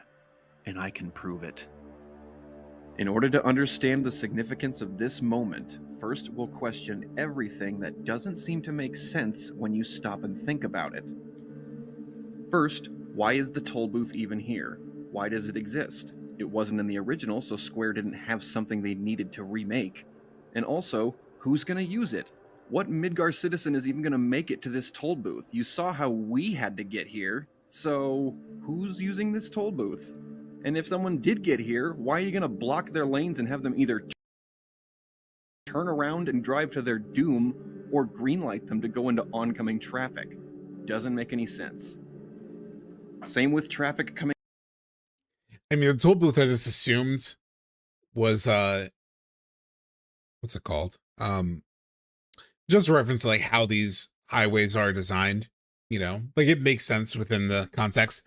I do think I am very intrigued though by the red blocked out lanes, the double line thing that he mentioned, and like the 2 greens. It's almost like, is it the path we know versus the path that's like possible? I think it's interesting. Into Midgar, you're gonna allow them to continue on to the cliff edge? Second, why does Sephiroth show up to... Yeah, it's an unfinished road too, right? Like it leads to an unfinished road, an unknown journey of sorts. To make the party stop before the toll booth if he's just going to immediately It's an unfinished be gone, road, you rat only fuck. to show up again to stop them 100 feet down the road. What was the point of the first stop? The answer to that question helps answer this next one. Why, if Sephiroth didn't stay around, did the party still dismount their vehicles and start walking? There's plenty of road ahead, folks. Drive through the thing. And lastly, but certainly not leastly... Well, they're getting off because like they saw Sephiroth and they wanna... This guy's driving me nuts. Yeah, that's why we skipped like over an hour's worth of The truck is in content. pretty bad-looking shape. Understandable. I want to see his after all like big the bullets, conclusion. explosions, blades, lasers, electricity, streams of fire, and big plasma balls. I do like some of the inversions. I will give him like some of the inversions are interesting. The Aerith one and the alley is interesting. I'm sure there are more throughout the chapters.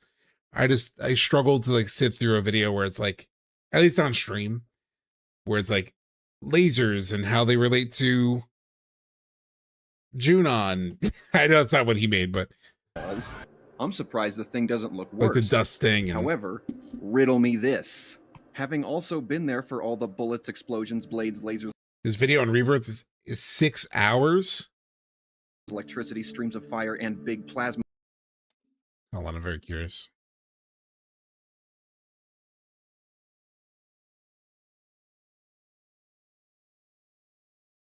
Is it just a stream then?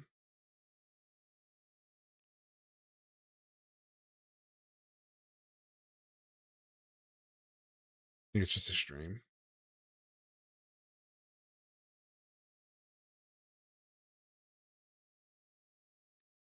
I am curious what he thought of Rebirth in context of like the video that he made. Look like it's ready to hit the showroom floor. It's perfect. It's still pristine. Why is that happening? Did Square forget to add battle damage to it? I doubt it. Especially after a 4 days before Rebirth patch to Remake, they still didn't change this? Well, all those questions, even why are the vehicles parked where they are about to be answered. Look at your party's following behavior. They go everywhere you do, even back to the... Here's where we get to stuff in this video where I'm like, he's gonna explain the parking of the cars, the edge of the road. They'll the follow running you like animations this up until a certain point. Right here, this seam, the exact midpoint of crossing underneath the toll booth from one side to the other. For once you break this tripwire line, like signing your name on a contract or an agreement, all your party members fully commit. Yeah, they're just running to the next story point.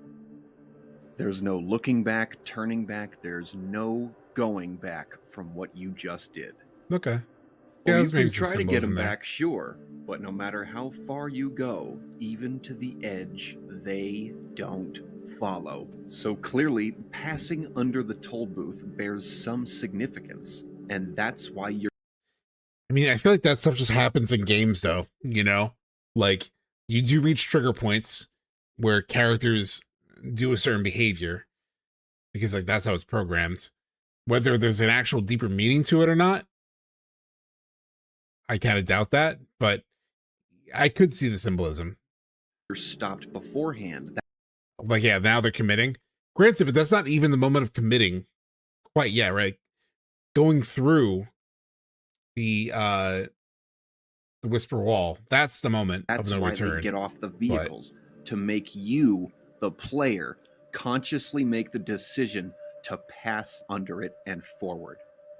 This scene is... Yeah, there's definitely something to like an emotion that you feel as a player when you walk to a destination versus like if they were to drive not there. an inverted parallel of something from the original.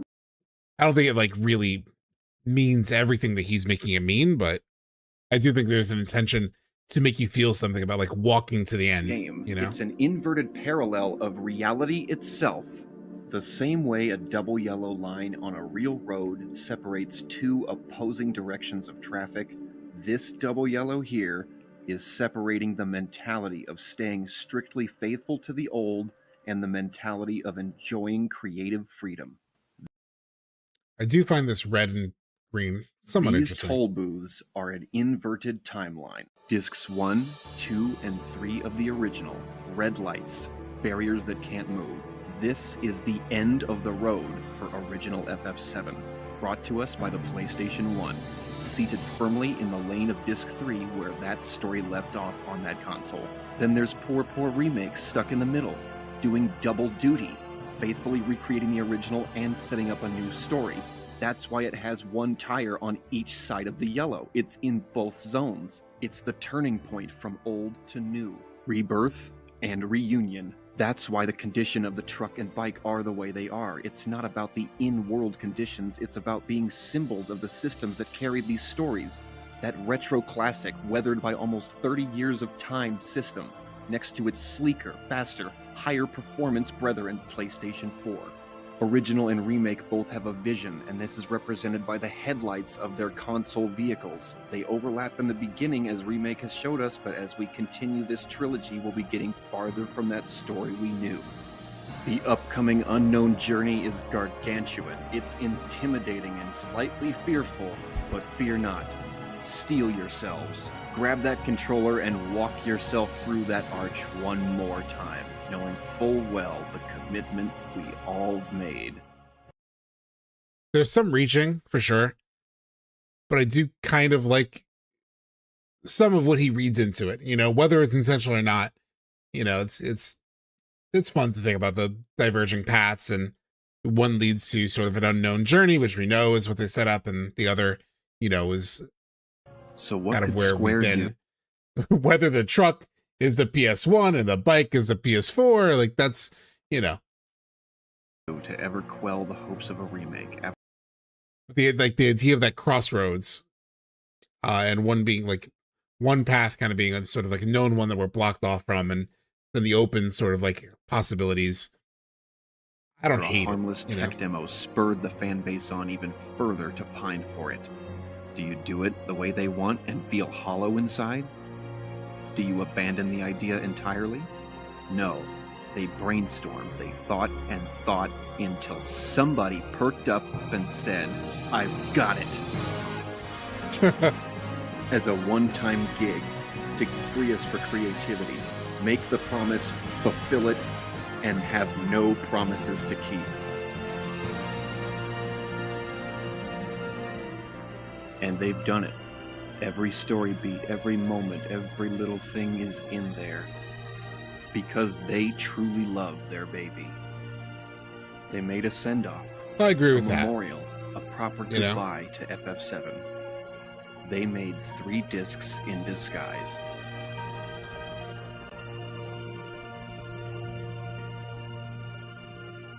I agree with the heart of this conclusion, you know, that they give a shit. They really give a shit, and they definitely baked a lot of symbolism into the experience that, you know, you can't appreciate. I think I've done that, you know, with my video. Obviously, everyone sort of does that to some extent. Everyone takes a bit of a leap when they make one of these videos, you know? So I know people in chat are like, yeah, this isn't it, or like, I can't stand this guy, etc. I don't agree with that. Like, I think that's a bit, I can't go there, you know? There are things that he read into that I do think there are some interesting things. And I'm sure there are actually more moments within this video, within these 2 videos, that I could actually really like and enjoy, you know? Like, I like his passion, yeah. it's, you know, I know Delta, you do similar things, right? Like you find things that none of us have really noticed. And I appreciate that, you know, looking at something and being like, is there something here? You know, I think that's something that we've all done. I stream every single week, a year and a half past the release of this fucking game, and talk about it. Throw out new ideas about like the whisper wall at the end of Rebirth. What if it's this or that? And that was like half baked, you know? We're all kind of doing that constantly. So, you know, I don't begrudge this video. I think there's like interesting things in it. I do like the Aerith moment. I even like some of the imagery that he was, or some of the symbolism he was speaking to about the open lanes versus the closed lanes, the double yellow line. There could be something there, you know? So I respect this dude's video. It's just very long. It's a big commitment for me to react to all of those details on stream, especially when he got into things like puffs of dust and how they might relate to, you know, stuff in Junon. It was just a bit too much of a stretch for me to sit through on stream with all of you. But, you know, I appreciate the passion and the work that he put into it. So yeah. There are tons of little details like the CPR under Junon being used for the water pumps and the sewers. It's the same thing recycled and used in a different place. Yeah, mechanically the water pumps does work as a gameplay thing similar to the CPR. Like the actual, like the way that it works is similar. I'll give him that. So there may be things in this video that do hit me as like interesting, you know. Where can I find the video? I'll link it in chat. Although this is part 2. I'll start with part 1. It's a 2-part video, Sia. We didn't watch the entire thing. It lost me a little bit just with like some of the details that it decided to focus on. But it had an interesting beginning. It has an interesting core idea, like inverting elements from the original. And I did really like that intro. I like the idea of like the Aerith moment and how that could, the relation. Let me just play that part again for Sia, who seems like they just joined. But he was talking about how like they inverted things from the original. And I thought this moment was really interesting. At the Mako pipe. And there's probably a lot of these. There's more inversions soon to come. Originally, Aerith was shown to look to her left and then calmly walk down the alley towards the street.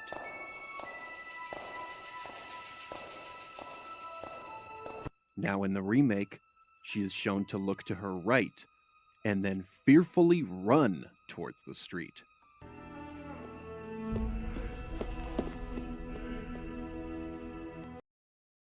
So certainly an interesting inversion of what we experienced in that scene in the original. It's being caused by whispers / Sephiroth, whatever, at the end of the alley and stuff. I do think there are interesting points in this video. But it's just a lot to react to right now. I'll probably watch it in my own time, to be honest. I really will. I think I will. And if there are things that I'm like, that's actually interesting, I'll bring it to the stream and I'll show you guys. It's just a lot. It's an hour and 30 minutes for part 1, and it's 55 minutes for part 2. It's just quite a bit. Especially when I know that I'm gonna keep poking at things, you know, and I don't think it's gonna entertain everybody here. And I saw people in chat who were kind of falling off of the video a little bit. So, but I don't want to shit on this dude's video at all. I think there's good stuff in here. There's just parts where I'm like, that's a stretch, right? Cool. So let's get into it. Let me get ready with this. So yes, play Crisis Core. That's next.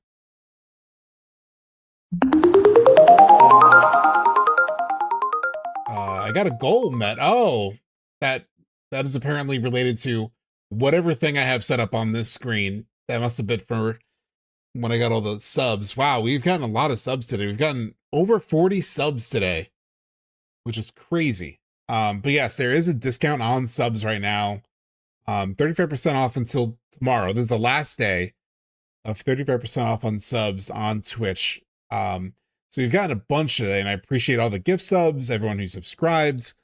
And if you want to subscribe, now is the best opportunity with the 35% off. Let me just put in the right category on Twitch. Crisis Core. King Bean, I would say take a minute to look at chapters 5, 6, and 9 of Rebirth, not as inversions, but just as recreations of the scenes from elsewhere in FF7. Can you figure out what's been recreated? You're saying of 5, 6, and 9 of Rebirth. I can't do that exercise right now, live in chat. But yeah, I'm actually interested in looking at that guy's reaction to the ending, you know, which I'll probably do off stream. All right. I gotta set things up. Let's close that. We don't need the OG thing. Close that. Okay. Let's get Crisis Core. Load it up.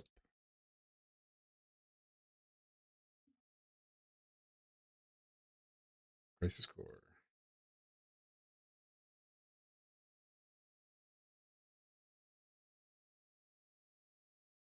Visible. Post my own theory video tomorrow. Maybe I can get on stream. Oh, really, Power Man? Are you in the Discord? You can just post it in the Discord once it's up. So I can find it. Fears are getting fatiguing. Just 11 days, baby. Game Awards. I'm so excited.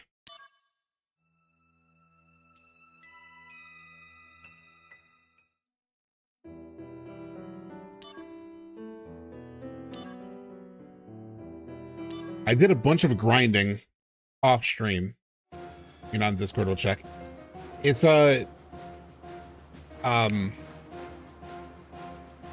it's pinned at the top of the YouTube chat. I know you're in the YouTube chat. I can also get the link, hold on. Just because that'll be the most assured way that I'll see it, you know?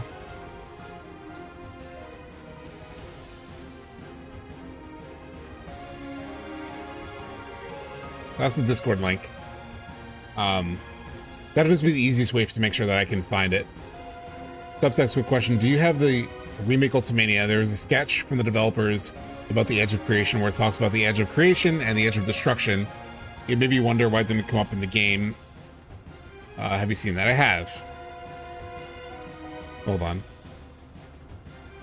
Why does this sound so fucking loud? Sound mixer. Pulls down a little bit. I have it here, actually. Because I referenced it in the video at some point.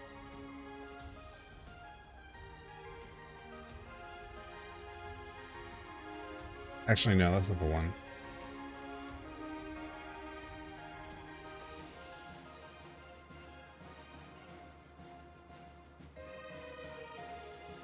Oh, damn, I thought I had it saved. But I have seen that in the Ultimania, yeah. And I do have the Ultimania. That says about the destruction and the creation. But yeah.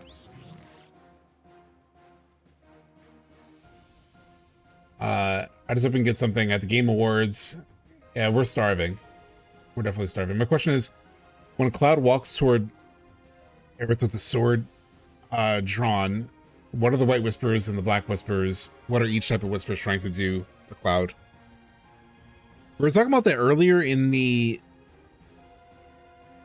stream. That moment's kind of hard for me to sort of totally suss out. Because it seems like there are valid arguments for two different interpretations in a way. Let me pull it up. Rebirth, cutscenes. The 14.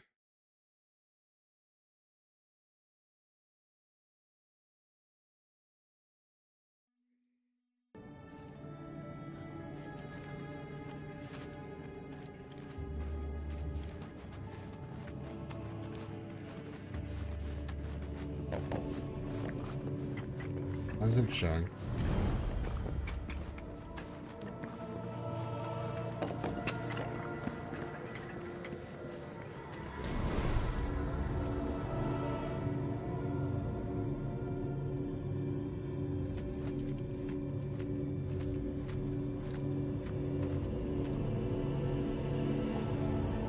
Ah, shit.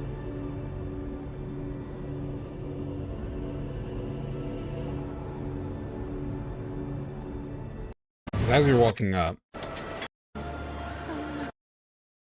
they're both pushing against you, it seems like, right? And then at a certain point, they're both like encircling Cloud.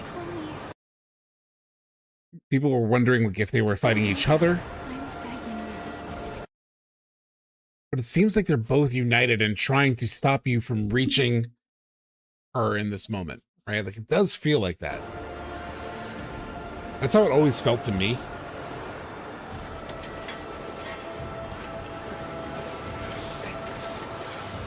Like, he literally has to fight through both of them.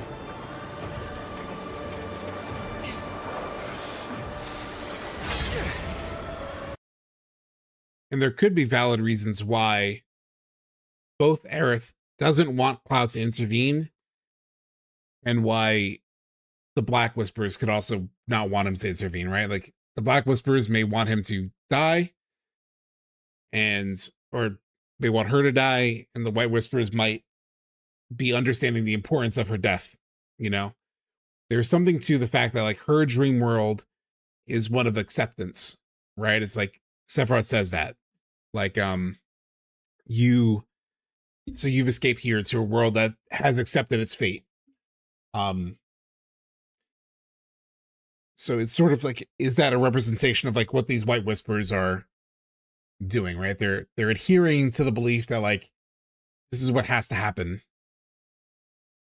Yeah, I don't know. I don't have a great answer, to be honest. But it's something I've definitely been thinking about. I just don't know if I have a great answer, you know? So yeah, so I did a ton of grinding off stream. So my boy here, you can see him, he's at level 24.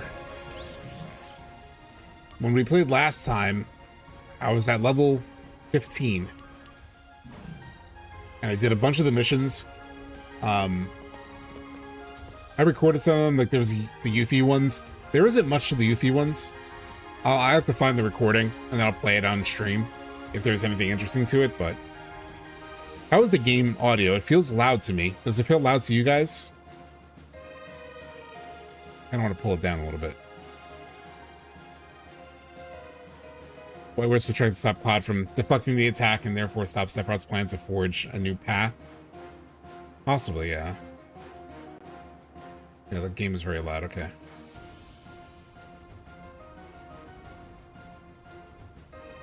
Alright.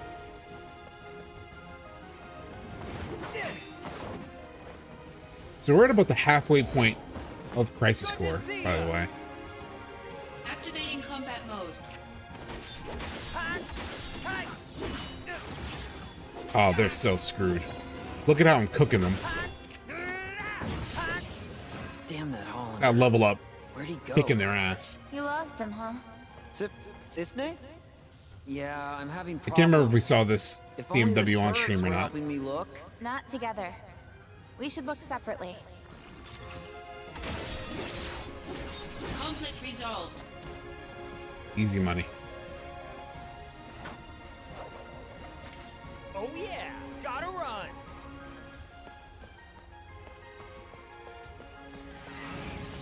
Yeah, I don't know. Hickman. B. Hickman. And now we got Max. Quite the welcoming party. Do I have lightning? Activating combat mode. I do. God, these guys are a real pain in the ass in Rebirth or in Remake.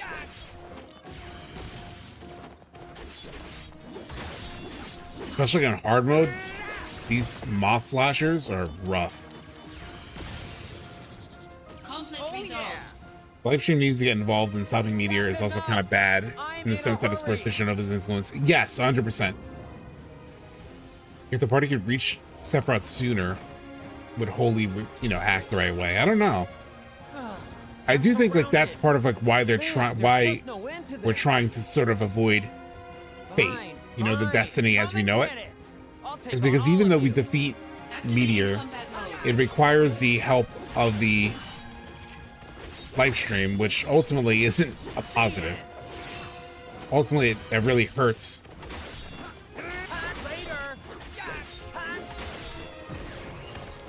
Ultimately, it really hurts the planet, right? To have like everyone infected with Jenova, with the Jenova that's present in the live stream. Some peace.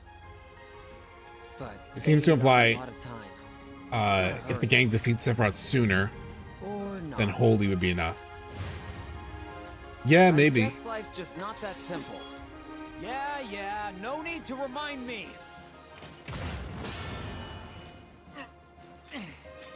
That stung. Oh, really, Chris? A cut above the usual. Well, I've grinded some levels, so hopefully it won't be that difficult.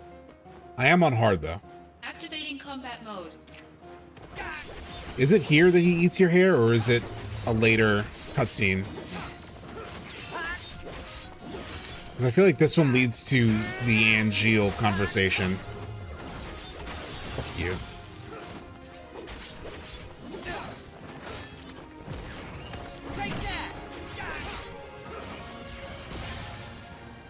Conflict resolved. Later. Yeah. It only gets weirder from here. Yeah.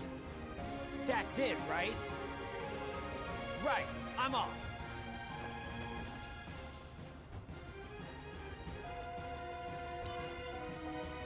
I hate to do it because I feel like I just went to the bathroom. I do need to go to the bathroom. Give me 1 second.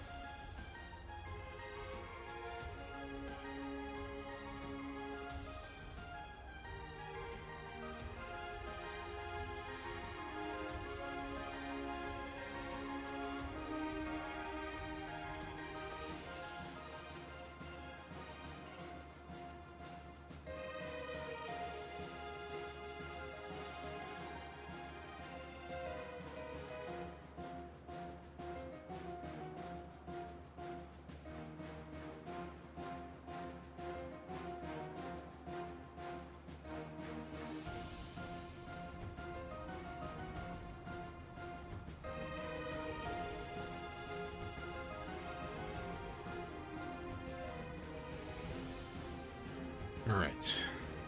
Zack's old voice is elite, yeah. There's no real way that I can find to mod it.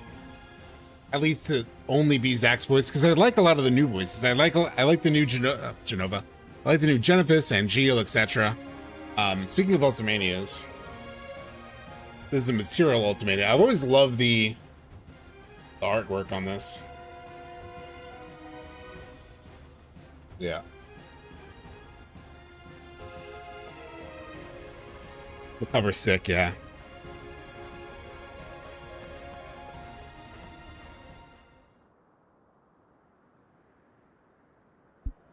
So this scene is fascinating in the light of Remake. I need We'll watch it this way first. Do you? Honestly, what are you thinking, Angeal? I'm not really sure myself. At times, I feel as if my mind is mired in fog. But Zack, no matter what happens, I have to protect my honor.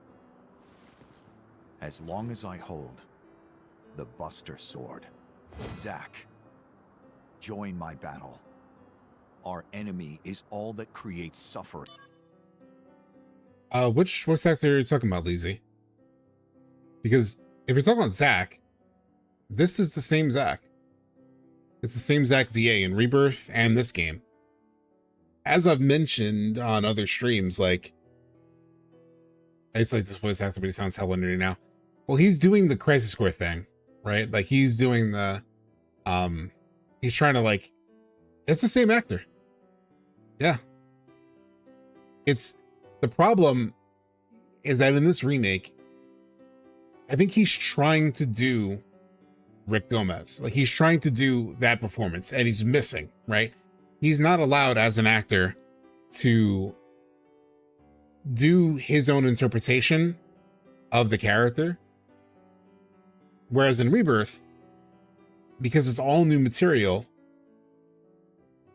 they recast Zack in the remaster. Yeah. But it's not the same actor from, it's not the original Crisis Core actor. Like the original PSP. It's not the PSP actor. But it's been the same Zack in Remake, Rebirth, and Crisis Core Reunion. It's all been the same. He sounds so different in Rebirth and in Crisis Core because of voice direction. You know, like I think he was given the ability in Rebirth to do the character in his own way, especially because it's all new lines. It's all new content. So he's got to do it his way, basically. I think in the remaster, he's trying to mimic Rick Gomez. At the end of Remake, he's trying to mimic that Zack also. Like when he does the, hold on to your dreams, da da da. I thought it was bad at the end of Remake too. But he was good in Rebirth. Maybe he improved as an actor, but I think it's more that he was given the freedom to explore the character and do it his own way versus just try to mimic what came before. Caleb Pierce spoken about that for Crisis Core Reunion, voice direction wanted to do a mix of Rick Gomez and himself. Exactly. So he's going for something that's trying to be like the original, at least in some way. But I think it ends up awkward and weird, It's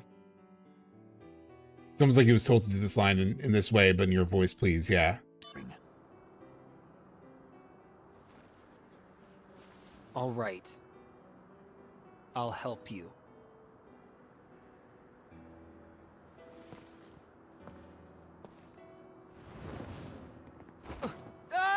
I'll carry you there. No, wait, Flying feels pretty good.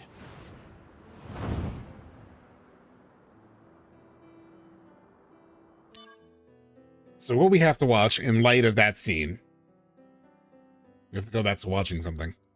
This is important. We've watched it before on stream at the start of our Crisis Core conversation, but it's just necessary to do it. And that is Sleepy's video. Why does he have an angel wing? Because he's basically the opposite of Genesis and maybe even Genova in terms of I don't know. I forgot the white wing symbolism. It's the good version of the Genova encryption. My brain isn't working so well, and it never works incredibly well with Crisis Core either, to be honest. Well, let me bring up this Sleepy's video. About everything. What's that crazy parallel?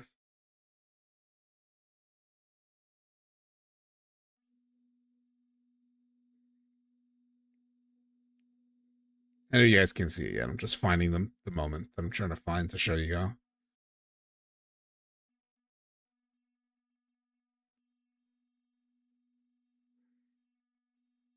Honor. What? Might be here. Let me bring it up. Browser.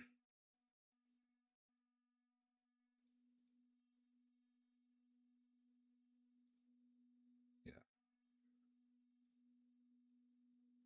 That's it.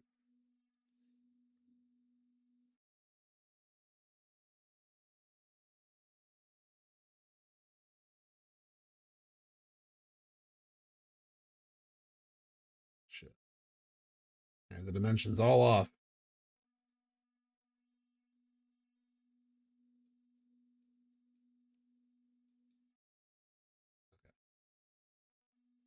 Okay. Why is it? Did I crop it that much? Yeah, I did.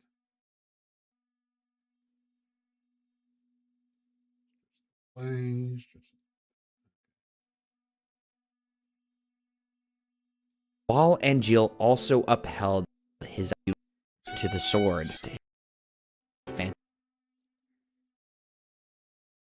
Where is it?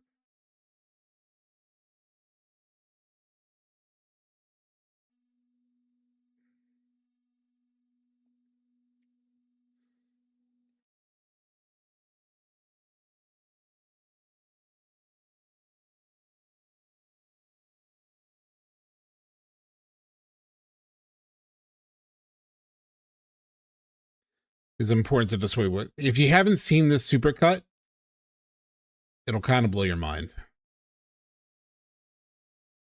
They go past it.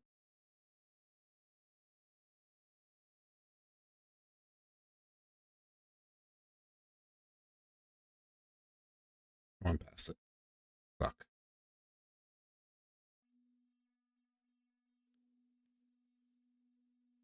Where does he do that?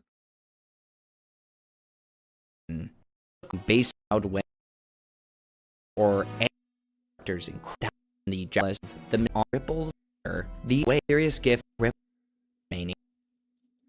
Oh.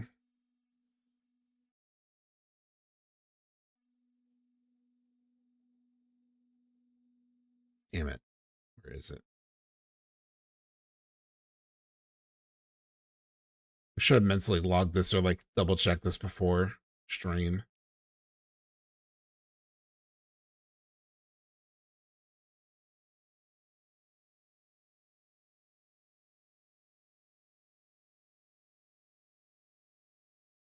Suppose before this.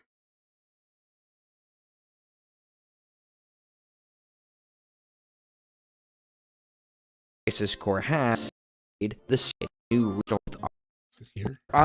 Or many were and before. Damn it. I'm afraid I can't find it. But Sleepy's has this great bit where he shows the comparison between Angeal asking to like lend his strength versus when Sephiroth does it to Cloud. And it shows a parallel. It's so fucking good. But now I'm afraid I'm not gonna be able to find it. Unless it was later. Maybe it's later. Oh, maybe it is later, yeah.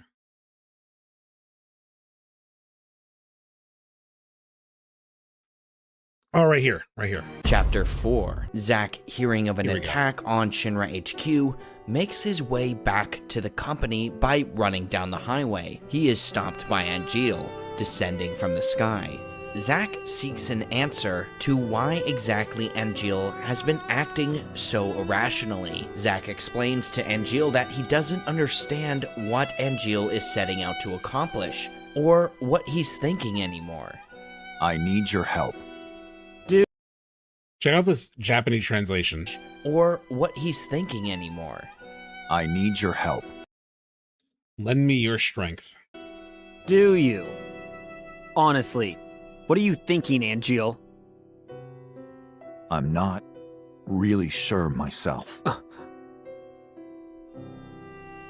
At times, I feel as if my mind is mired in fog. Once again, even if Angeal doesn't fully understand it himself at this moment, we can see clearly both the psychological effect of torment in Angeal, who seems to not be able to decide what side he is on, but also we are seeing a physical effect of the call of Jenova, both of which Angeal is failing to tackle.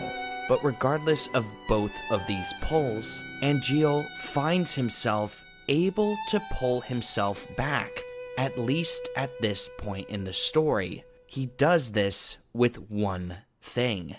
But Zack, no matter what happens, I have to protect my honor. As long as I hold the Buster Sword. It's here where we start to see the full weight of the Buster Sword's influence. While Angeal may in fact be becoming a monster, like the ones that he has chosen to fight against, Angeal uses the Buster Sword to remind himself of the humanity that it carries, and that he still carries with him, even if it's fading. This should be signaling to you the meaning behind a certain scene we have gone over many times in other videos, and there is a lot more to that. But we will get to that later. Continuing on, Angeal then calls Zack to take up arms with him once again, to fight for what they both believe is right. Zack, join my battle. Right here. Our enemy is all that creates suffering. All right. I'll help you. Now, I want to bring attention at this moment to one of the biggest connections that this video will be making right now.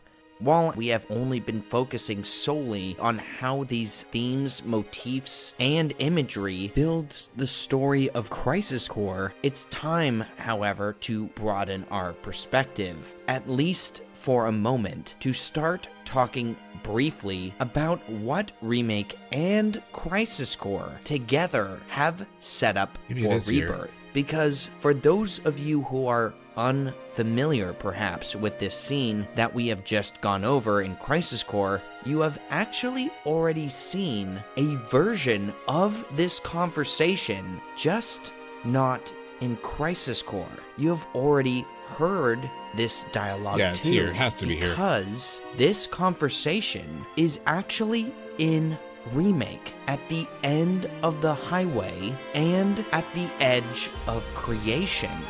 Zack, Cloud, join my battle. lend me your strength. Our enemy is all that creates suffering. Let us defy destiny. The way they both descend in a similar way. Together.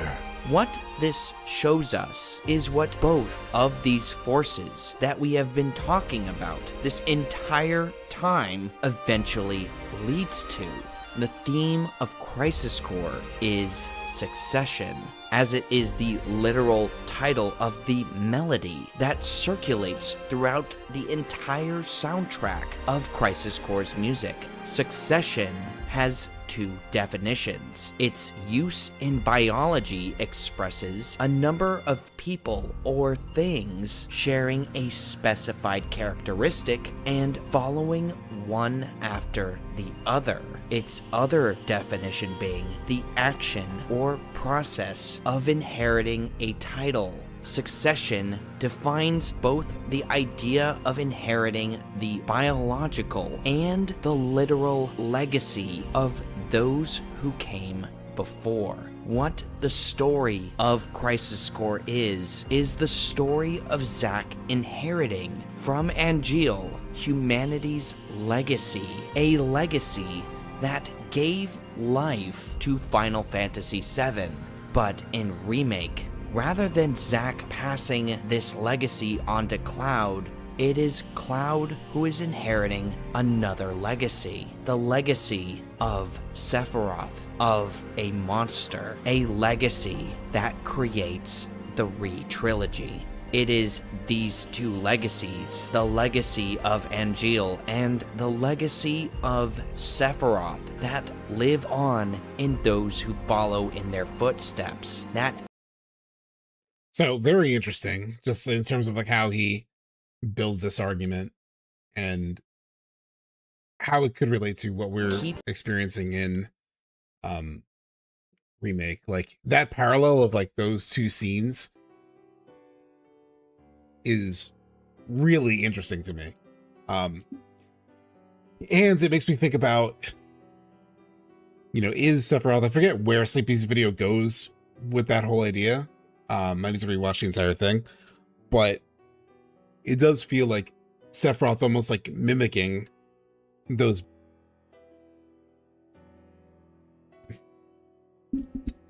Did my mic cut out for a second? Almost like mimicking how Angeal got Zack on his side. I wonder if there's like a similar thing that Sephiroth is trying to recreate, that sort of like knowing how effective it was between Angeal and Sephiroth and Zack.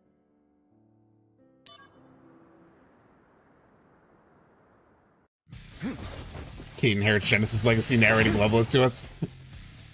Yeah. Why is it named Crisis Core Reunion? I don't know. Hey, sorry. You're late. Sephiroth, you look thin. I don't have a great answer to like the reunion naming question, because it doesn't really make a lot of intuitive sense to me, to be honest. I think they've explained it. They gave some explanation of like it's a reunion of the story or something. I don't know. It doesn't really make much clear sense. The one thing I will say is I do think the end, we talked about this when I first started doing the Crisis Core playthrough, but at the ends of Crisis Core Reunion, the only thing that they change is the ending is essentially the same, but then in the original, they showed something in the art style of Crisis Core, the opening of the original FF7 in the art style of Crisis Core, and it shows Aerith in the alley coming out, pans out to the city, then it cuts a cloud on the roof of the train heading for the Mako reactor. The original opening of FF7. And what was interesting about Crisis Core Reunion is that they used the Crisis Core art style for the Cloud part of the ending, but in the Aerith part of the ending, they used the remake scenes. So that's the only difference out of everything. The entirety of Crisis Core Reunion, everything is made one-to-one exactly the same as it was in the PSP version, with the exception of that moment where they decided to use remake footage for Aerith walking, out of the alley. So to me, it seems to signal that it's showing that Crisis Core births both the original FF7 timeline and then also the remake continuity. But they are two separate stories, hence why they are depicted in two different visual styles, rather than just making the Aerith one look Crisis Core style like it did in the Cloud side. I don't know. That's my conspiracy theory on that. We came up with the Crisis Core story within 2 days, probably. They didn't spend a lot of thought on the title. I'm sure Nomura would have loved to have Reunion for remakes. I mean, they talked about it for a Rebirth. That it would have been the second one, but they used Zack and Stance as well, didn't they? I don't remember that. Maybe. On to business. I'm certain Hollander has ordered Genesis to eliminate Hojo. Hojo? As in... Yes. The director of the Shinra Science Department. Hollander believes Hojo robbed him of his rightful position. Then their target has to be the science department upstairs. Forget about Hojo. Same old Sephiroth. I love Sephiroth's hatred of Hojo. Then you take the I relate to it levels. deeply. I'll go outside. Zack, go up. I leave Hojo to you. You got it!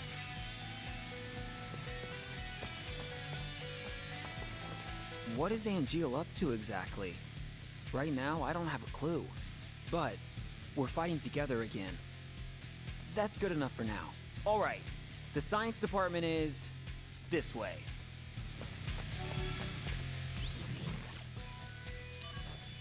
All right, save real quick. I should have pulled the Star Wars and renamed OG to Crisis Core 2. Anything this way? Activating combat mode.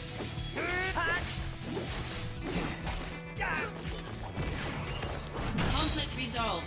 The end! Activating combat mode.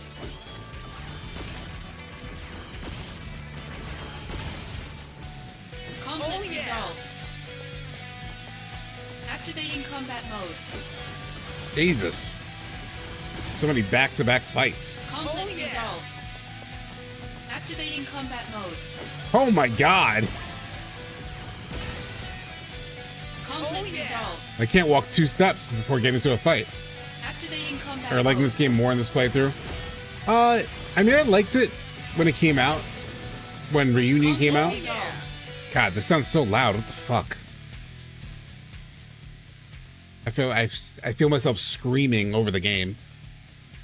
I like it more than when it came out on PSP, but I felt that way with when Reunion first came out. I was like, I followed it a little bit better.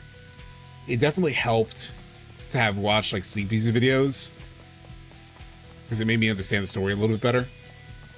I still am not a big fan of the like dialogue writing and a lot of those elements, but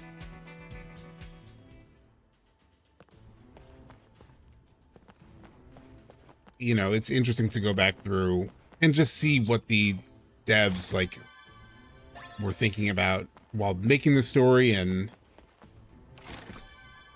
yeah, it's still not a game I love by any chance, by any like stretch of the imagination, but there's some interesting stuff in it. Professor, are you...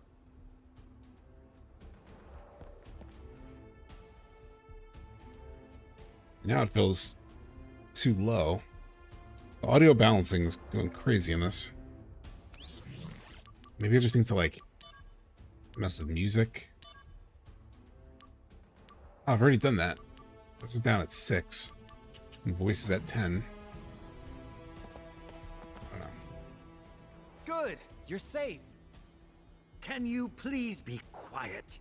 Hey, the building is under attack by Genesis. Their target might be you, Professor. And so, you are my protection? Anyway, can you come with me, please?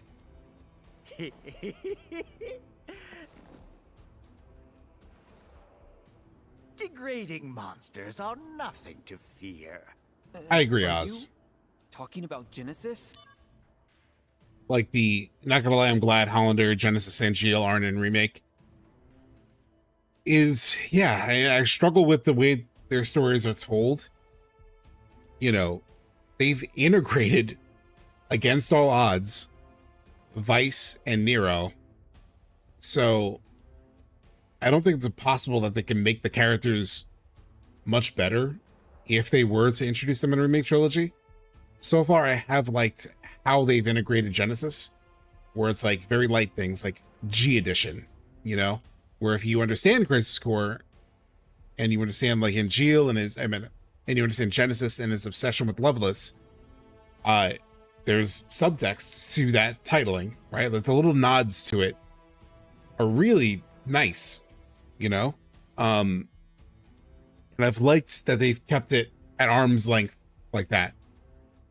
It's interesting that of all things in the compilation, they've almost kept the Crisis Core stuff like furthest removed from the direct events of the Remake trilogy.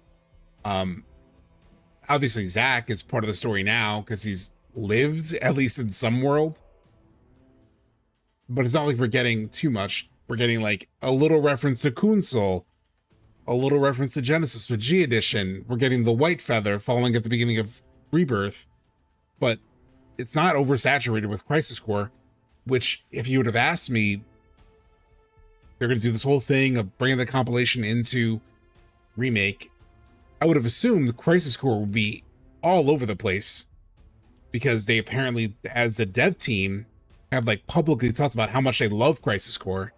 They re-released it, you know, for people to play alongside the trilogy. Yet it almost has like the smallest references out of all the games. They've included Cisne, but any kind of like Crisis Core things like Cisne or Zack are doing all new things that aren't really tied to Crisis Core super directly, you know? Indeed I am. A memento from a bygone era. when men could deem any unclassified life form an ancient. They put way more Advent Children into the remake trilogy than they put Crisis Core. Genova. Yeah, Loveless, obviously, yeah. It's just that weirdly enough, like, Loveless was always in the original also, you know? Like it was always a play that was in the world. They didn't explain it. But yes, like Loveless, and I guess that's the way Loveless is more baked in.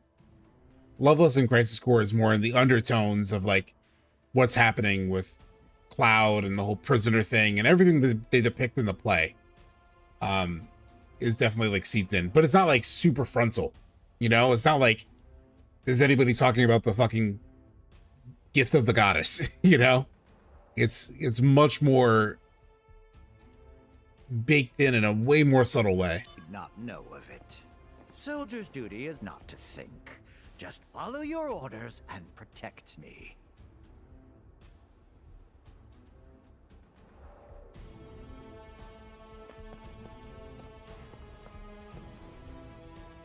Sounds this motherfucker first, or?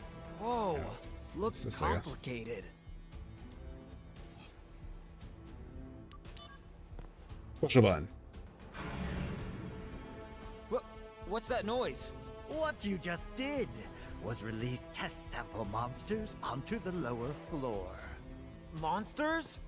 Too ferocious to be of any use. I was about to get rid of them. Such timing. I charge you with their disposal. Hey. What, me? Some combat. I will tell you something interesting. The detention cells on 67 are being used to store items. 6-7. They were ahead of it. They were ahead of their time, chat. The monsters you just released each hold a key for those item storage cells. Those storage cells may be holding some useful items.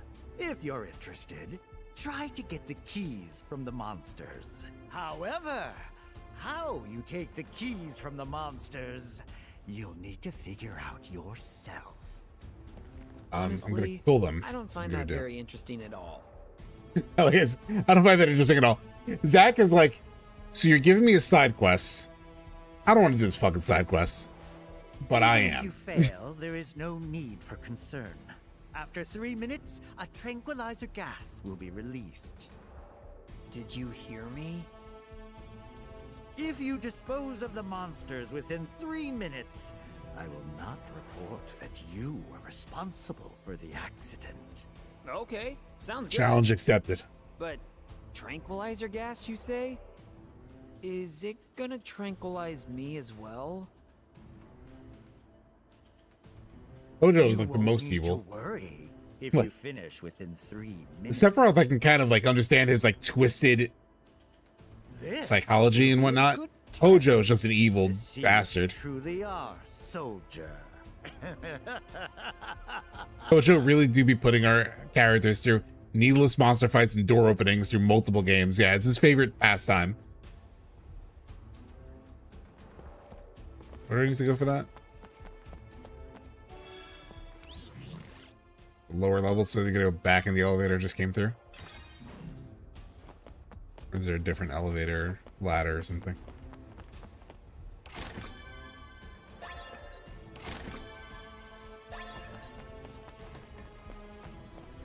Get to the elevator.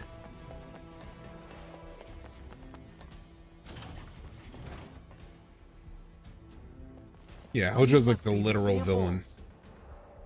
Like literally everything that happens in FF7 is because of Hojo. He finds Genova, experiments on Genova, like everything is because of this bastard. Hey, where are you going? Whoa, whoa, whoa, whoa! My eval and soldier pride is at stake. Come back here. Man, they're scattered all over the place. Gotta take them out, fast! So, I can take the items in the cells, right? The monsters have the keys to the cells. Kill them, obviously. The detention cells contain items inside, but the doors are locked. Keys to the cells are held by the monsters, so if you steal off of them, Oh, you have to actually steal.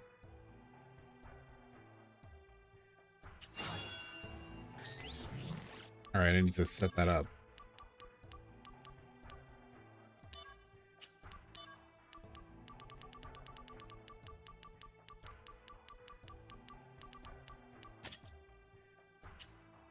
I've not used steal yet. Here I come. Activating combat mode. Out of the way.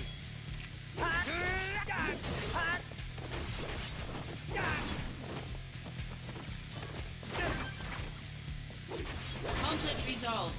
Gotcha. Oh yeah.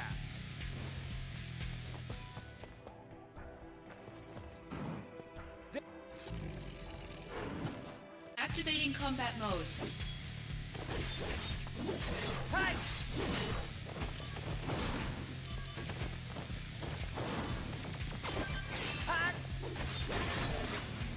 Conflict resolved. Oh yeah.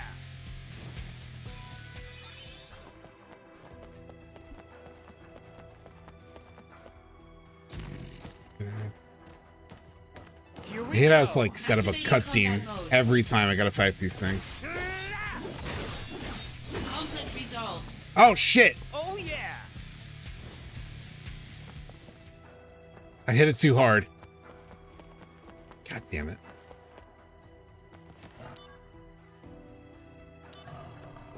There you are. Activating combat mode.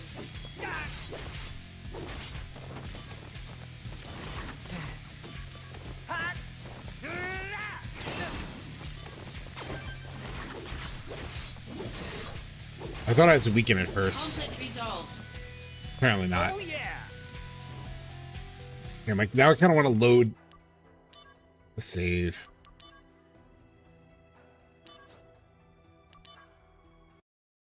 Because I missed a key.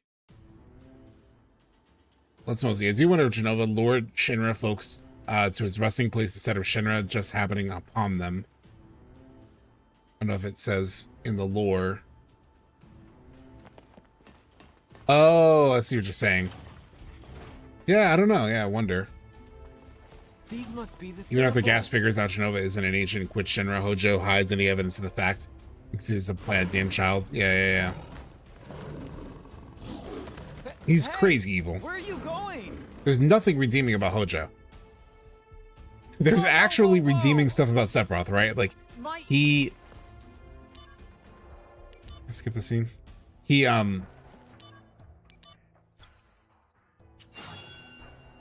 like, he was a child soldier. He was, like, you know, made to do things.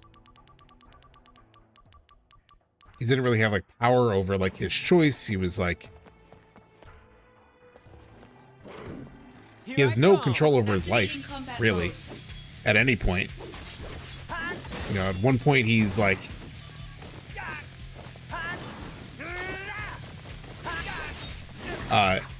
you know, at one point he's under Shinra's control, then he's under Jenova's control. Yeah, when he is sort of human in Crisis Core, he's somewhat chill, right? There you are. He's a little socially awkward, even in Ever Crisis, where he also seems like good, relatively good, but he actually struggles with, like, you know, killing certain people. He really struggles with, like, what Hojo, what Shinra makes him do, you know. Activating combat mode. Gotta do a cutscene every time I gotta fight these things.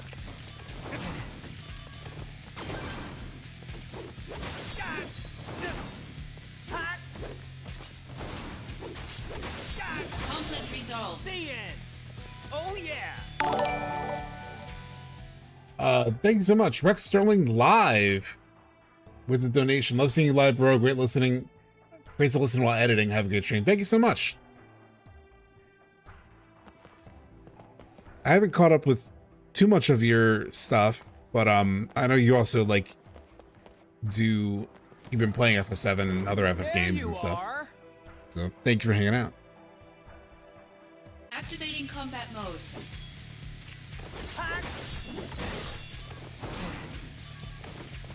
Come on, grab that. How many keys are there? Conflict resolved. Yeah, thank you for the super chat. So I have 4 keys. Is that how many cells there are?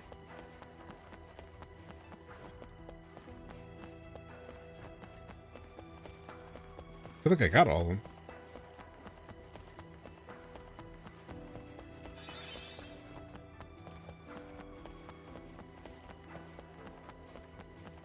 There's 6 keys. All right, so there's 2 missing. Wait.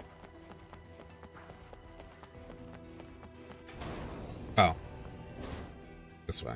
That's why. Activating combat mode. Bring it on!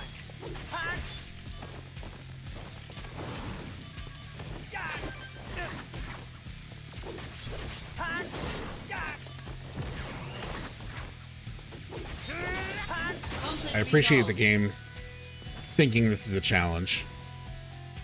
Here's a cell. Yeah, I got it. I know how to put 2 and 2 together, Zach. Yeah, bro, I thought I remembered your name from FF7 streams last year. No, I think I did check in on your... I meant more of your recent stuff. Activating combat mode. Like, I haven't seen what you've been up to recently, but I did check out your FF7 stuff.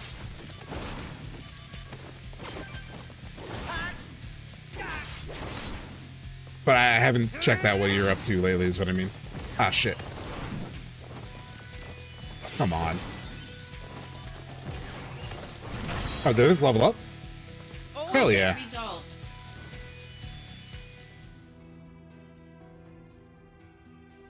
I'll be honest, I like Hojo as a character. He's very effective at his role in the story and how hated he is. Yeah, I love that he's just a pure villain, you know?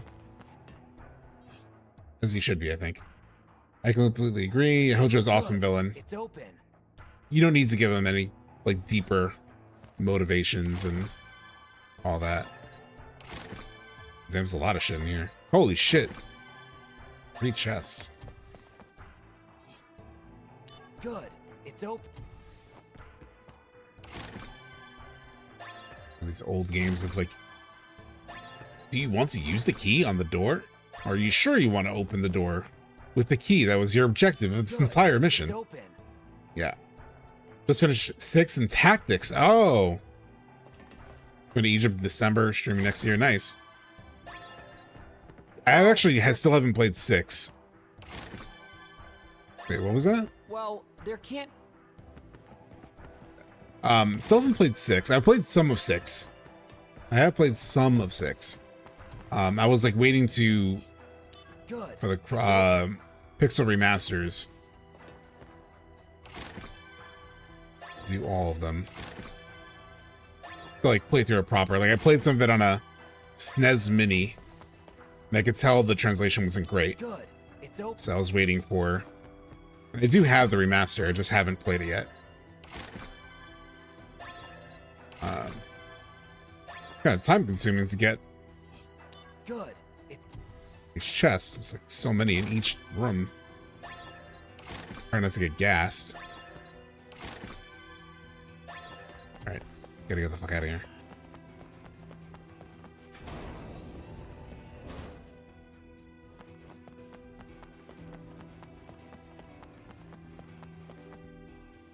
$20 seconds. Made it. All the monsters are down. Yeah, and Tactics is amazing. Okay. Out of the 2 stories, Rex, 6 and Tactics, which do you personally prefer? You disposed of the samples and ransacked every last cell. Like, which did you like more for you? First-rate work. Well done. I was able to acquire some intriguing data. He's always collecting data, and then he's always collecting data to like help his monsters, but I still always kick their ass in every game where he dispatches these monsters on me. I must say, He's yet to ever help him. Very interesting data. Interesting data that he does nothing truly constructive with. I still kick his ass every time. You could use that line of dialogue probably on like any tech company. Don't use my data for evil. I really like Tactics Advanced. I never played the original one. From what I understand, Tactics Advanced is very different from the original Tactics. I never played Tactics Advanced. I'm gonna touch it.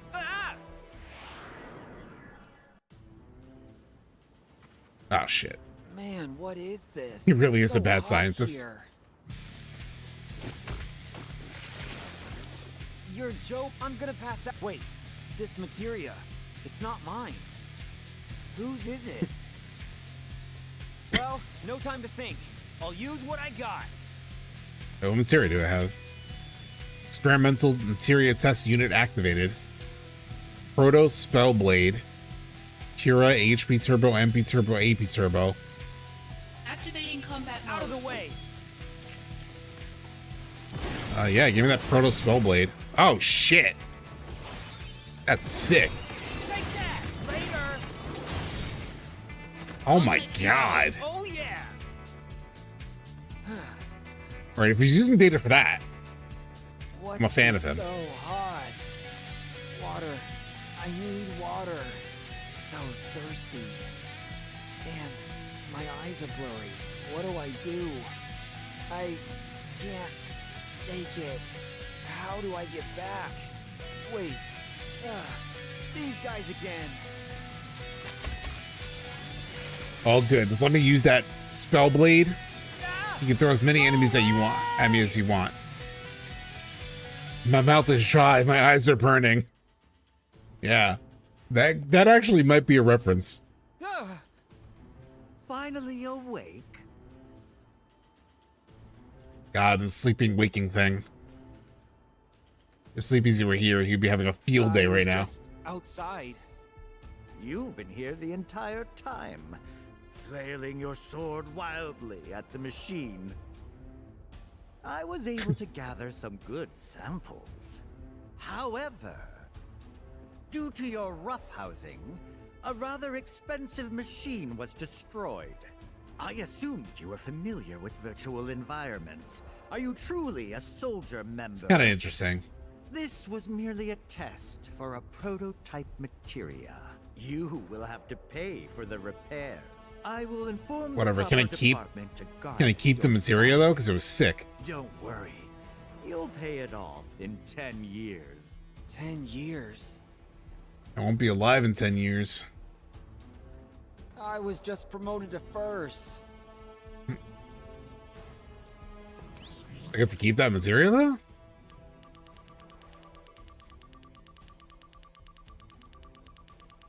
Probably not. Damn, no.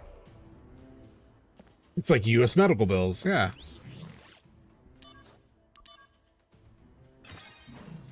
Oh, I did level up dealing with those dogs, which is nice. What's in this pod? Oh, nothing, I guess. Are you sure? There should be something interesting inside. Why don't you An take evil bastard. Seriously? Okay. Where? Professor, what? Hey. It's so No like need to worry.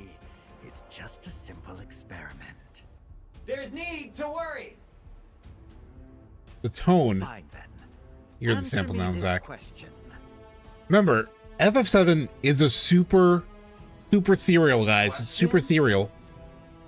Tell me, who do you admire more right now?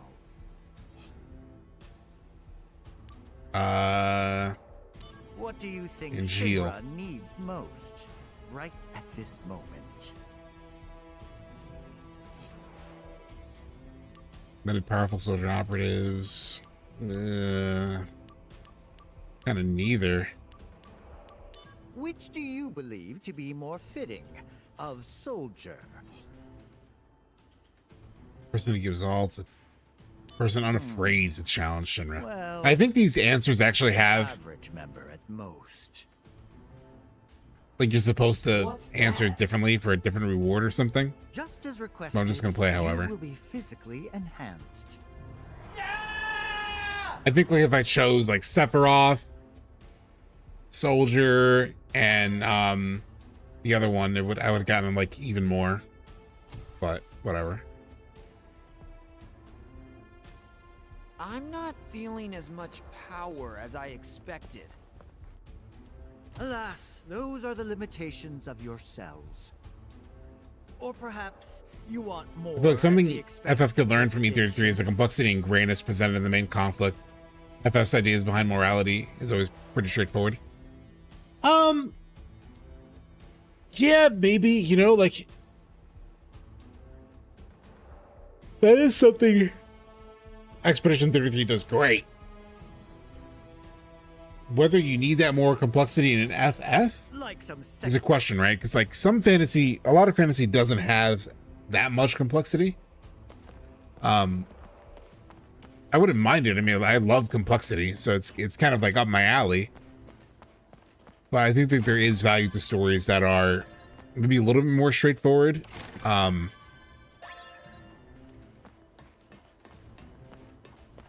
Which is kind of weird for me to even say, right? Because I know, because that's something I personally like in stories, but I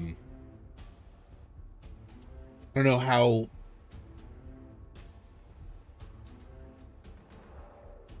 I think there needs more than like complexity. There needs to be depth, you know, like depth in the things that it tries to portray, rather than just be like shallow explorations of like certain themes or ideas or whatever. I think when they're shallow, those are problems, even in a fantasy setting. I guess they're kind of similar, depth and complexity, but like depth is really what I'm searching for most with FF games, I guess. Although I guess like 14 has a decent amount of complexity in some of the things it explores with like light and dark and whatnot. But even then, I think it might be even more depth with 14. I think 14 handles it probably best. You know, Amato, you would probably, like, given what you just said, I think you would really enjoy 14. A Realm Reborn is difficult. Realm Reborn is... I said a Realm Reborn, and that was a Freudian slip, because I did not mean to say a Realm Reborn. But you would be bored. There are times in that playthrough you will be bored. It's like charming and it has its own thing. I played Shadowbringers like 5 years ago. The amount of time I spent in that game. Okay, so you got all the way to Shadowbringers. So yeah, Shadowbringers and Endwalker, especially. Those are the two stories that are like where you get it at its best. ARR is a rough playthrough. Heaven's Word and Stormblood are pretty good. And it's really Shadowbringers and Endwalker that has that complexity and depth and all of that. Malfunction has been detected where the manual termination countdown display shuts off during countdown due to possible hazards. We ask that you refrain from operating the switch. Of course I will. Activate the device, wait 5 seconds, and deactivate it to restore SP. The amount restored depends on the timing. Fortunately, the countdown timer is malfunctioning, so the display will turn off during countdown. If you are slow to deactivate, the excess Mako generated would be hazardous to your health. Make sure to hit X and deactivate in precisely 5 seconds.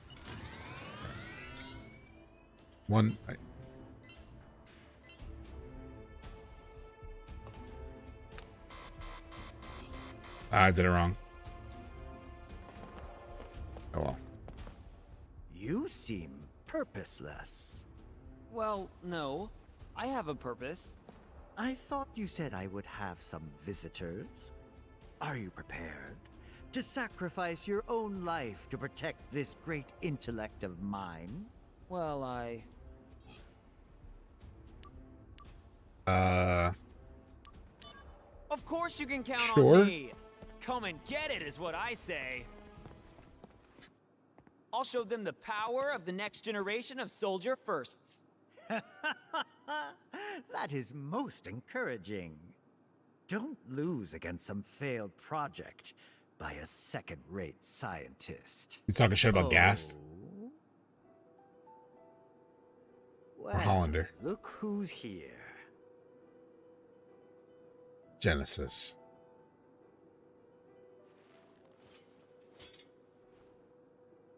Hollander. Oh, sent Joe's you, Pizza, yeah. Correct. You think that if you obey That's a pretty Hollander, famous spot. he'll stop your body from degrading. Is that it? Pitiful. Just pitiful, I say.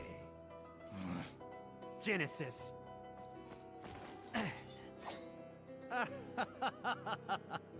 A second-rate hack like Hollander couldn't cure a cold. Genesis, that's enough. Ah, what do we have here?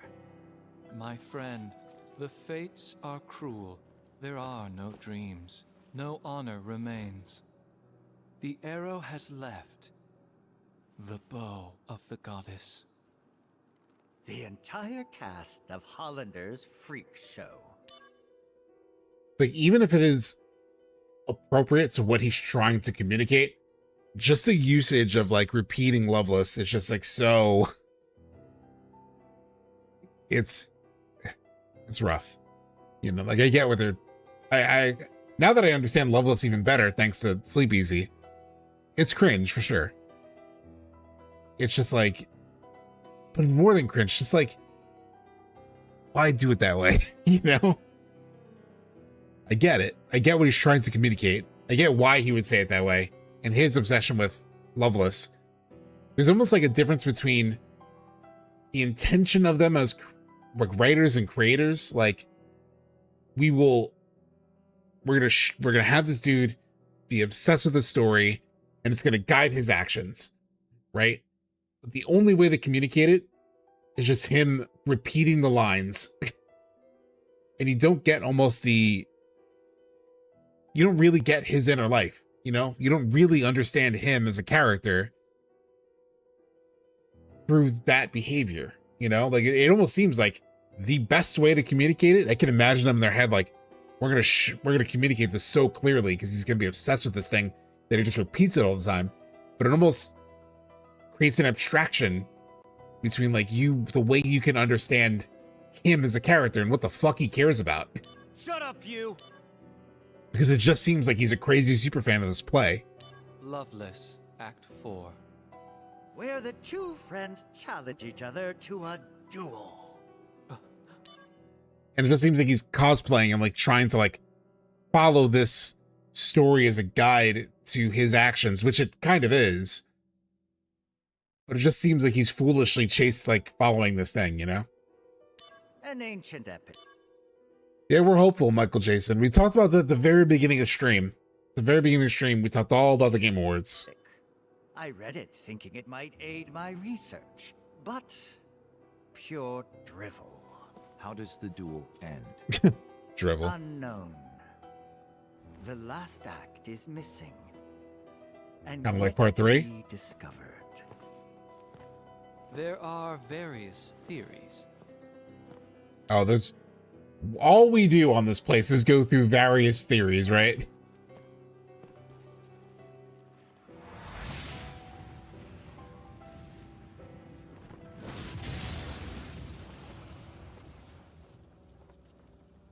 The mysterious gift of the goddess. What is the meaning behind it? For us, at least. Hey! Hold it, Genesis!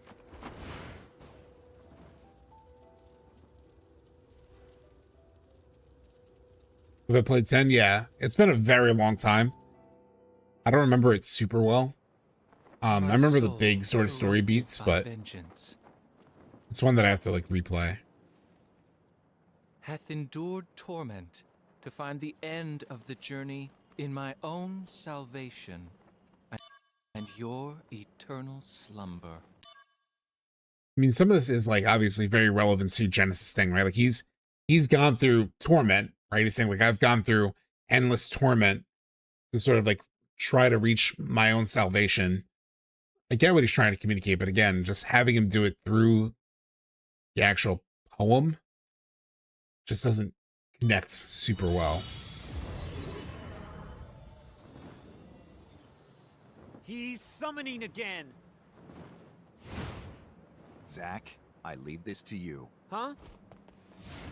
All right, you gotta find another summon. You can do this. Trust me.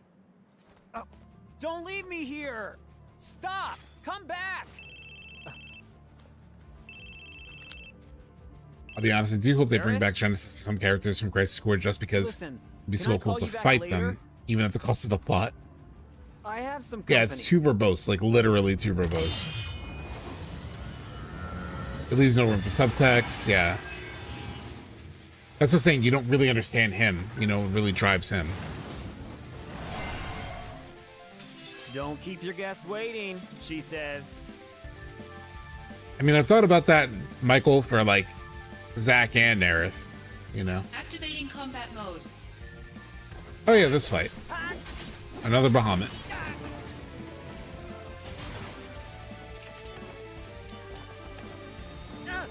Oh, damn it. I didn't set up my materia.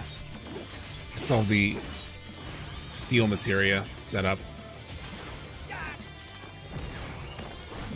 Granted, it's not like he's weak to...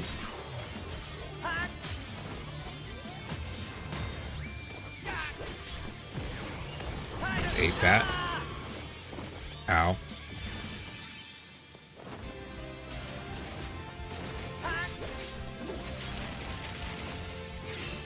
Oh shit.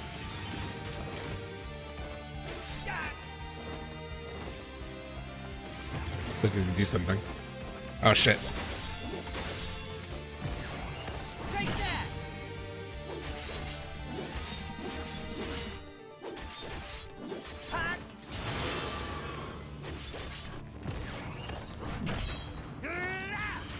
Physical nullified, so he just doesn't do any damage to me. Oh, he does.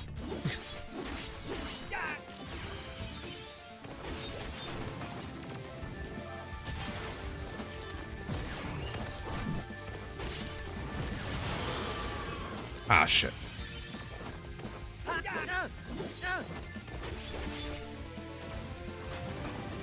Gonna do some bullshit.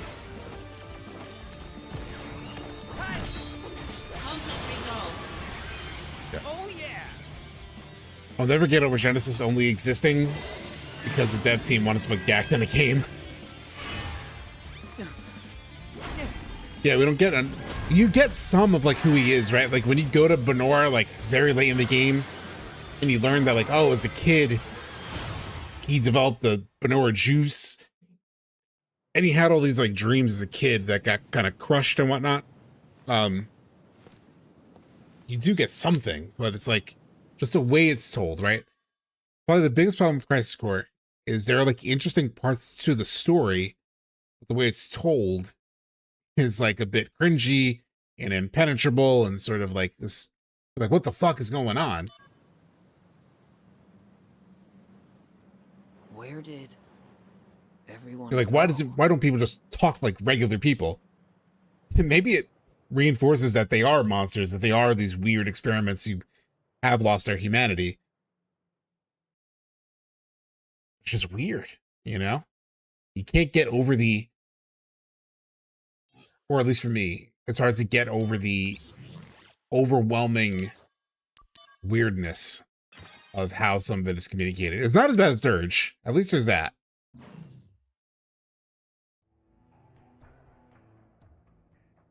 Yeah, Kensworth, yeah.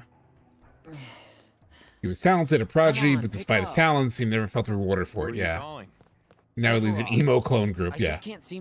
He's a theater kid, he's a theater kid who invented apple juice. Word is, Let's get more badass than that. inside the data room. In the data room, communication devices are strictly prohibited.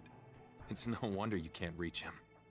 The data room? I'll have to Google visual Kai melodrama because I don't even know what that is. Oh. Aerith, what's up? Question. When are you going to make it for me? Make what? No! The carts, you bastard. The flower wagon. No, of course I didn't. Hold on, I'm coming. I got mail. Wait, don't have mail? I don't have mail.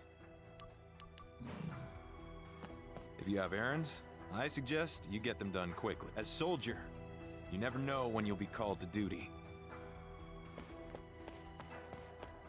Alright, where's the save point? Alright. I know we didn't play too much today, but I think I might call it here.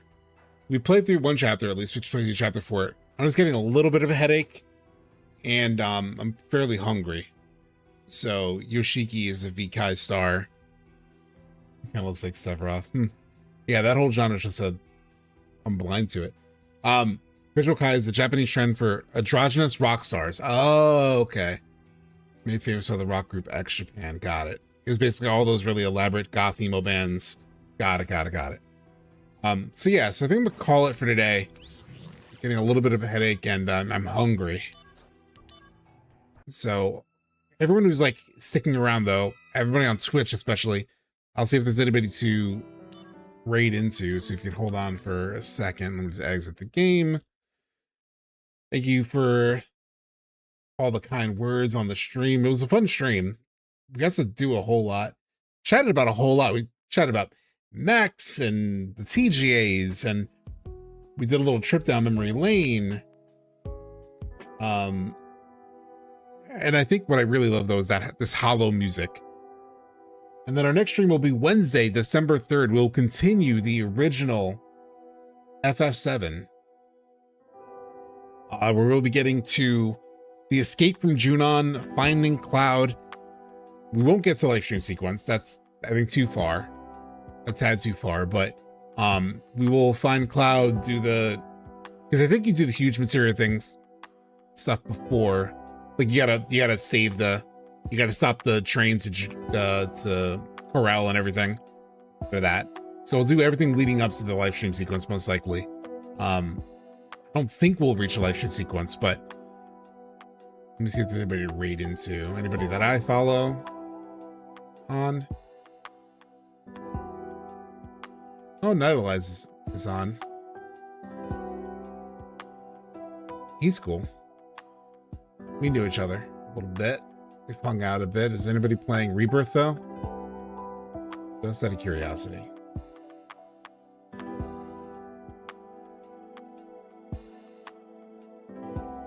Anybody interesting in the Rebirth category?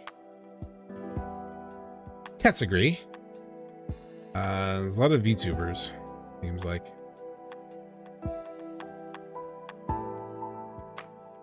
Alright, we'll just raid into Nightalize. But thank you all for hanging out. Super fun. Thank you so much for the subs. So many subs today. Yeah, there's a whole lot to do. We still have a lot more to talk about when it comes to this game. I will let you know if I find anything interesting when I watch the rest of that theory video offline. If there's any like good clips, I'll bring them. I will. There's probably a couple things in there that it might be interesting, but start the raid. I will see you all Wednesday. For whatever reason, the raid has a little countdown. And it looks like we're ready. So thank you all for hanging out. Thank you so much for the subs. See you all Wednesday.